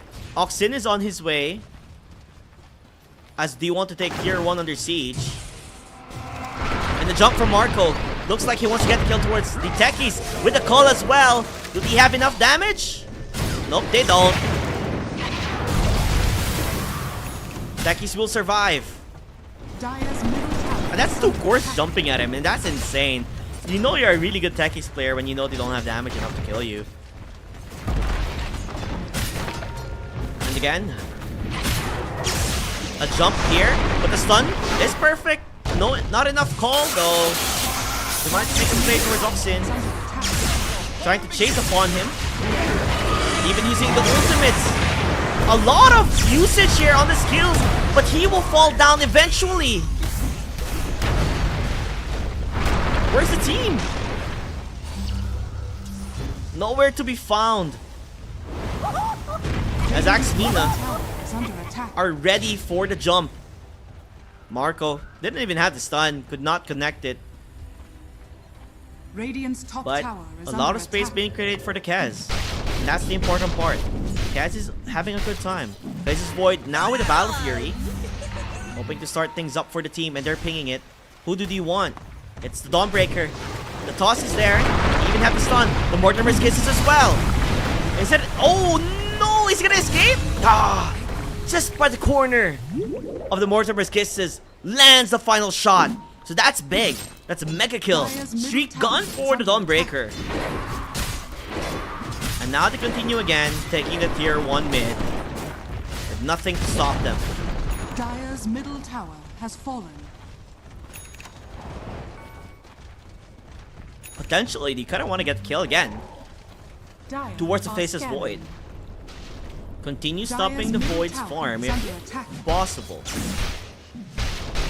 It's quite easy to pick off here.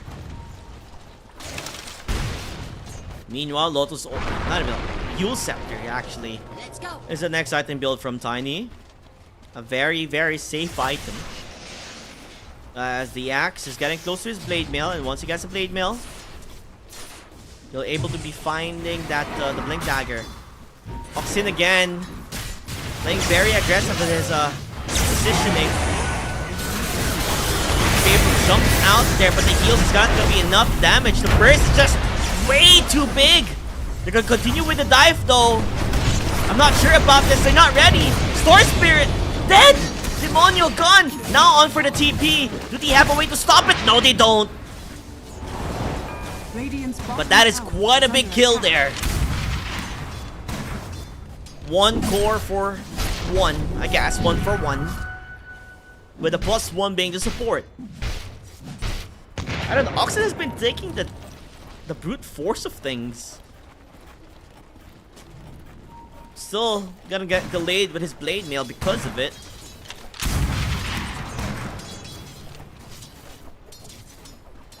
Now decides, you know what? I don't need a blink dagger. They've been jumping me. Might as well just get a consecrated wraps, and consecrated wraps is the way to go. Dire are Being able scanning. to farm a consecrated wraps tanks him up some more. Survivability will be there, and that's what he needs. He needs to survive that big nuke damage if he can. Well, the Void definitely has caught up in terms of net worth. Looking at it, wanting to get an SNY. Had a rough start, but with the way the game has been going, with Oxien tanking multiple fights to his death, has not been good. Again, Storm will be the one they want to go for a catch. He had the vision, they're aiming it. Now the stun will be there, even the toss into a blink. He find the kill, even the stun and the golem? Huh. I'm not sold Radiant's on that middle golem tower is play. under attack. A bit of an overkill that they didn't need because the jump was there coming from the Snapfire. A bit of an overcommit. But you gotta do what you gotta do, I guess. Got a bit scared. Oh, they're gonna see where the Tiny is. Marco will be found.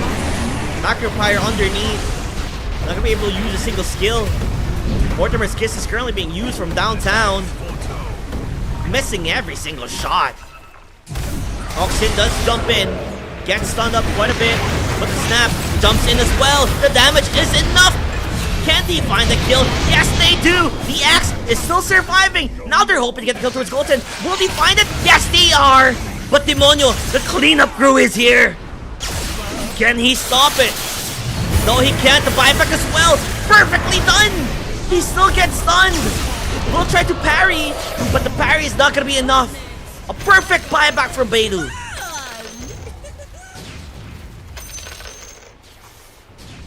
To win that team fight out. And this all started because of a pickoff towards Marco. Did not expect them being there in the bottom lane at all. And you can see by the phenomenal buyback there. Catches them off guard and the perfect ice path to lay things over. Layer upon layers upon layers. What a way for them to do this. Now Oxin decides, you know what, I might need a Blink Dagger. So instead of getting the Consecrated Wraps first, he is going for the Blink instead. Although, could be caught off guard here. And towards the mid lane, the damage, whoo! It's enough! It's a lot, actually! Now Dagger is taken. They're pinging up on towards the Axe. I don't know, do they have enough damage this time around? Well, there is a TP. Axe is left alone. Jumps in. The stun does not lash. That actually misses. But look at those damage. But the jump coming from Tiny. He's here. They're all alive. They're going for the recall. You want to get the damage done. It's time to run. Can they run? They get the call. They have his number. They're slowing him down as well. The Yule Scepter used to use the combo. And they find it. She baited. K&M. Answer's back. This Blink reveal definitely did a lot of work. Dire's middle tower is under attack. Although the jump is still there. He wants to maybe try to get a kill towards Oxen. Oxen is rather low. Where is his team? A pause currently being used. Saying it did indeed lag. Okay, situations. Let's see. Okay, what does the Jakiro... Is Jakiro about to skill? Does Jakiro have any... He has Ice Bat, right? So he has Ice Bat. Demonio. Does the Storm Spirit have Electric Vortex? No, it's on cooldown. But he can still jump in and... Static Remnant. Axe is rather low. Has 3 charges. What about the teammates from behind? Warlock is pretty far. But it does have a Golem. And the Snapfire is also far. It's gonna be hard. And then on the behind them is Emu. The techies just around the corner with the Yule Scepter as well. So it's gonna be difficult on how they're gonna play this. Like how they're gonna crack this down. In a very awkward situation. Does Dawnbreaker have ult? The answer is yes. So, the way I see this transpiring, Dawn's gonna ult in. Gonna save the Jakiro. Jakiro's gonna be able to stun because of it. Demonio jumps in and Oxen dies. Now it depends what happens afterwards. Will Marco still continue as Dead Game is, or aka Malnation, the Kez player, can still come up and try to make a play. With 26 seconds dead, if the team fight lasts too long, Void will come back. So this is the time we're gonna take. Do we take a fight? Do we take this? Do we fight this? Is it even worth it? Or will they just disengage? So there's a lot of things to take into account. Everything can go wrong here with the Dawnbreaker when he jumps in. So either you look for a pickoff or what? I don't know with the Blink because you are getting damaged over time, right? It's the neutral item. Is that gonna count, the damage? It's burn over time, right? If you check the next to the tree icon on the left. Right? Above the toss. There's mini icons. There you go. Searing Signet. You take damage over time. So does that mean... Will it reset the dagger? The Searing Signet came from the Storm Spirit, I'm assuming. Storm also has it. So yeah. So it's gonna damage them over time. So this could cancel out the dagger, potentially. But let's see. I can't wait to see what the call will be from the team. As you can tell on how things are progressing here. Oxen with a dagger. Vanguard, Blade Mail. He does have a lot of armor stacks. But the chance of him surviving is very slim. I think he's gonna die. And then Emu's gonna probably annoy the back lines. Even potentially get 2 support kills. I wouldn't be even surprised. He's just been phenomenal and quick with the tech that he has. And hopefully we get to unpause and see what transpires before our eyes. It's such a very important moment between the two. Whoever gets the victory here and this team fight could set things up coming forward. You either, if the K&M wins this one out, they're gonna be able to get the tier 1 bottom tower. But then if Axmina gets this one out, it's gonna set back K&M again by quite a lot. So if I was a Dawnbreaker, I'm spamming my ult for sure. And if I spam my ult, I think if Tiny does not jump and get the combo on towards this no, but the thing is, even if Tiny combos, let's say Jakiro, he's a bit far off from his team, and then Emu is gonna be from behind, so you could expect maybe a 3-man suicide, which would be much worse. So I don't know. It's a hard decision to make. Hopefully both teams are now ready, because I would love to see what the decision making is here. With the amount of pause, right? This is where you start talking to your teammates, guys. What you guys want to do? Are we gonna do this? Are we gonna do that? Are we gonna, you know, back away? Do we leave Oxen to die? Do we commit? There's no void.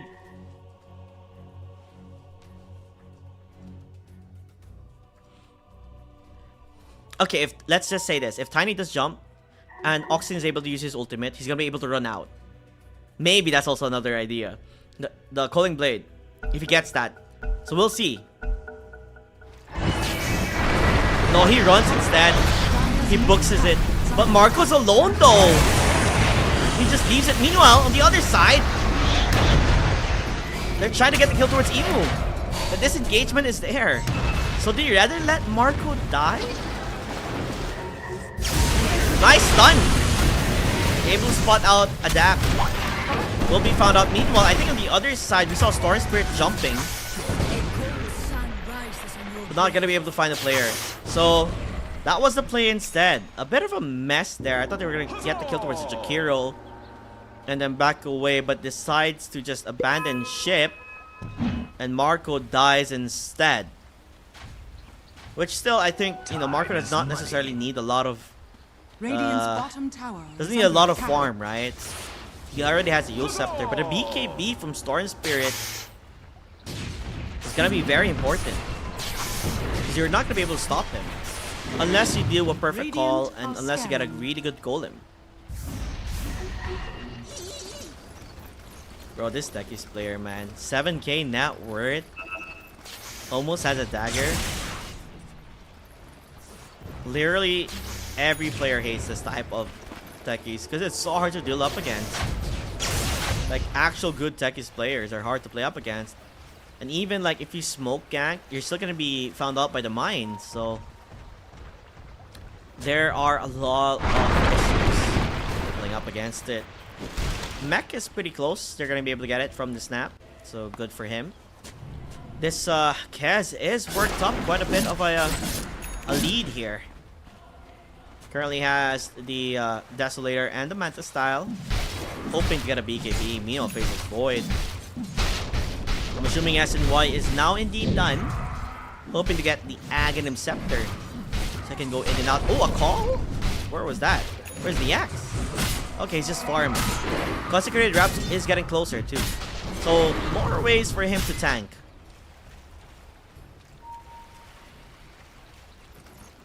While the two supports are just a bit idle as of the moment.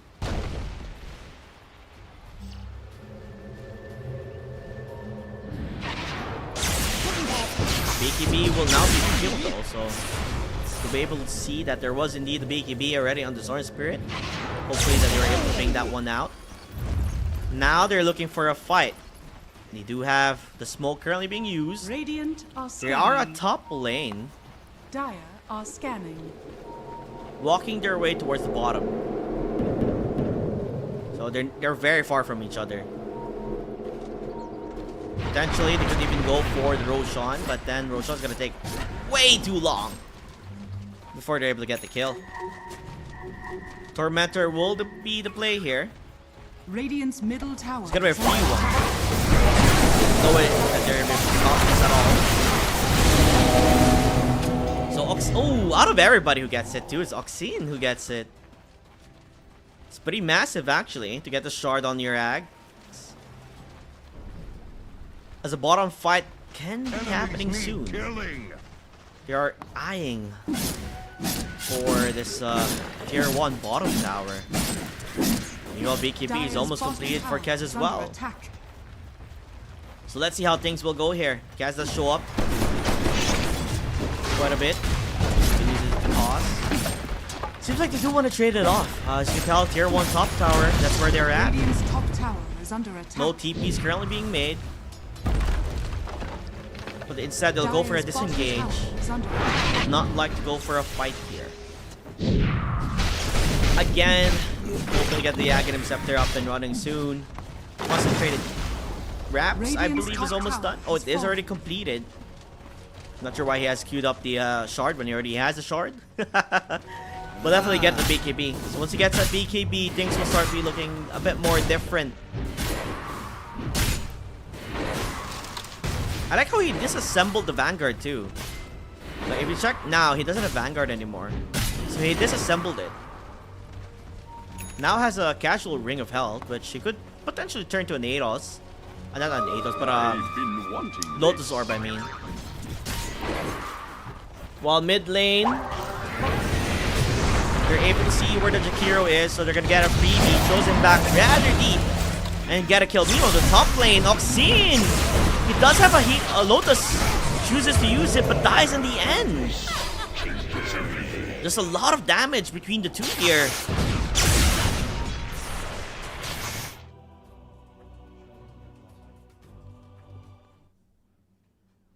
Catches off to position 5, but switches it up when they were able to find the Axe. You know, Axe, we would imagine he is tanky with the consecrated reps, but even if he's tanky enough, the damage from Storm Spirit and as well the Dawnbreaker were enough to compensate for that and wipe him off the floor. Yes, you get a support, but a bigger pickoff here would definitely be the Axe. So that's your offlaner gone. And the Yasuo Sange will be up next for the Storm Spirit. That's what they're looking up for. And you can tell BKB now currently completed from Kez, so there's still a good enough of farm here for their carry. We've yet to see a full-on 5-on-5 clash, which should be the indicator of who definitely is ahead.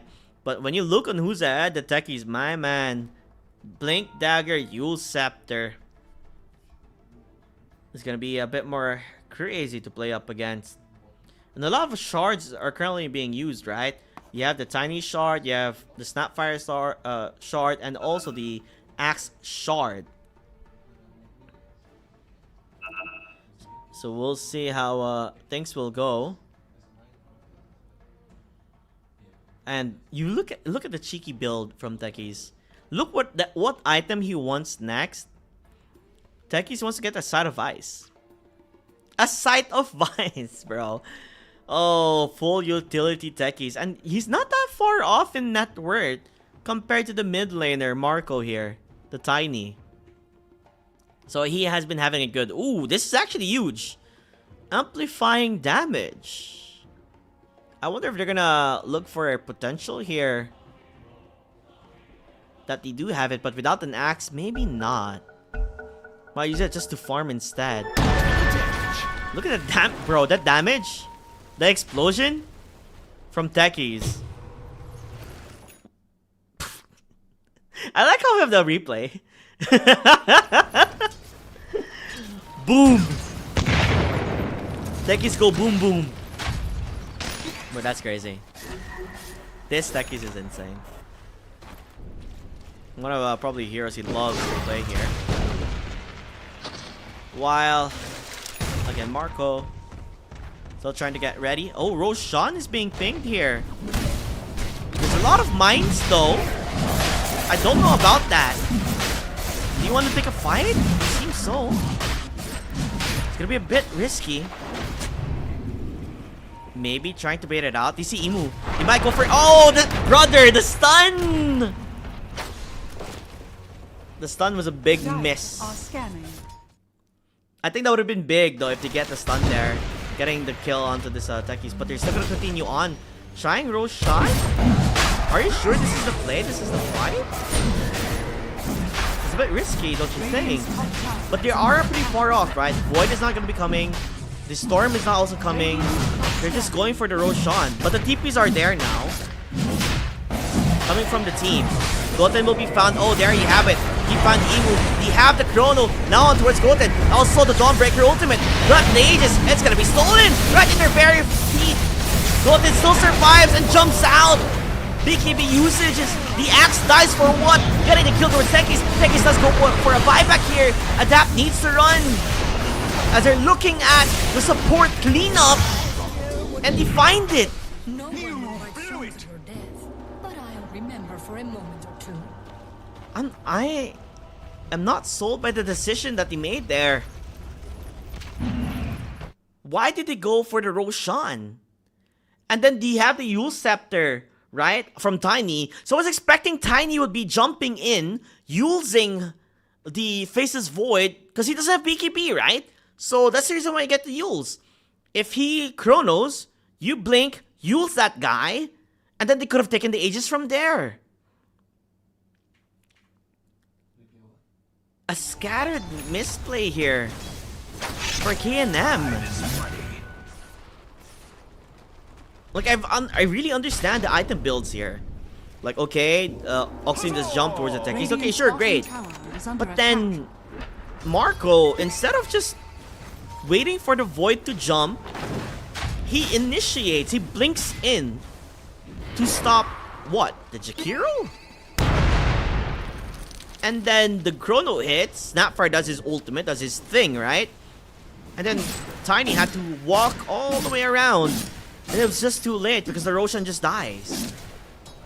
It would have been a massive win for them if Radiant's they bottom played it tower correctly. is under attack. Anyhow, smoke will be used. The closest target will definitely be the Dawnbreaker here. If they find him, oh, they do see him. They spot him out, I assume. And there I have it, Baidu.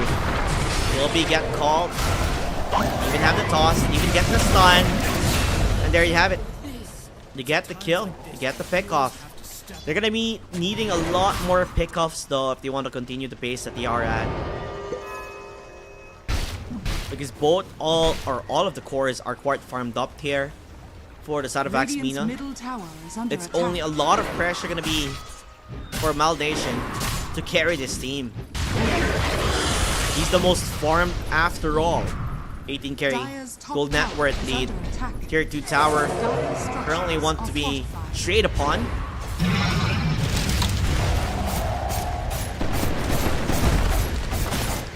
Radiant's They bottom do get it. tower is Now under will they attack. defend the bottom tower though? There is a TP. Dire are scanning. Multiple TPs. Hoping to get the kill towards the Jakiro. You don't have the detection. The stun misses. And okay, just give a freebie, I guess. Oh, bro, the tech is mine. Oh, bro, he's literally almost dead. I hate techies. Yeah, guys, techies is just insane. Like, look at the damage. Look at his damage. They got a kill. Almost full HP to half of his HP from three mines. That combo is just insane. Now Oxine getting closer to his BKB. This will be the magical, or the answer to the magical damage coming from the techies. While the Faceless Void, Goten. Ooh, the BKB. It's almost there. And another pause will be used. Looks like there's a lot of spikes in terms of the ping for some reason.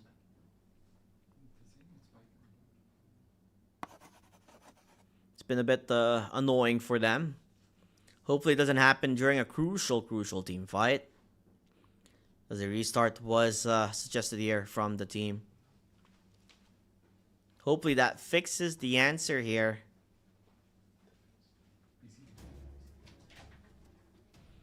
That they go for the restart. Fun! Fun! An intense game between the two, back and forth. Still no clear indicator. Is there a win probability we can actually see? That we can check it out and see what Dota says. Dota says, oh damn. Damn, I didn't even think about that. Dota says win probability is 83% for Axe Mina and only 17% for KNM. I did not expect Dota to say 83. I would give it like 60 to Axe, 40 to KNM. But this is way too much, buddy. Still, changes potentials could still be made. A complete 5v5 clash would also be a big indicator on how things can also transpire.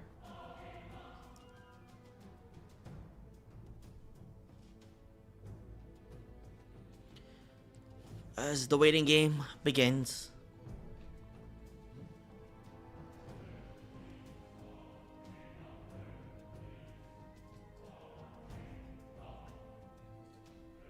Fun! Fun! If ever this pause does take way too long, we might as well throw it to a break, right? Hopefully it gets fixed anytime soon. And it sucks because it's the Tiny who's having the issues here. But it is in a close game indeed.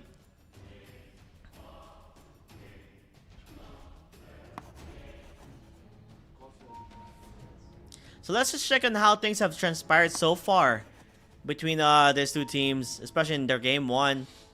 Definitely check it out. We've seen snipes here and there, able to find quite a bit, even getting pickoffs with Oxine on how well he played his laning phase. But after the laning phase, it proved to be a bit of a harder time for him. And the thing is, you know how annoying Tekis is? Because of the taser, you can't even use your skills. And the way they really maximize with, you know, diving and really going in your face type of thing here has been quite scary, I would say. Because they are quite good at really taking team fights.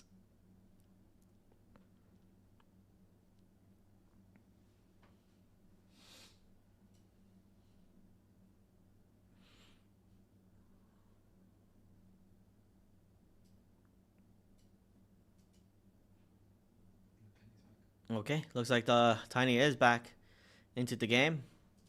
Hopefully that will solve all sorts of issue with a simple restart of the PC. So we can get back into the game. Pings are there. Good in. Very close to the BKB. Just a couple of more gold off, I would assume. Now they're gonna give it a try. Nice. Back into the action we begin. BKB should be complete now for the Faceless Void on delivery. Although I would like to see how well the scale from the Kaz will be. What does Kaz have? Going for the butterfly next. Not even, he's actually pretty close to it too. Better give him all the farm that he needs, but a smoke will be there. You don't want the Kaz to die, so hopefully the Snapfire tanks it up instead. First jump, yep, Snapfire will be the one tanking it. As long as he's the only one losing and dying, that's okay for the side of Canadian. But wait, they found, I think, the Kaz. A usage of the BKB. That's 90 seconds. Cooldown.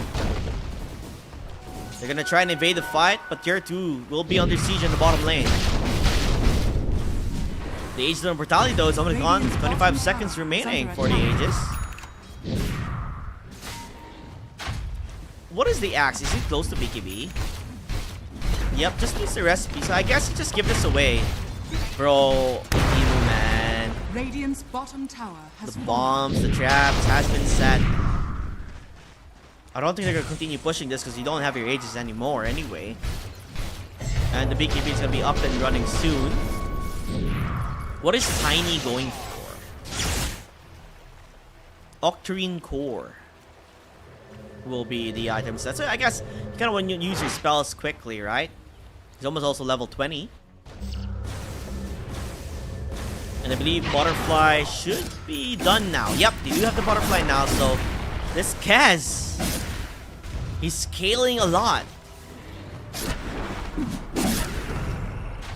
Now hoping to get a Blink Dagger next. I don't know if Snapfire is going to be noticing that there was indeed a Observer Ward there, but it looks like they want to go for a play here with a vision that they have. Oh, it's a Snap again! He's just been getting found out one after another, could not even stay in the lane. He needs to find a way to put the sentries, like, showing yourself and dying kind of sets back your team here. As the Assault Cuirass is almost done. Wait, a jump in the mid? Is that what I see here? Storm? On towards the Tiny? They're looking to get the towards the Tiny, but they have a way to stop it. They even have the Golem, they need to use it, and they do. Tiny's rather low, but they get killed towards the Techies. But that's only the Techies. Where's the entirety of the team? Still not ready. Oxen up next for grabs. Currently being controlled by the Storm Spirit, and the Void is here. They've just been finding pickoffs. Those fights, I don't know, it should have not been happening. Now Kez is next. They're looking for him. They want to find him, but he's able to at least run away, almost with a Blink Dagger as well. They need to wait for their team here. Faces Void. What is his next item though? I see a Demon Edge. Radiant's top tower is under attack. They're walking in. Tier 2 top tower will be gone and demolished. 8k gold lead now for Axmina. With an Assault Cuirass, that's massive. Also getting the Shrine of Wisdom. Oh, he actually backs down. Ooh, do you want to give it to the Storm Spirit? If he gets his level 25, that's gonna be massive for them. 2 times overload attack bounce. If the supports were already having a hard time, what more will this be? The shard will be next for grabs as well. Who's gonna get the shard here? It's gonna be the Jakiro. Now with the vision that they have, they see the Void on top. Okay, Void is most likely to be in trouble here. Needs to run out. They have to call on towards the axe. They find it. They get it. The stun is there. The control is enough. Faceless Void gets found. Very important kills here. Just to save a bit more time for the team. Oxen? Is he gonna jump? He sees where Emu is. Decides not to. He does have the BKB now, but an amplifying damage. Is the Storm Spirit level 25 now? If he is, it's gonna be very scary for them to go for a fight. And he is level 25. With a shield rune and the amplifying damage. Has been killed. If they go for a fight, that could be massive. But no buyback yet on the Faceless Void. Has fallen. Radiant's bottom This is the tower time for them to go for a under attack. push. There's no Void or whatsoever. We also have the upheaval to stop them from going way too aggressive. Even with the macro higher, that's not gonna stop the aggression. They're getting ready, and they're getting the first lane of racks. Massive here. But the damage. Oh no! They had the burst with the amplifying! Now they're scattering and they're bouncing out with the damage from Demonio! It's a lot to control, a lot to handle. It's time to run away! Will they run away? Yes, they are. But with what cost? They lost their carry so quickly because of the amplifying damage. That Storm that just jumps, the Techies that just jumps. They could not do a single thing.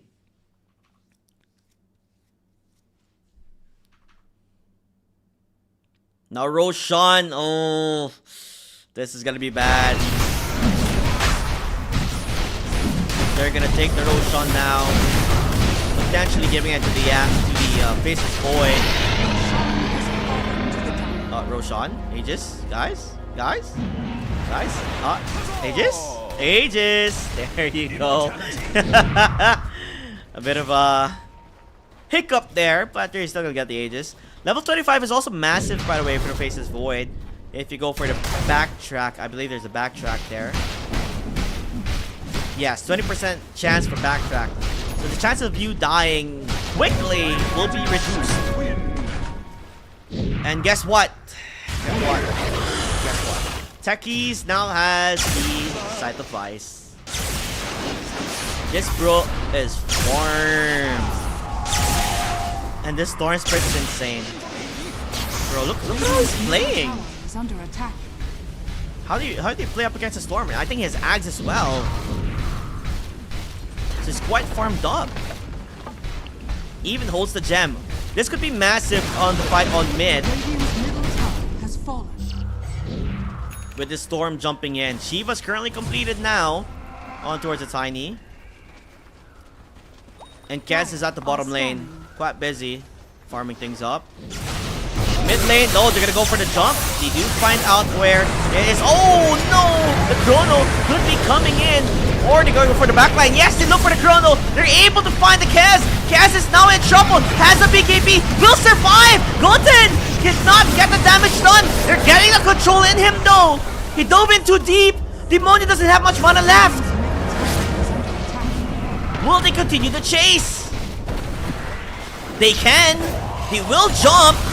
With the call as well, but there's no more BKB. The Hex is currently being used. They need to save this Kaz. His dead is gone. They do have buybacks. They have to use it if they want to go for the final defense here. But it's just two supports. Maybe they shouldn't have jumped. They didn't have a BKB on Kaz, and Emu with that side of Vice, surprising him. Demonio jumping in, getting ready. This guy, Storm Spirit, built differently. Aiming now for Mega Creeps. Even Satanic being fought by the Dawnbreaker. Full hit build. No, he doesn't need to do anything else, but he does his job well. Radiant's top barracks are under attack. Faceless Void, I don't know, man. You killed him once, that was a great pickoff. But afterwards was a whole disaster. Radiant's bottom barracks are under attack. Radiant's bottom As Mega Creeps will be there. now have victory. Axe will be alive in a couple more seconds, but they're just gonna disengage. Like, what's the point? Do they even need to go for a fight? Like a quick replay to see on what transpired there will be shown. They got initiated upon, but they forced it out at least. And then Void finding the fantastic Chrono at the back end of things. Tiny does indeed look like he was being caught off guard on the other side of it, and he does die. But the major kill will be on the Void. And then they should have just disengaged, played it a bit more safer. Because Storm Spirit didn't necessarily have a lot of mana left, right? But then they initiated again afterwards. With the Kaz taking charge. It wasn't even the Axe that took charge. He gets hexed up after the cookie. And then dies afterwards. It felt like the team was not in sync with the decisions currently being made. But now, smoked up. Let's see if they can find a major kill. There's only Jakiro who's in mid. He's the only one they see. You saw him blink over. Things up. Oh, this could be big. They're baiting out the Storm. No, doesn't seem like it. They see the Storm though. This will be big. Get the stun. They have the call. Gets tossed a bit. The call is there. The damage is enough. Storm is found. Buyback currently being used. Tiny dies from the bombs. It's just Techie's doing Techie's things. As the Kaz will be found and dead. Meanwhile, to the other side, Baidu not even dying. Even at a fraction of my bet. We do have buybacks here, but GG has been called. They just couldn't do a thing. Fantastic play here from Max Mina, as GG was called. That entire fight, if you see the Tiny, he's just running away. You know what kills him? Techie's Mines. That's insane. That is just insane. You couldn't even get a pick off on towards the Dawnbreaker.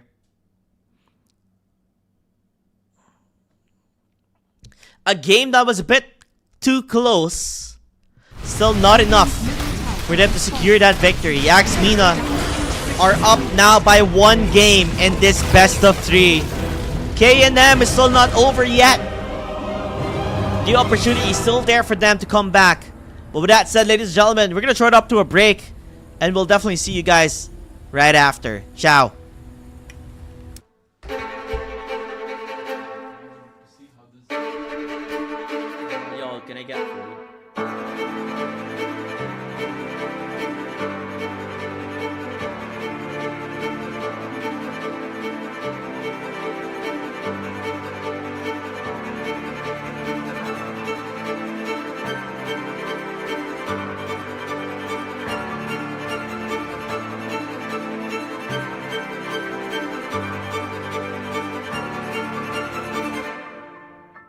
Yeah, now manual.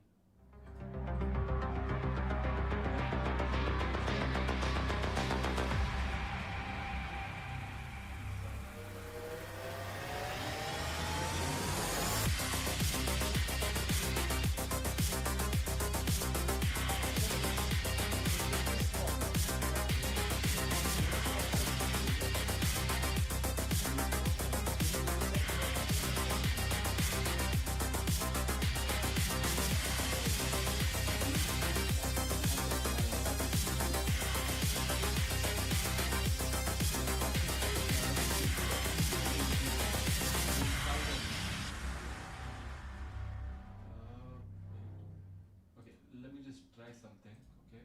Go try. It was best of 3.